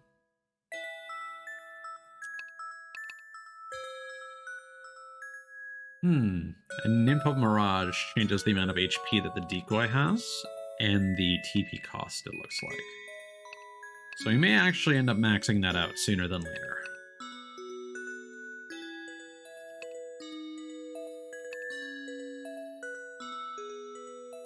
We could potentially grab Beheading with Nia. That would be kind of cool.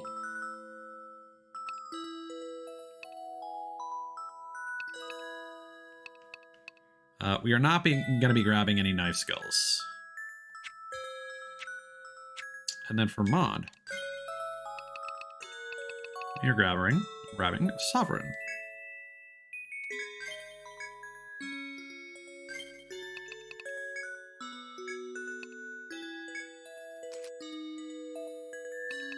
And this is specifically... I mean, this is a handy ability right here. Causing an ally to act first, that's potentially really good.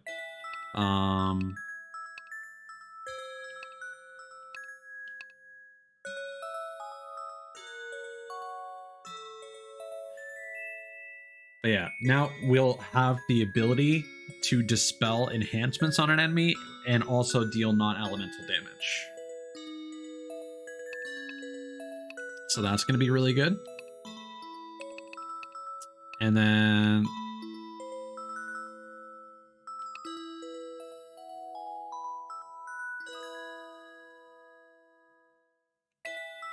I thought there was...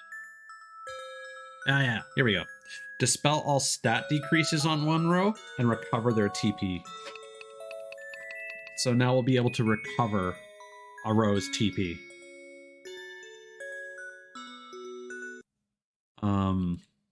Now I believe it has diminishing returns, otherwise that would be an infinite TP source. However, so notice something here. So the ninja had a class skill that allowed it to act from the back line, right? Now this doesn't matter for Nia because spears can be used from either line, right? The main reason we want a ninja class is so if we create duplicates, we could use line guard, and we can actually defend our entire party if we so choose. Or, because the game is kind of designed around line guard, right? We can have a second character to do volt damage, or ninpo attacks, or something else like that, right?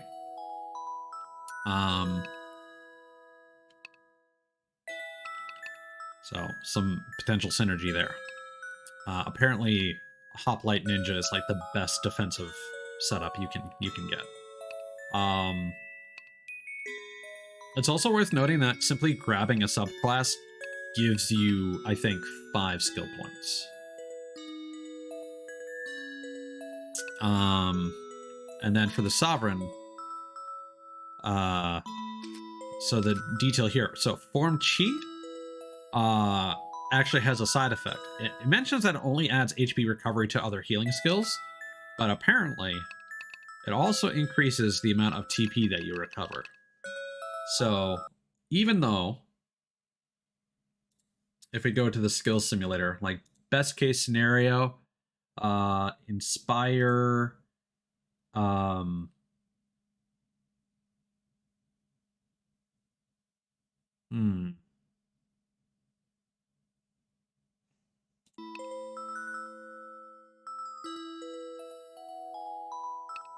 doesn't actually specify how much TP it recovers. Also, the phrasing has me concerned. Eliminate a row of allies' debuffs, healing their TP. So it might not heal TP unless they have debuffs. Either way, apparently the amount of TP that you get is increased by this.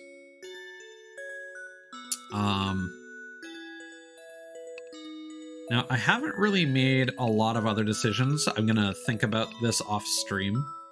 I think what we're going to do for Kana is we're going to give him Arbalest so that we can give him proper form to pair with 9 smashes. Because that basically provides a 35% accuracy bonus. Still doesn't give them perfect accuracy, but it will do a lot.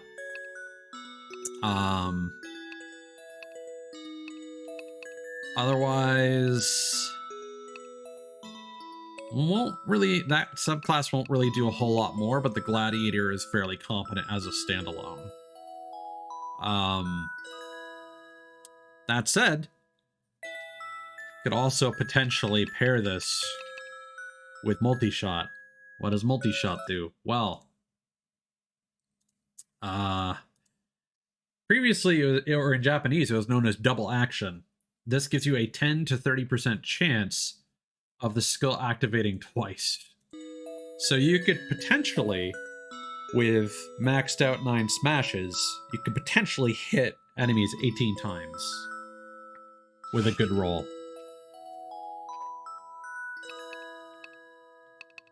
Alright. So, not going to grab it just yet, but that's what we're thinking of tentatively. Since we're mostly using Cthulhu's for elemental damage, we might give him Zodiac as a secondary. Don't know what I'm going to do with Buccaneer for now, to be completely honest.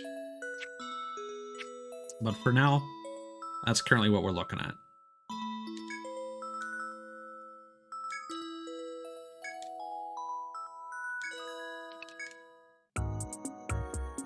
The Abyssal King asked me to do my part to help out explorers like yourselves in the Deep City. The offering's all prepared and my sister was excited. She gets that way about potential profit. Oh yes, that Skinflint in charge of Napier's firm is my older sister. So I'll be running Napier's branch from here. We have everything you'd expect from Napier's firm. I'm struggling. I look forward to doing business with you. Alright.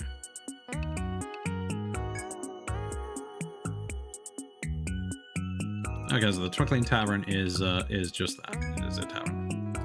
In the past, adventurers wounded in the forest were rescued by Olympia and taken to the Deep City. Once here, she would heal their wounds and then erase all memories of them ever coming to this place.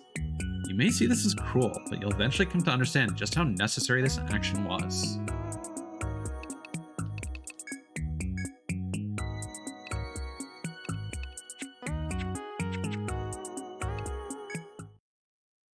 The merchants you trust. Napier's branch. Welcome to Napier's branch, explorers. The Abyssal King asked me to help out folks like you here in the Deep City.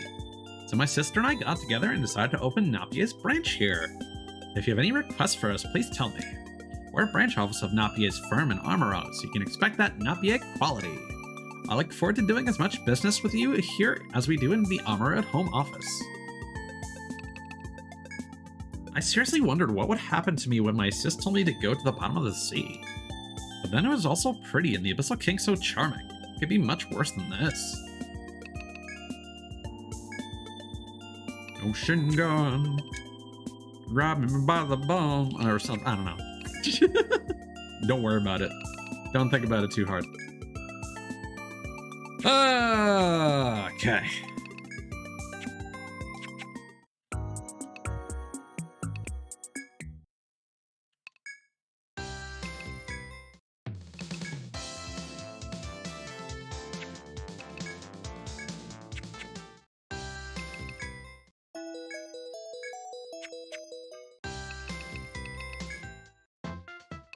Nothing to see here.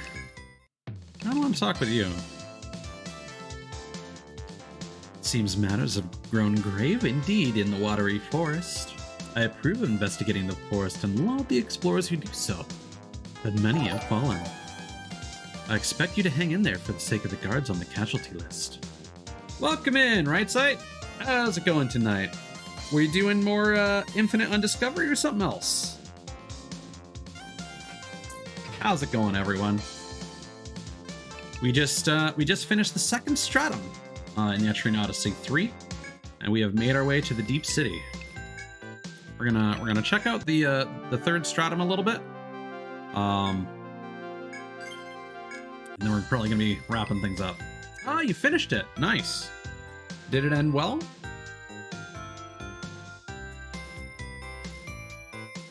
Ah, Radiata Stories. I remember you mentioning you were looking at playing that soon. That makes sense to follow that up with.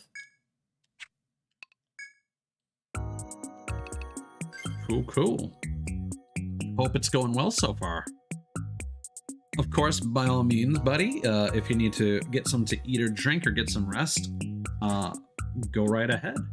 If you'd like to hang out for a bit, you are more than welcome. The Shrya's Heartbreak Trio? Okay, what's the third one?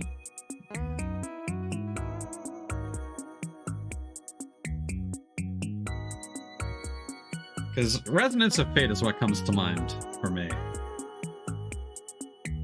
Okay, yeah. Yeah, no, that makes sense. That makes perfect sense. Kinda wish we'd get a sequel to Resonance of Fate someday. I think there's a lot more they could do with that system.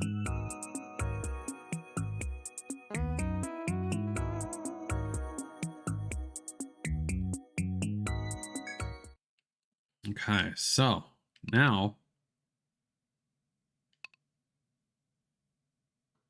Oh, that's interesting. We can choose to actually start right from the end of the second stratum.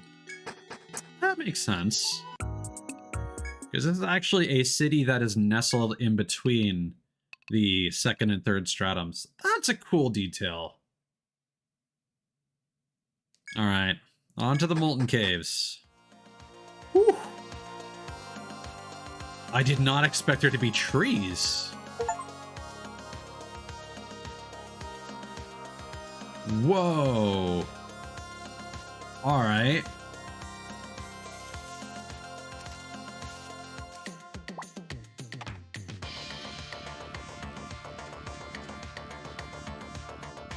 Definitely a different aesthetic. That looks like I'm going to take damage when I step on that. Not a fan. But this background music, though.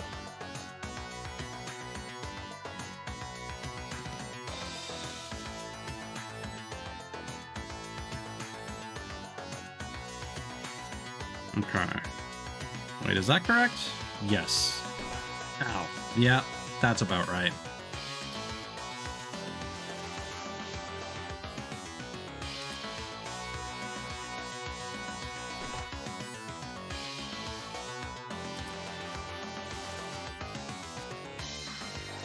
We need to try and get to this thing over here so we have a quick teleport.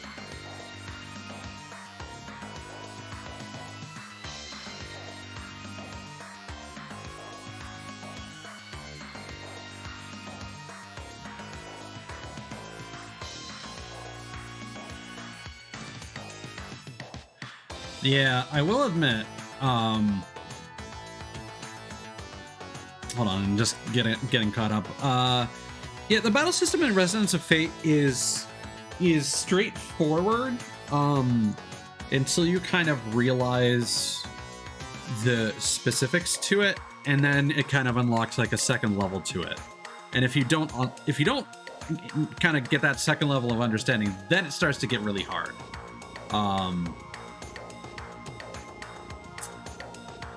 But yeah, definitely for Etrian Odyssey 2, I would recommend having somebody around to give you some advice.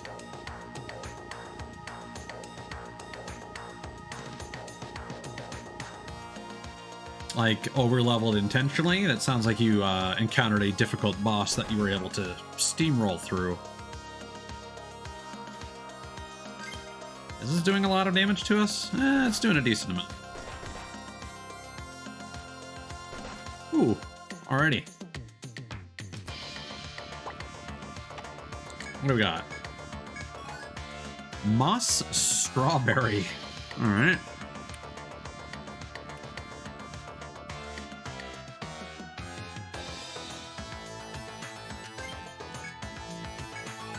I do the shorthand because you only have so many characters and I don't want to leave memos all over the map.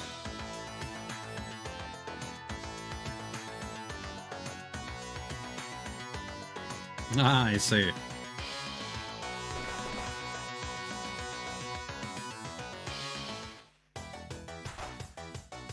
Dragon eggs. All right. Ooh, they have a different. I just wanna test this out. Just for funsies.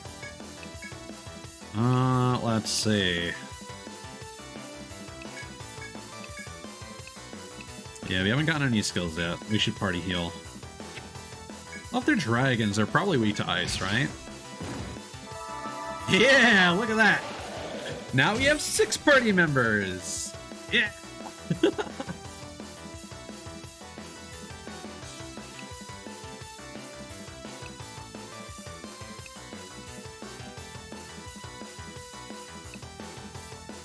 Oh, you know what? Ninpo Mirage probably doesn't actually allow them to do anything. That would make sense. Okay, these guys are actually pretty healthy. I'm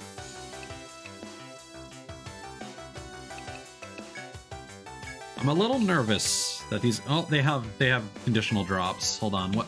What can I get from the dragon egg? So whenever there are conditional drops, I need to look it up, and unfortunately the music cuts out when I tab out. I have to kill it with a non-physical attack. That's not going to be feasible right now.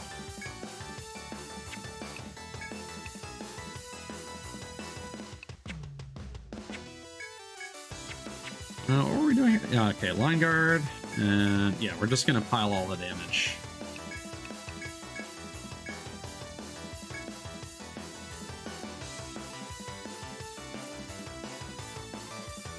Yeah, the HD versions allow you to use different profile images. The ninja we have is actually a hoplite ninja. Yeah.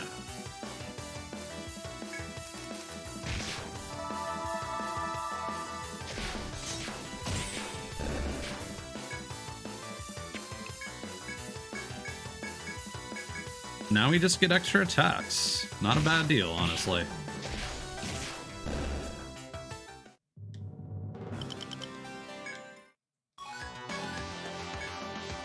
I bet you what happens eventually is those dragon eggs probably hatch. Is there any point to... Oh, a small crevice is visible in the wall before you, but it's impassable.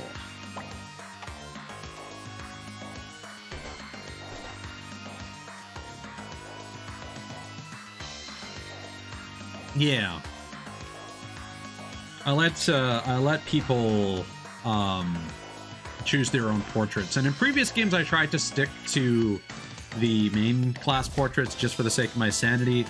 I decided to vary things up a bit, just because there are a lot of really good portraits in this one.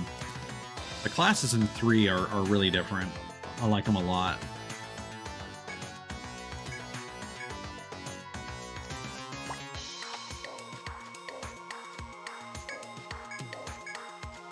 Okay, cheeky little shortcut already.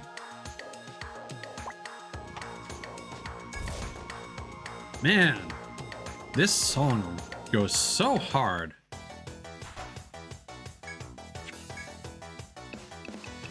Yeah? Let's just wallop them.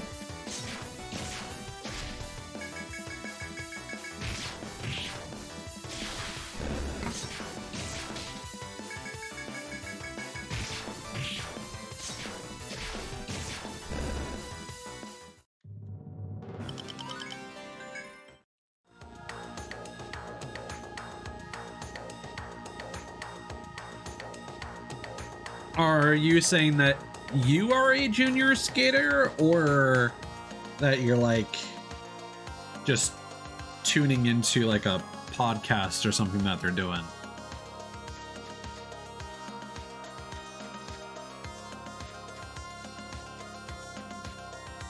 As you descend into the labyrinth, you find Olympia standing before you, her expression flat. I'm here on the Abyssal King's orders. I must explain about this labyrinth to you. The girl continues, her voice's usual monotonous tones. We are in the lowest point of the deep city. Further underground lies a cavern. It has existed since ages past. A point beyond the cavern is connected to the abyss. With this, Olympia turns her back to you while continuing her explanation. You will struggle against both monsters and the intense heat of the submarine volcano. It is dangerous, but you are no stranger to peril now. There should be nothing to fear. The girl turns to leave, saying, We'll speak again once you reach the 10th floor. You must challenge this new labyrinth and head for the Hall of Conviction on the 10th floor.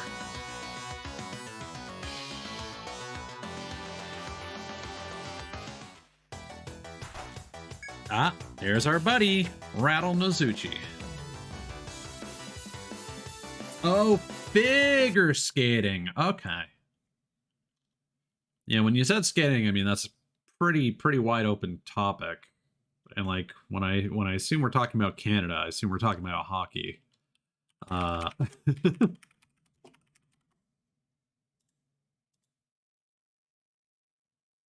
Okay, so for these guys, gotta kill it with Volt. So we'll use Blitz Ritter.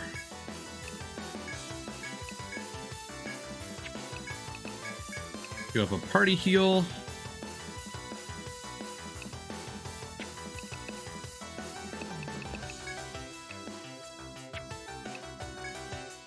And Volt Barrage.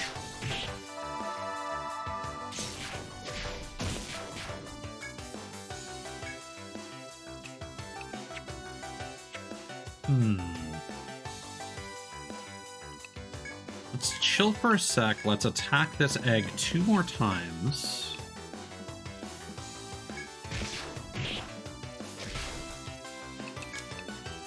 Yeah. Charge tactic. Blitz Ritter.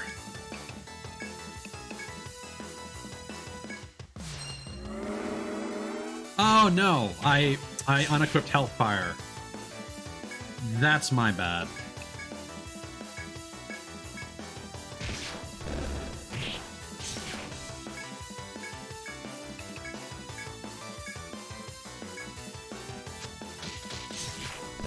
That was an oopsie. But now we can get that really good rapier that we saw. Okay, let us throw Hellfire back on.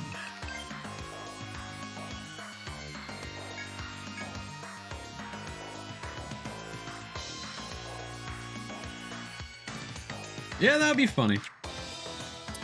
I don't know, Cthulhu's. Based on their skill description, I would assume no. But that was my initial instinct, that they would just sort of incubate and then cause problems if I left them alone.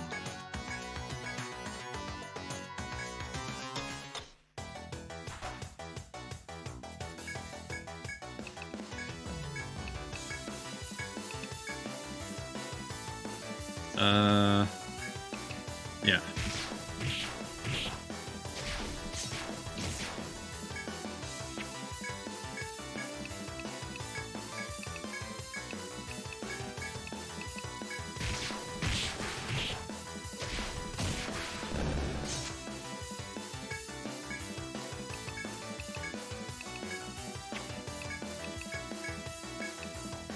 Actually, we should focus on you.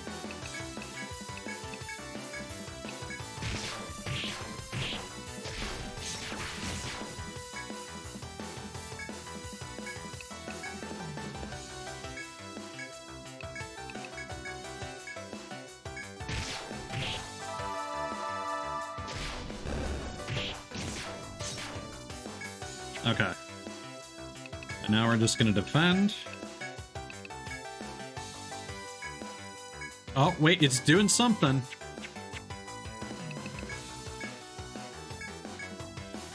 It said it was like rattling around or something, so I don't know.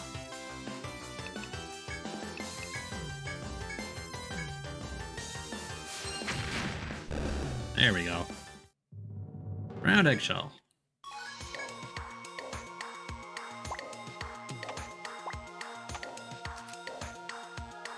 Yeah, I will say there hasn't been like any significant like difficulty spikes yet, and I am appreciating that.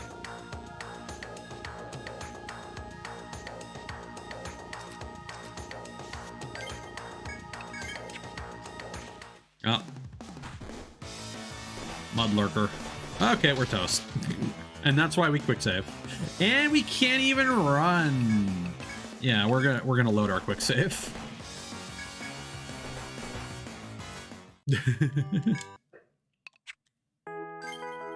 Yeah, I'm expecting that the dragon eggs probably hatch after a certain number of turns, and you probably end up fighting like a enemy that's as strong as like an FOE or something.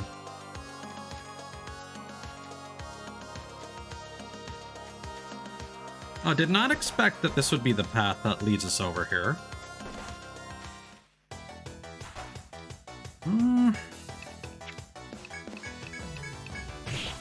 Yeah, I think we're just gonna start running from everything.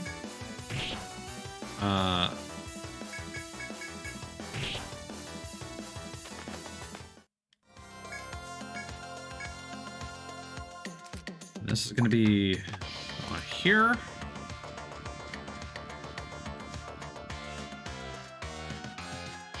There we go. Ah. There it is.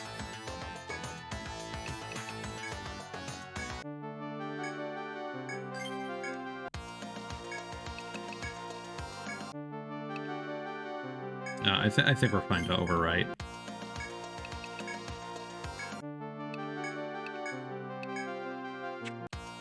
Okay.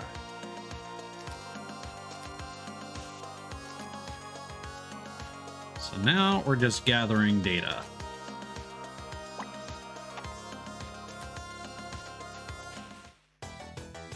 Oh, hi. What beautiful teeth you have.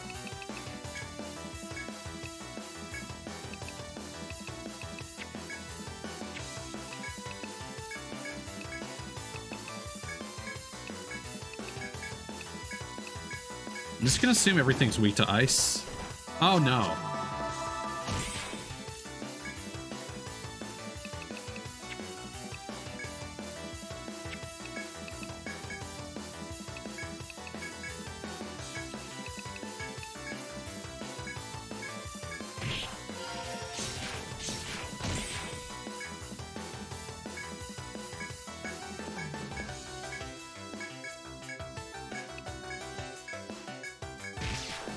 Just don't hit my whole party again, please.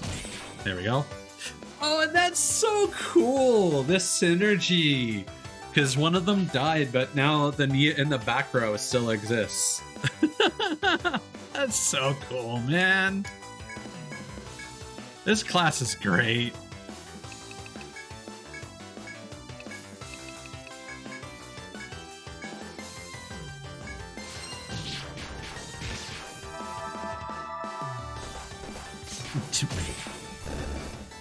Okay.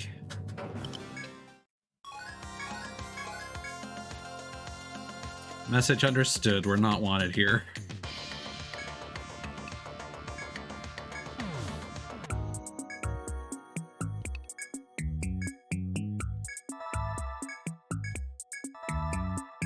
All right.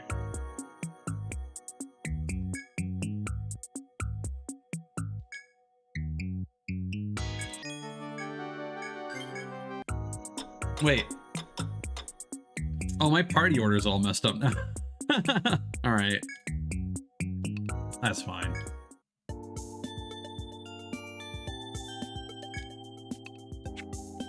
Let us see what quests we got first before we start getting rid of stuff. Wishing on a branch. I've heard that if you hang a blue shining branch from the labyrinth out of your window, your dreams come true. Accepting this request is from Belle, a daughter of a prestigious family. According to Belle, there's a blue shining branch on B9F. She says if she leaves it near a window, a knight on a Pegasus will see it and take her away. Stupid fairy tale romantic nonsense. Anyway, that's what she wants, and that's what she's paying for. Just find the branch. Now go find it, explorers. The Gourmand's demands. This is Espier. The tales talk of a legendary pomona fruit found only in On Road. I must have it. Oh, that request is made by the gourmet Espier.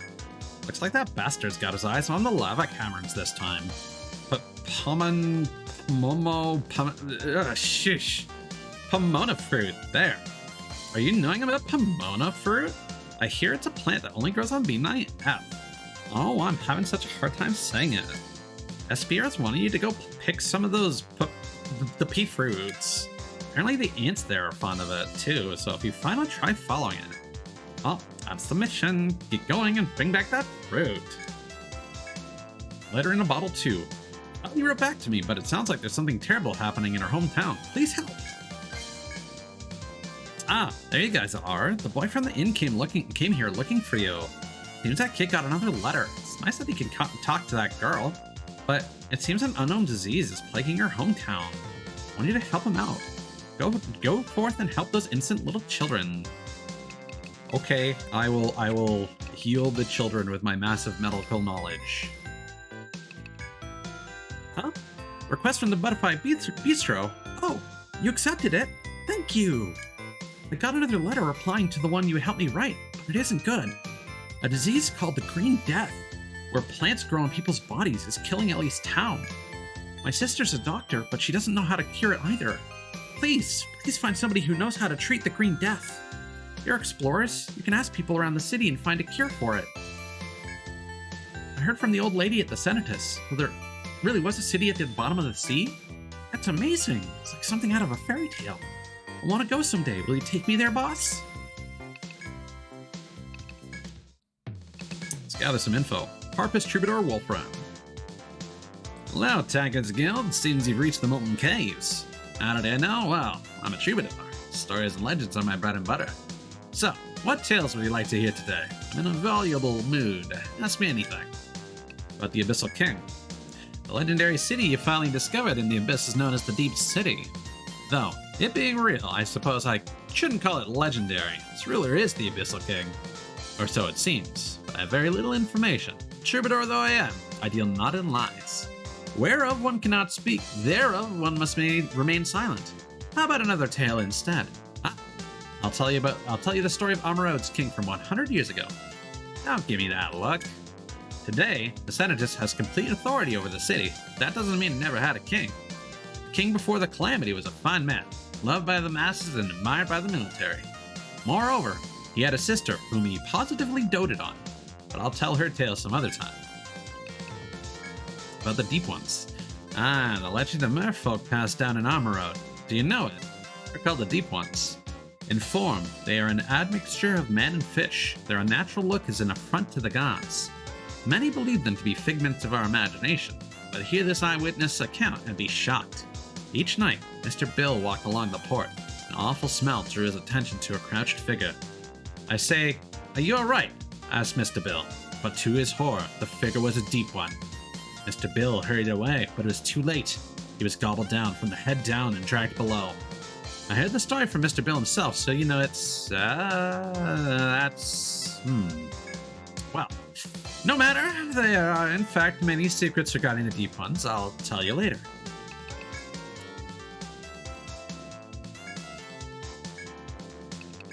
Alright, you're useful as ever. It's you. Is your job from the boy at the inn going well? No. Well, I'm sure you'll be able to resolve this like you always do. I believe in you. Get to it and find a way. Alright. Welcome. What can I help you with today? What? You're looking for medicine? Yes, I have some all-purpose healing salve for adventures. Let me go get it. Oh, That's not what you need. Let me guess, you want a cure for the Green Death. I can tell by your faces that I'm right. The boy from the inn came by looking for one. Unfortunately, I don't carry anything like that. Nobody knows how it's caused, right? Still, there are places with more advanced technology than Amuro. Try there. Fair enough. Ah, it's you. What brings you in today? What's that? Green Death. Yeah, I've heard of it. It's said that it's a reaction to poison from a plant monster. When someone is infected by it, their body turns green and sprouts flowers until they die. Treating it, I don't have a clue. I've never heard of any people who've survived it. Well, as long as nobody brings it here by ship, Amuro will be safe. I'm not worried.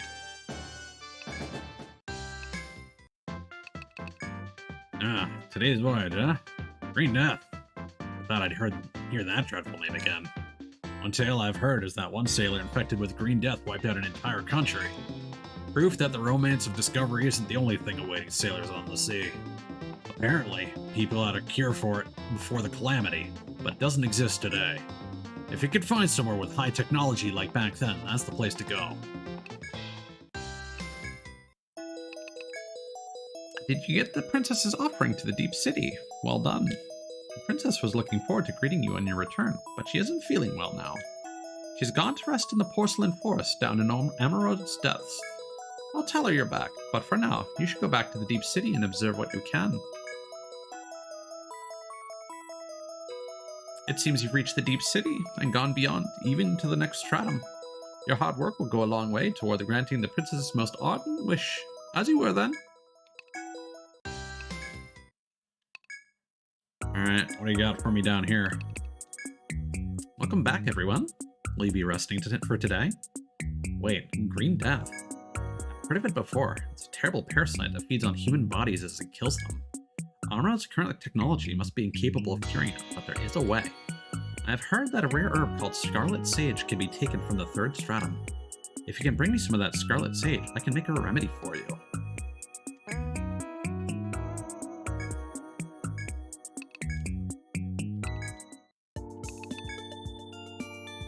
Ah, welcome everyone. Are you here to shop or do you want some tea? Huh? You want to hear about Green Death? Let's see. Sorry, I don't know a single thing about it. Ah, don't give me that look. Oh, I know. Maybe the girl at the Twinkling Tavern will know something. The Abyssal King ordered her to keep an inn where explorers can stay, right? I heard that she's the one who treats injured people too. Why not try asking her?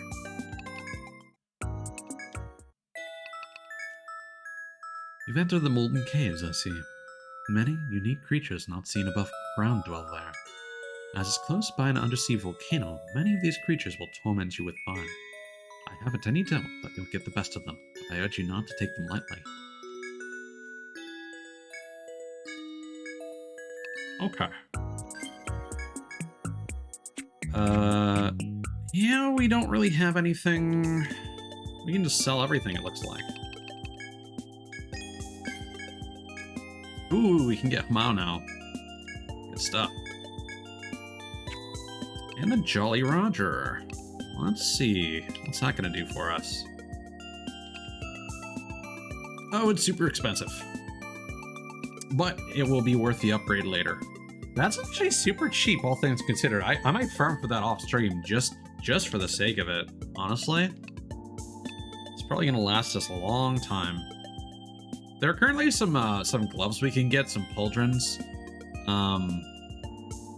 And I don't think that would be quite as worth it because we'd want to get like multiple of those and they have the same cost. Okay, so we got some better spears potentially.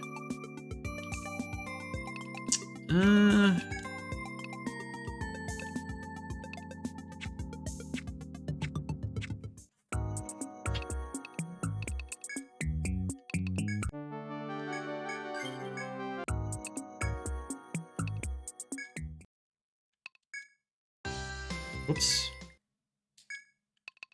It's going to take a moment to get used to that change of the menu. Alright, let's finish exploring this zone here. Wait. Oh, there's another shortcut. They're just going ham with those.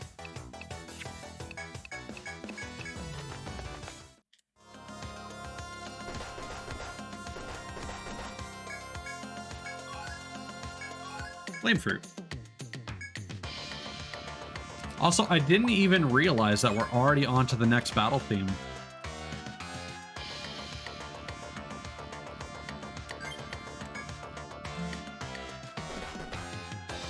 I suppose it makes sense because on your first couple playthroughs, you're not going to be reaching the 6th stratum, so this is technically the halfway point.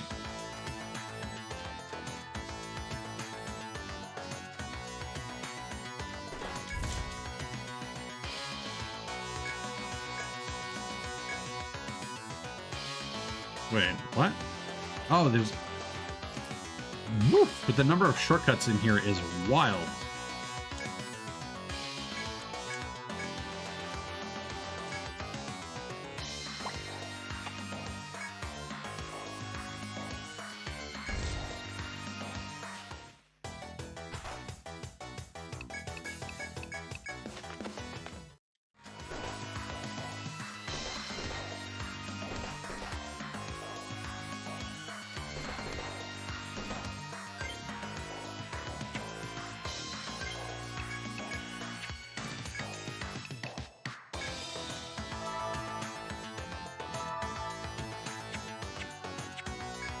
Yeah, we're definitely going to need to upgrade our ability to heal sooner than later.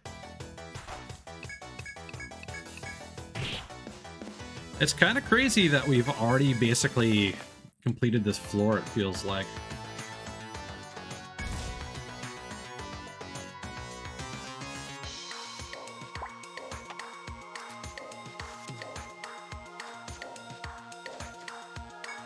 At a gushing fountain of magma, a sudden thundering noise above you stops you in your tracks. Tyes reflexively looks up and sees a bevy of stones falling on your position. On instinct, Ty shoves the rest of the party out of the way before taking shelter. The deafening crashes nearby cause you to cringe in spite of yourselves, but thankfully, no one seems to have been injured. You praise Ty's quick thinking and compose yourselves before returning to your journey. So I think that's just based on, like, my agility.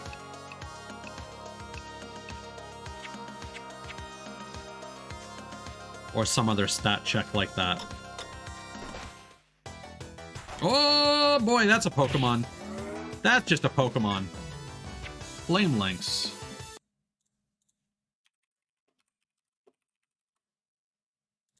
Okay, what are we looking at here? Oh, you must kill it on the first turn of combat. Alright. And it's got an attack buff. Well, let's see what we can do. Probably Freezing Blow would be good. Blitz Ritter. Ow.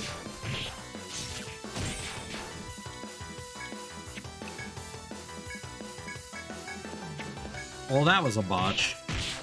If we had more health, we could have done that.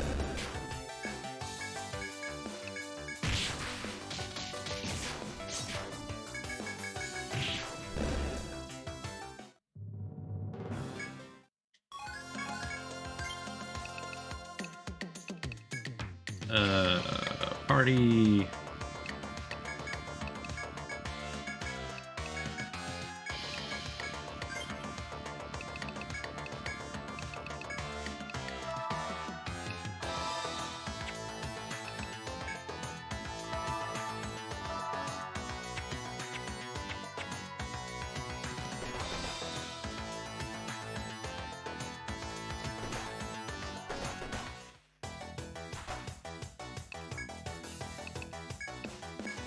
Well, now that it isn't a surprise... Are you Etice? Yeah.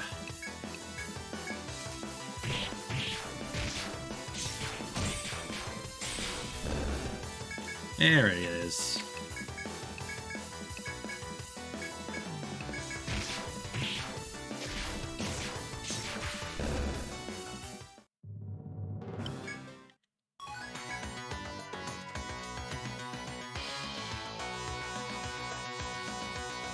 Where is this path even taking us at this point?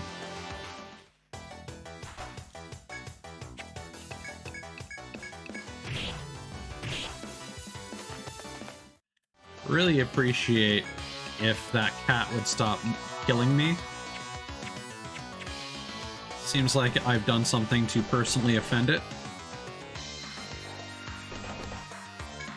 You find a small crack in the wall.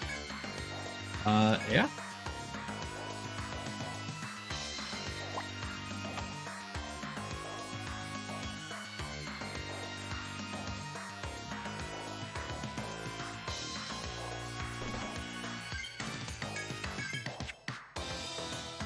I feel like I've missed something. Well...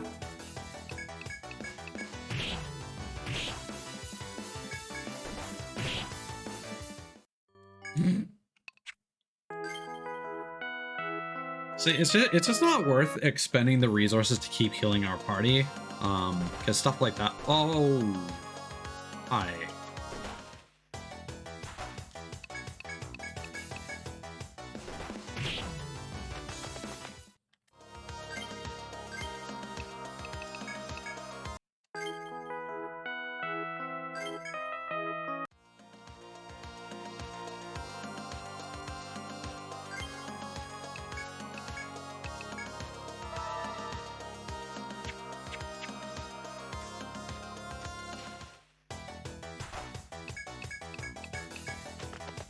There we go.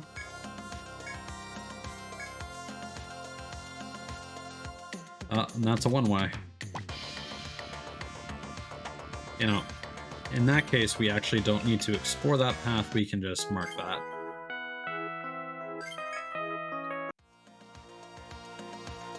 So go one step here. We'll heal. Go like so. And mark that.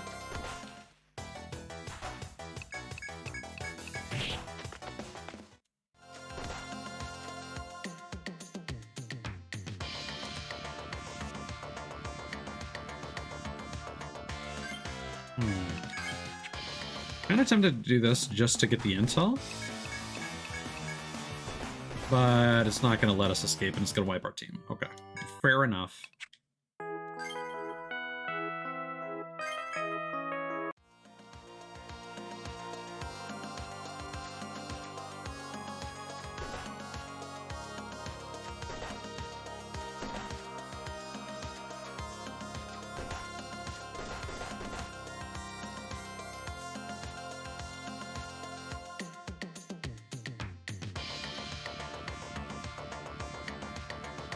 Okay, so this guy actually seems to go here.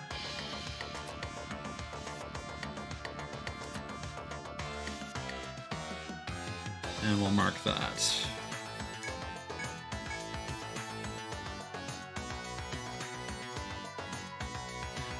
Ah, I get it.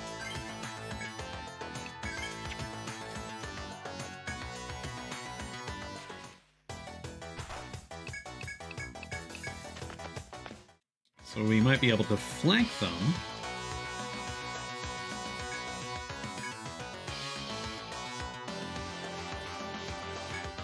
Okay.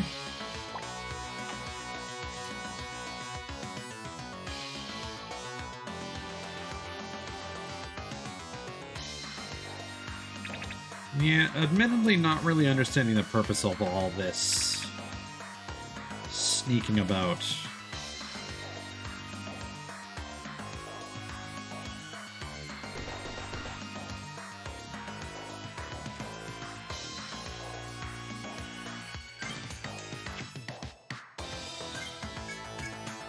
I think we're just gonna...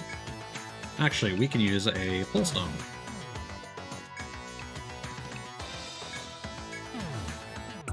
There we go. That seemed like an economical solution.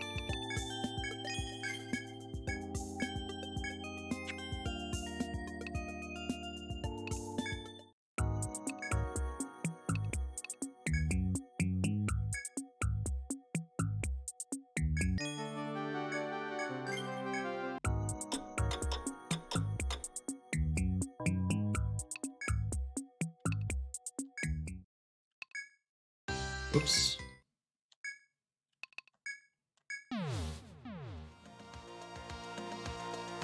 You know what? I think I'm just going to take a look at a map.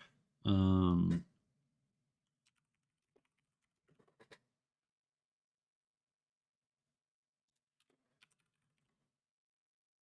just fill in those blanks for sanity's sake.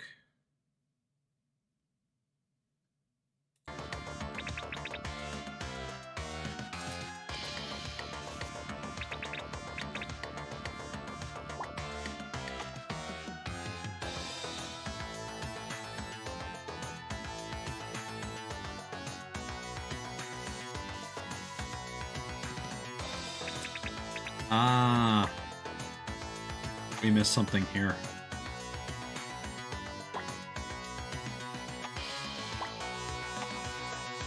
That makes more sense.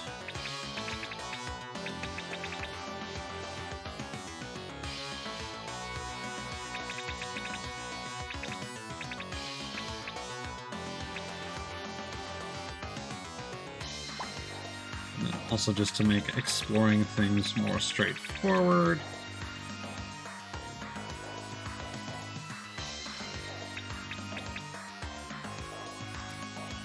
Yeah, we'll do that.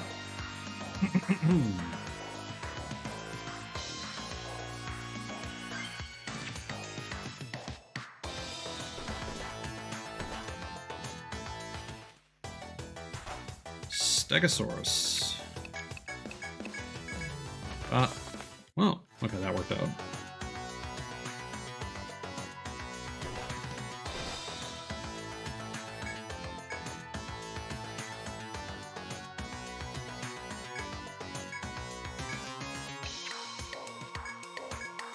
As you make your way through the scorching cavern, you see a mysterious tree shining dimly. You remember the request you accepted to bring a shining branch for a rich girl.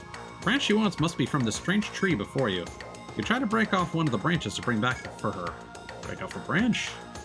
You reach out to the shining blue branch and carefully break it off at its base.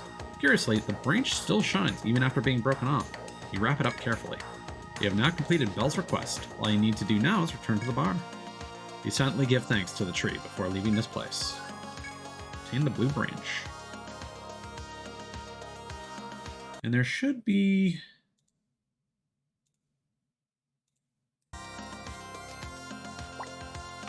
yeah, there's something there.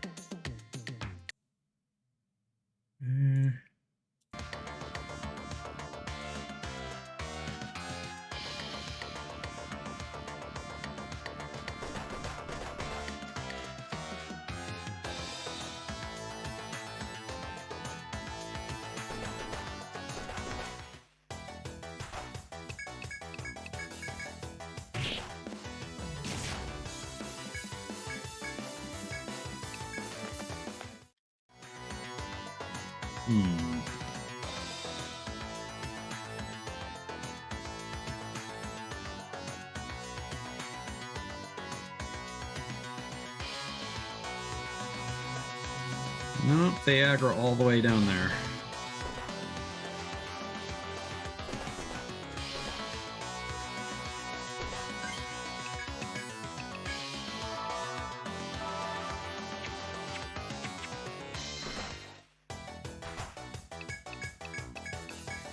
Unfortunately, no two ways about it. Gonna have to take the long way. It's still wild to me that you can ambush enemies and not be able to escape from them.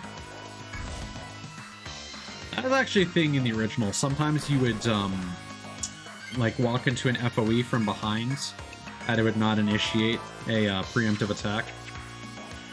But apparently that's something that they fixed with adjustments for the HD versions. But there's still some RNG oddities like that.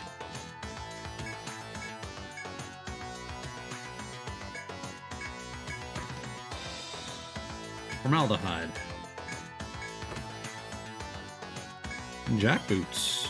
Alright. What's that gonna do for us? HP and TP? Not worth it. We're going for majority defense right now.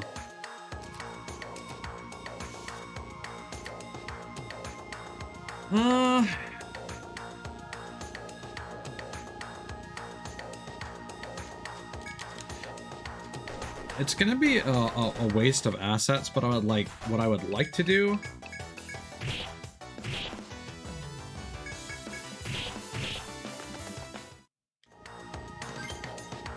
Yeah, we're not rocking with that.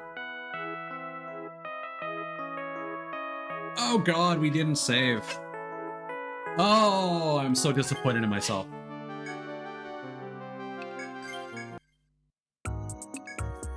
God damn it. Well, that is the first time that has happened, and it's not a good feeling.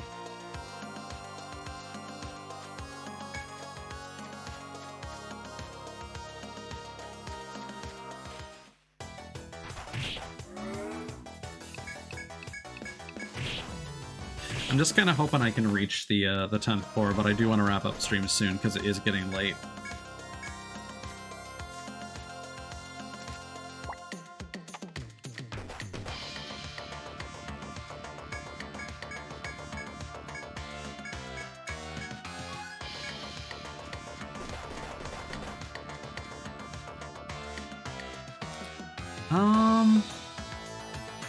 You know, it's probably gonna be faster if we just go this way. Please just let me run. Ugh.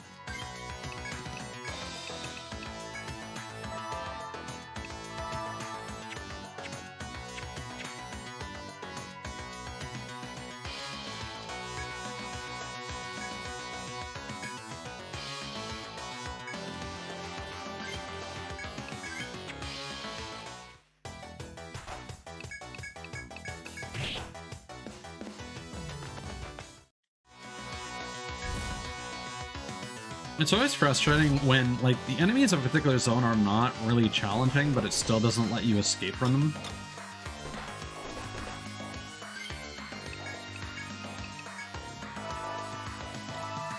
Because, like, if we were actually fighting them, it would not be super difficult. The only challenge here is the fact that we're constantly losing HP.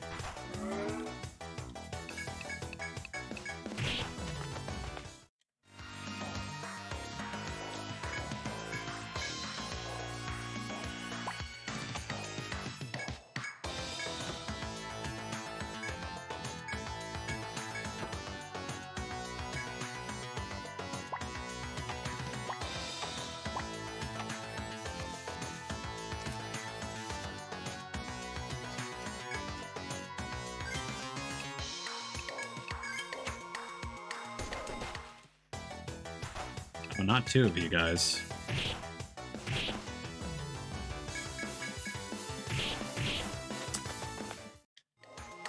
These cats have to be so spiteful.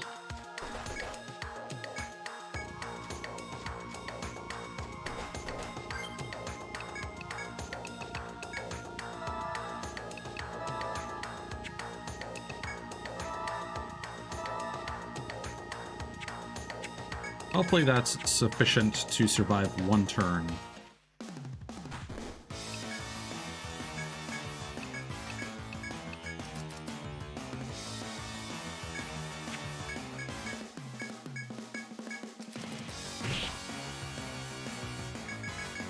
I just want to escape.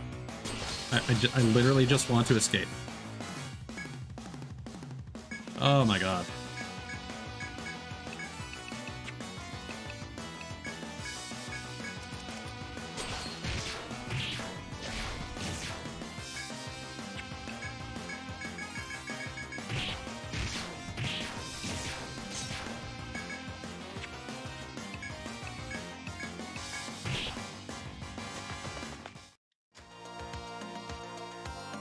And just like that, we should... Ah, stop doing that.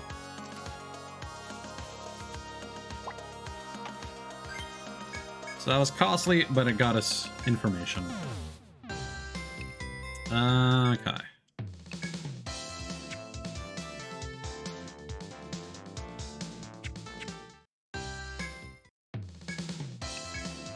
We should have used one of the pull stones. Oh well.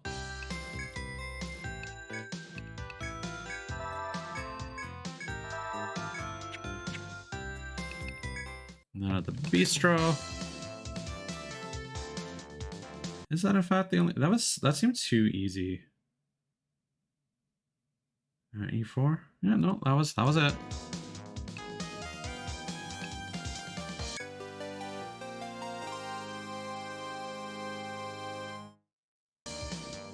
Welcome back. How did it going?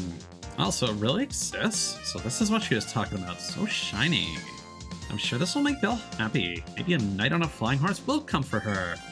I doubt I'd be able to take her away, though. I mean, Belle's lived such a sheltered life that she weighs as much as a bell tower.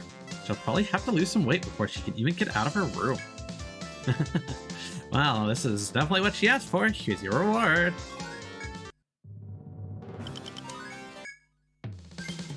And what did I need for...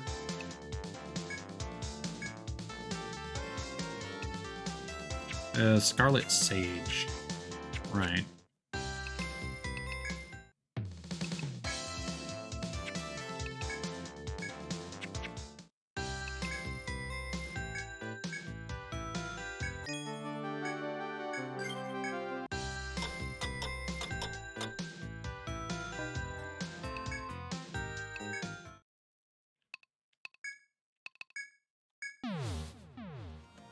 Okay. So now we got some intel.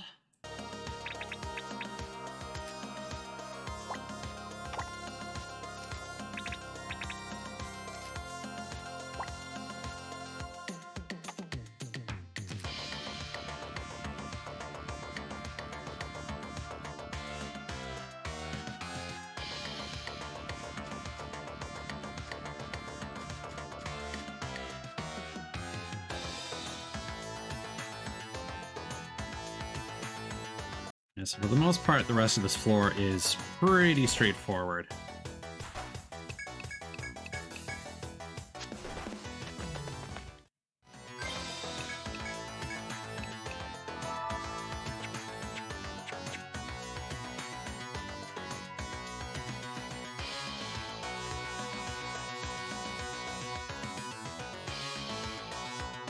All right, have a good night, Cthulhus.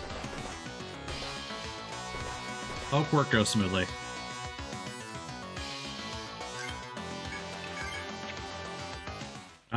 Nope.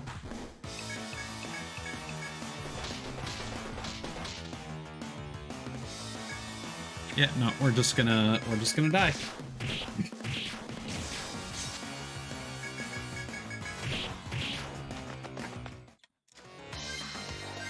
We needed to lure them further back. Yeah, I think I will. Might stream some Armored Core 6, might just play it in Discord, we shall see. Not again.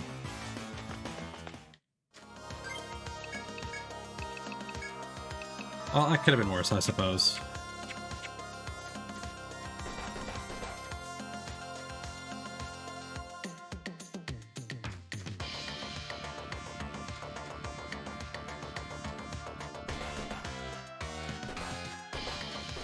So now I'm understanding why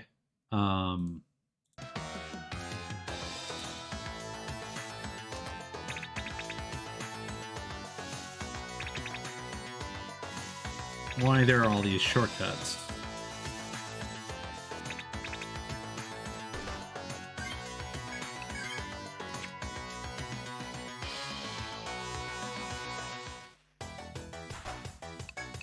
Just let me run. I don't want it.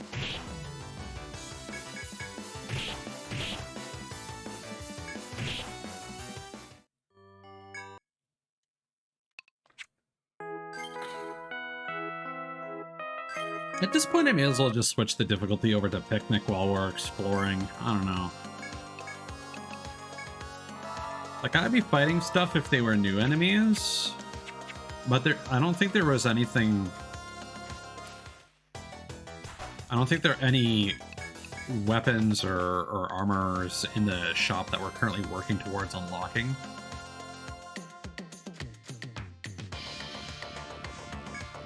Which is usually my primary reason for fighting enemies, is trying to unlock new stuff.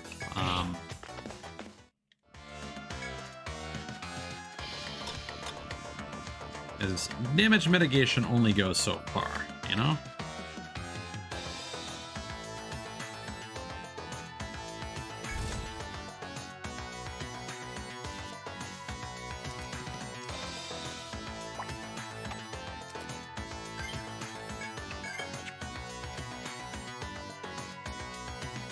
As you proceed through the scorching depth, you spy a giant ant ahead of you. It doesn't seem to have noticed you. Its antennae wave as if in search of something. You remember the request you agreed to do concerning the fruit that the ants like. This ant might be in search of that fruit right now. You can follow the ant if you wish.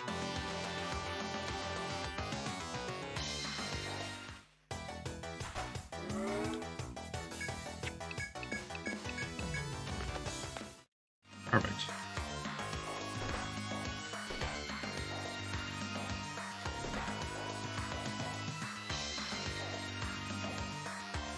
As you carefully watch the ant, it begins to frantically circle around one large tree. Could there be something in this tree? You take a step closer to get a good look. The ant notices you. It advances, clicking its mandibles threateningly. As you hurriedly draw your weapons, the enraged ant attacks. Pomona Taker.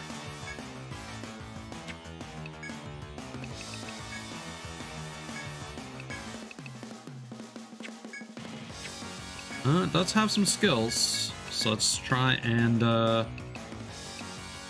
mind it.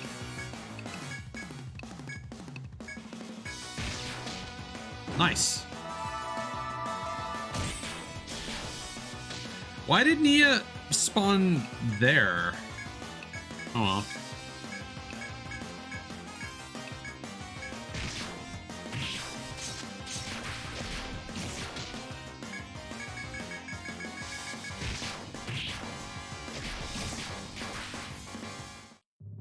That was straightforward. You approach the tree the ant was circling and see silver-colored fruit in its boughs. These beautiful silver fruit must be the Pomona fruit the client was asking for. Nia climbs up the tree and begins picking all the fruit in reach. Suddenly, Nia notices something and yells down to the rest of the party. It seems that more ants carrying Pomona fruit are moving on the path ahead. You can take the fruit you have now back to the bar, or pursue the ants for more. Ooh. I mean... evasion? That's rude. Well, don't mind me. I'm just gonna... hit you with all the vines. Wow, okay.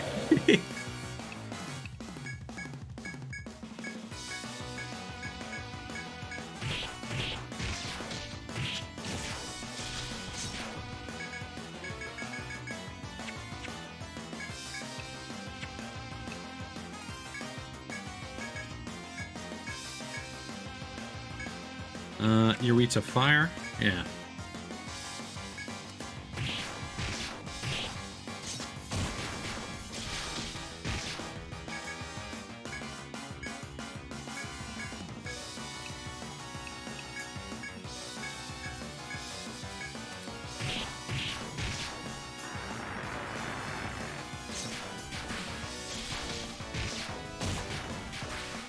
Nice.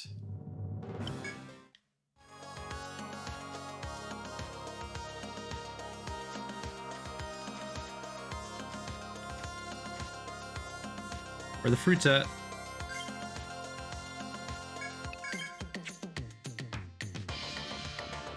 Is he gonna tell me where the other locations are?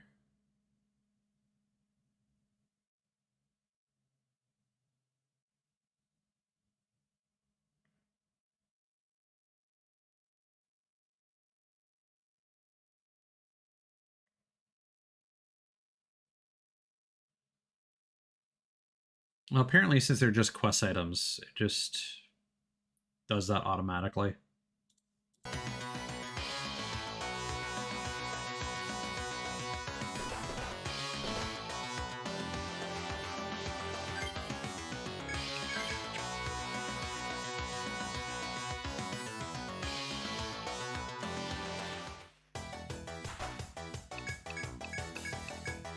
Man, that is the ugliest dinosaur.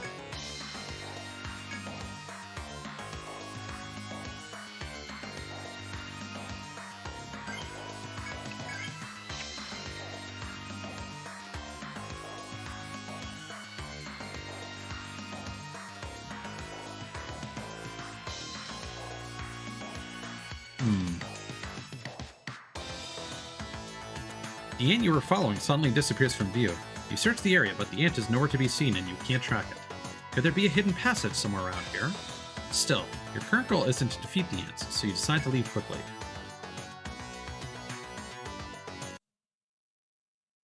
Okay, well, I guess I must have missed one.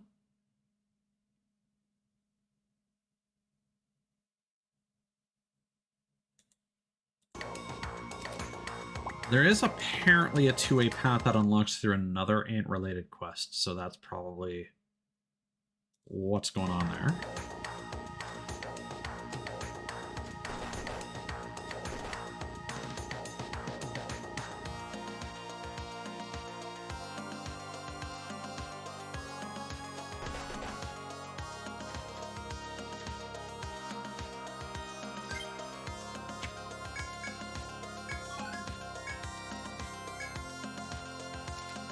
This is another take spot. Uh-oh. And now I have to reload. Thanks, game.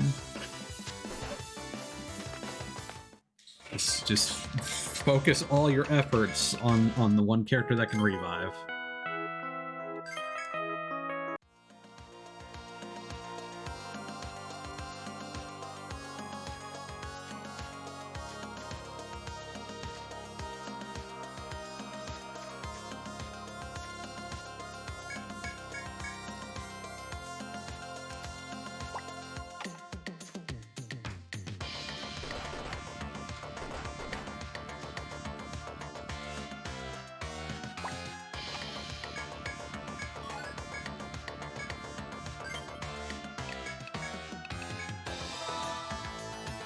And let's top everybody up.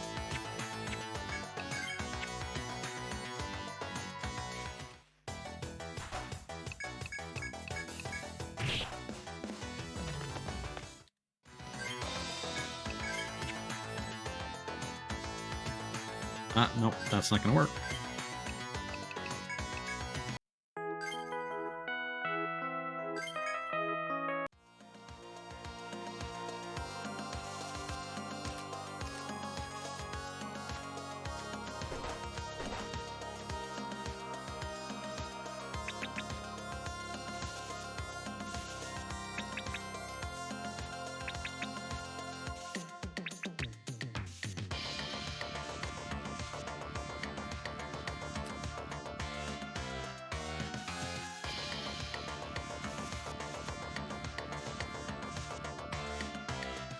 There we go.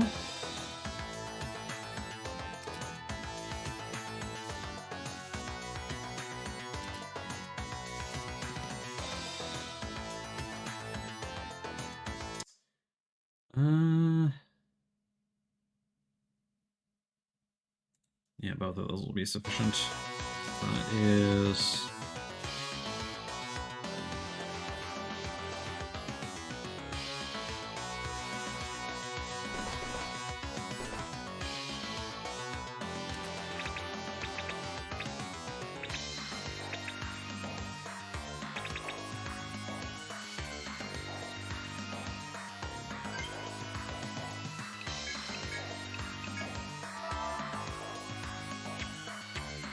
so close to unlocking a next shortcut.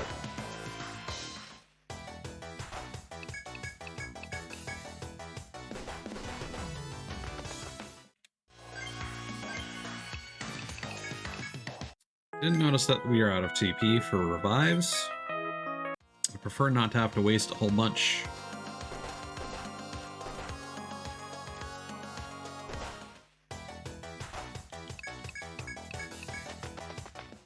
Much better.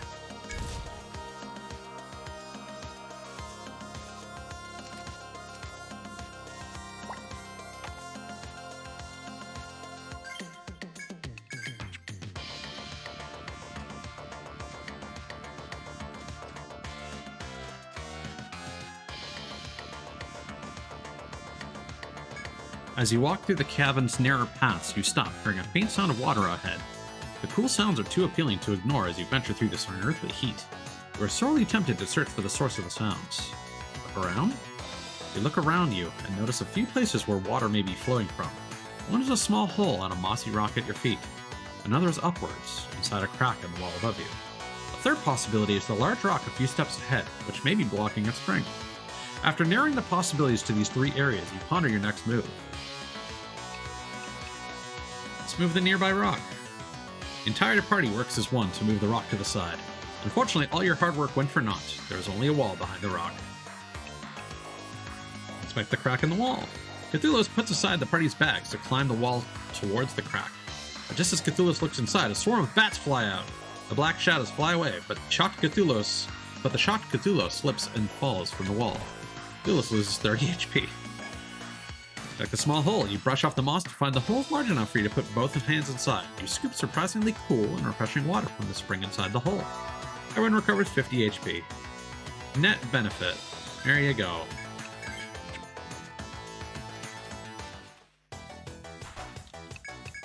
Now get murked by a Stegosaurus.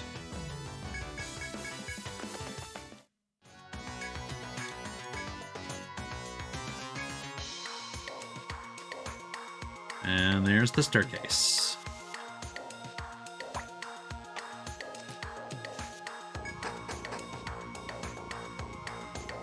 Firewalk of Fortitude. Beaten up. Actually, come to think of it, I don't think I read the name of the previous... Scorching Maze of the Chosen.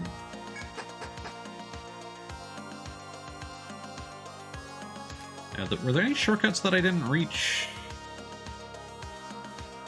No, I think that's pretty decisive.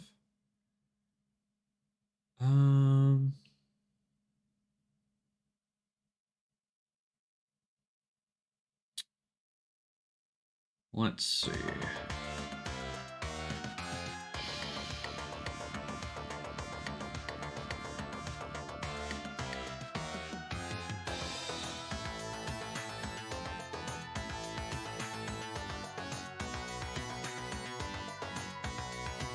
So this seems like it's going to be a fairly lengthy floor to explore.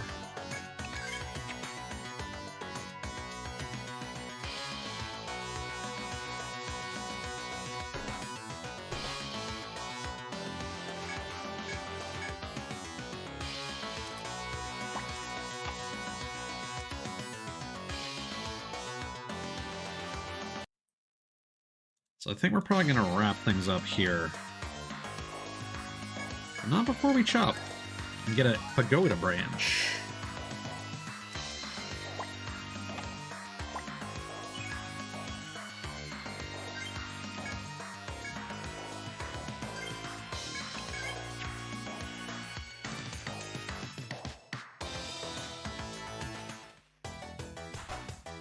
Look at this little guy. Trip mushroom.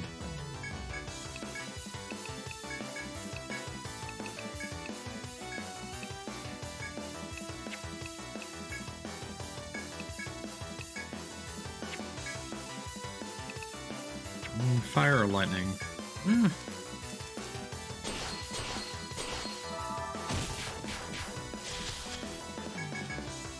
Wow.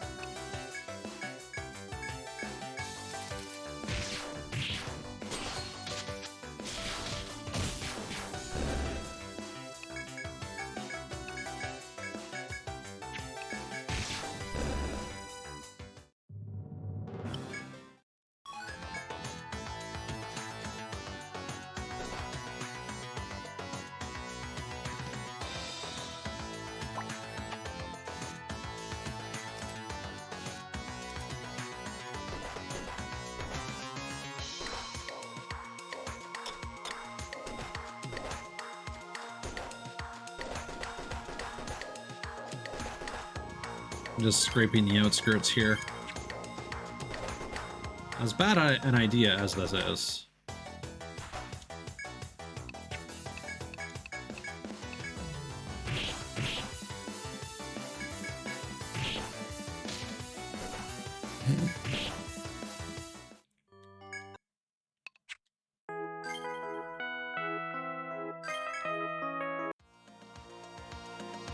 See, what you do is you exit here and then go back down.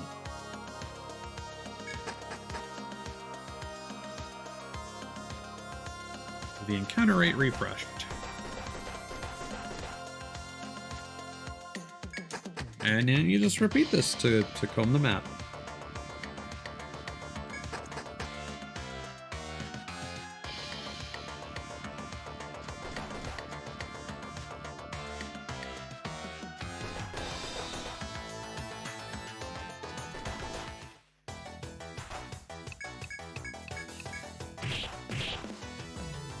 Nope.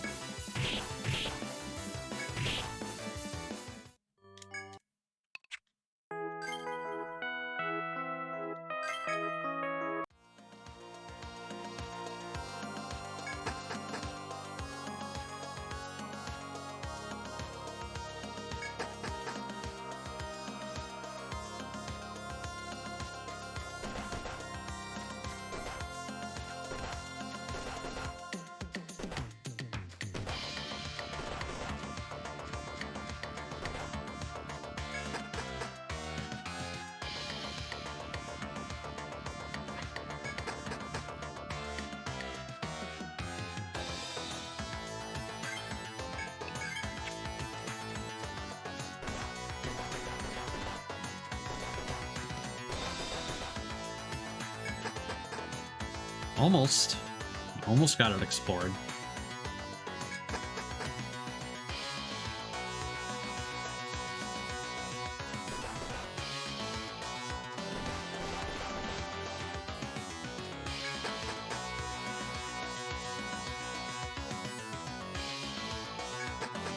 It's a very silly process, but yeah, I think we'll try and make it into the next doorway.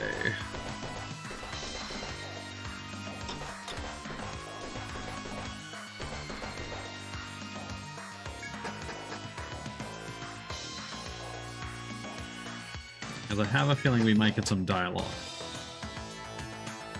And that's what I'm trying to avoid happening off stream.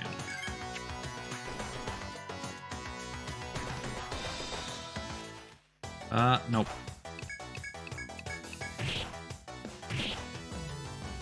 Just let me run.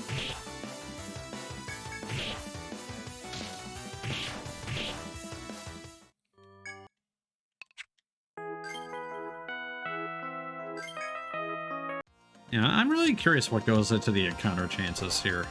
Or, like, the chance to escape.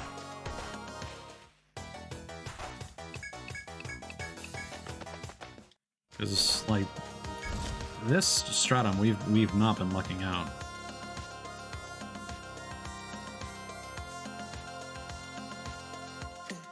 Okay. No dialogue or anything? Okay, so let's get out of here without expending any more money.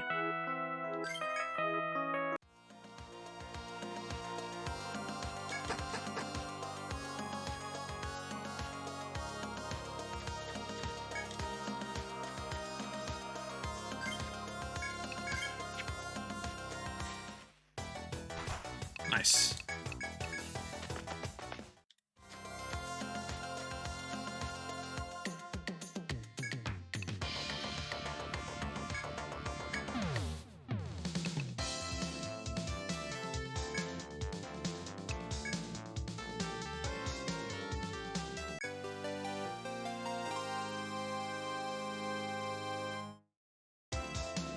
Welcoming! Did you acquire that rarest of foodstuffs? So this is a pump. One of those. It's hard and has no particular odor. Anyway, I'll be sure to deliver it to SPR. Thank you for your hard working once more. Here's the reward. Well, I'm hoping we get to work together again.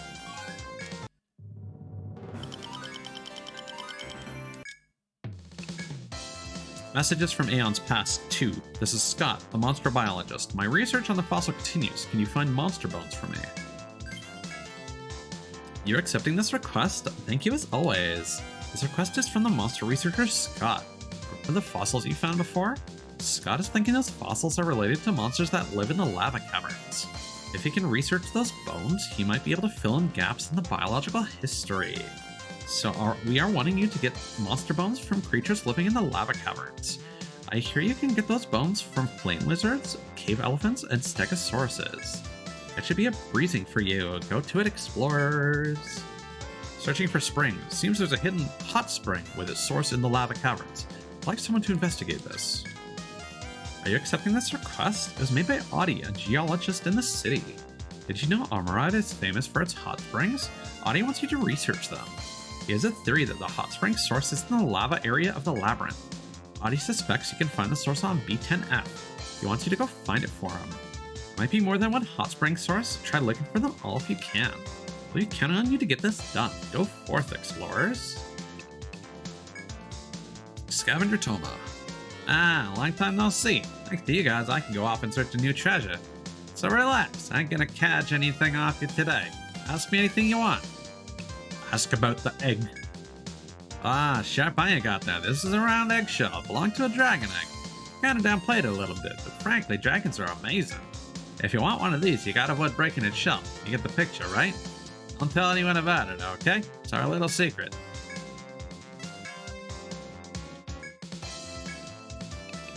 Ask about the scale. What, this? This is a red iron scale. This one I got from when Rattle Nozuchi dropped it. It's stuck on real tight. Zap one with a volt attack and the scales peel right out. Try it, you'll see. Just don't let anyone else in on a little secret.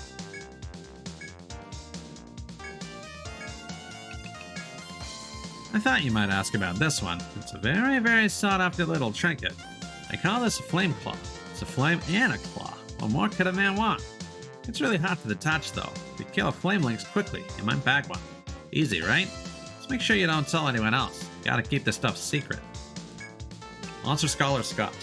Hey there, it's been a while. Here to tell the path to the lava cavern's been opened. So, seeing any dragon eggs? The magma makes it a popular spot for dragons to breed their young. Those eggs hatch into dragon pups, but if you aren't careful, they'll start calling for their mama. For us explorers who pick on monster kids and get toasted by their parents are asking for it. Okay, so it's a chain of the egg hatches into a dragon pup, which can then summon Mama Dragon. Fair enough. Golden Dog. Brett.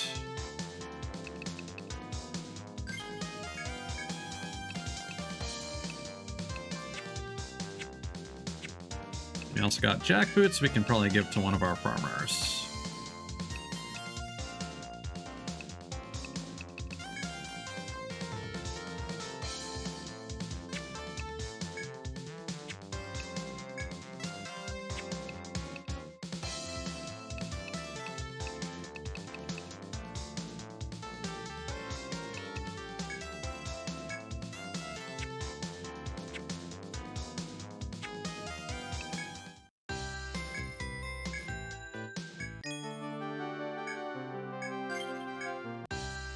Okay, so for next stream, we're gonna get that message in a bottle quest again on that alt save file. We're gonna choose our subclasses, and I should be able to get the 10th floor ready to go so we can go straight into the prison and see what's going on there. So I think that should do it for now.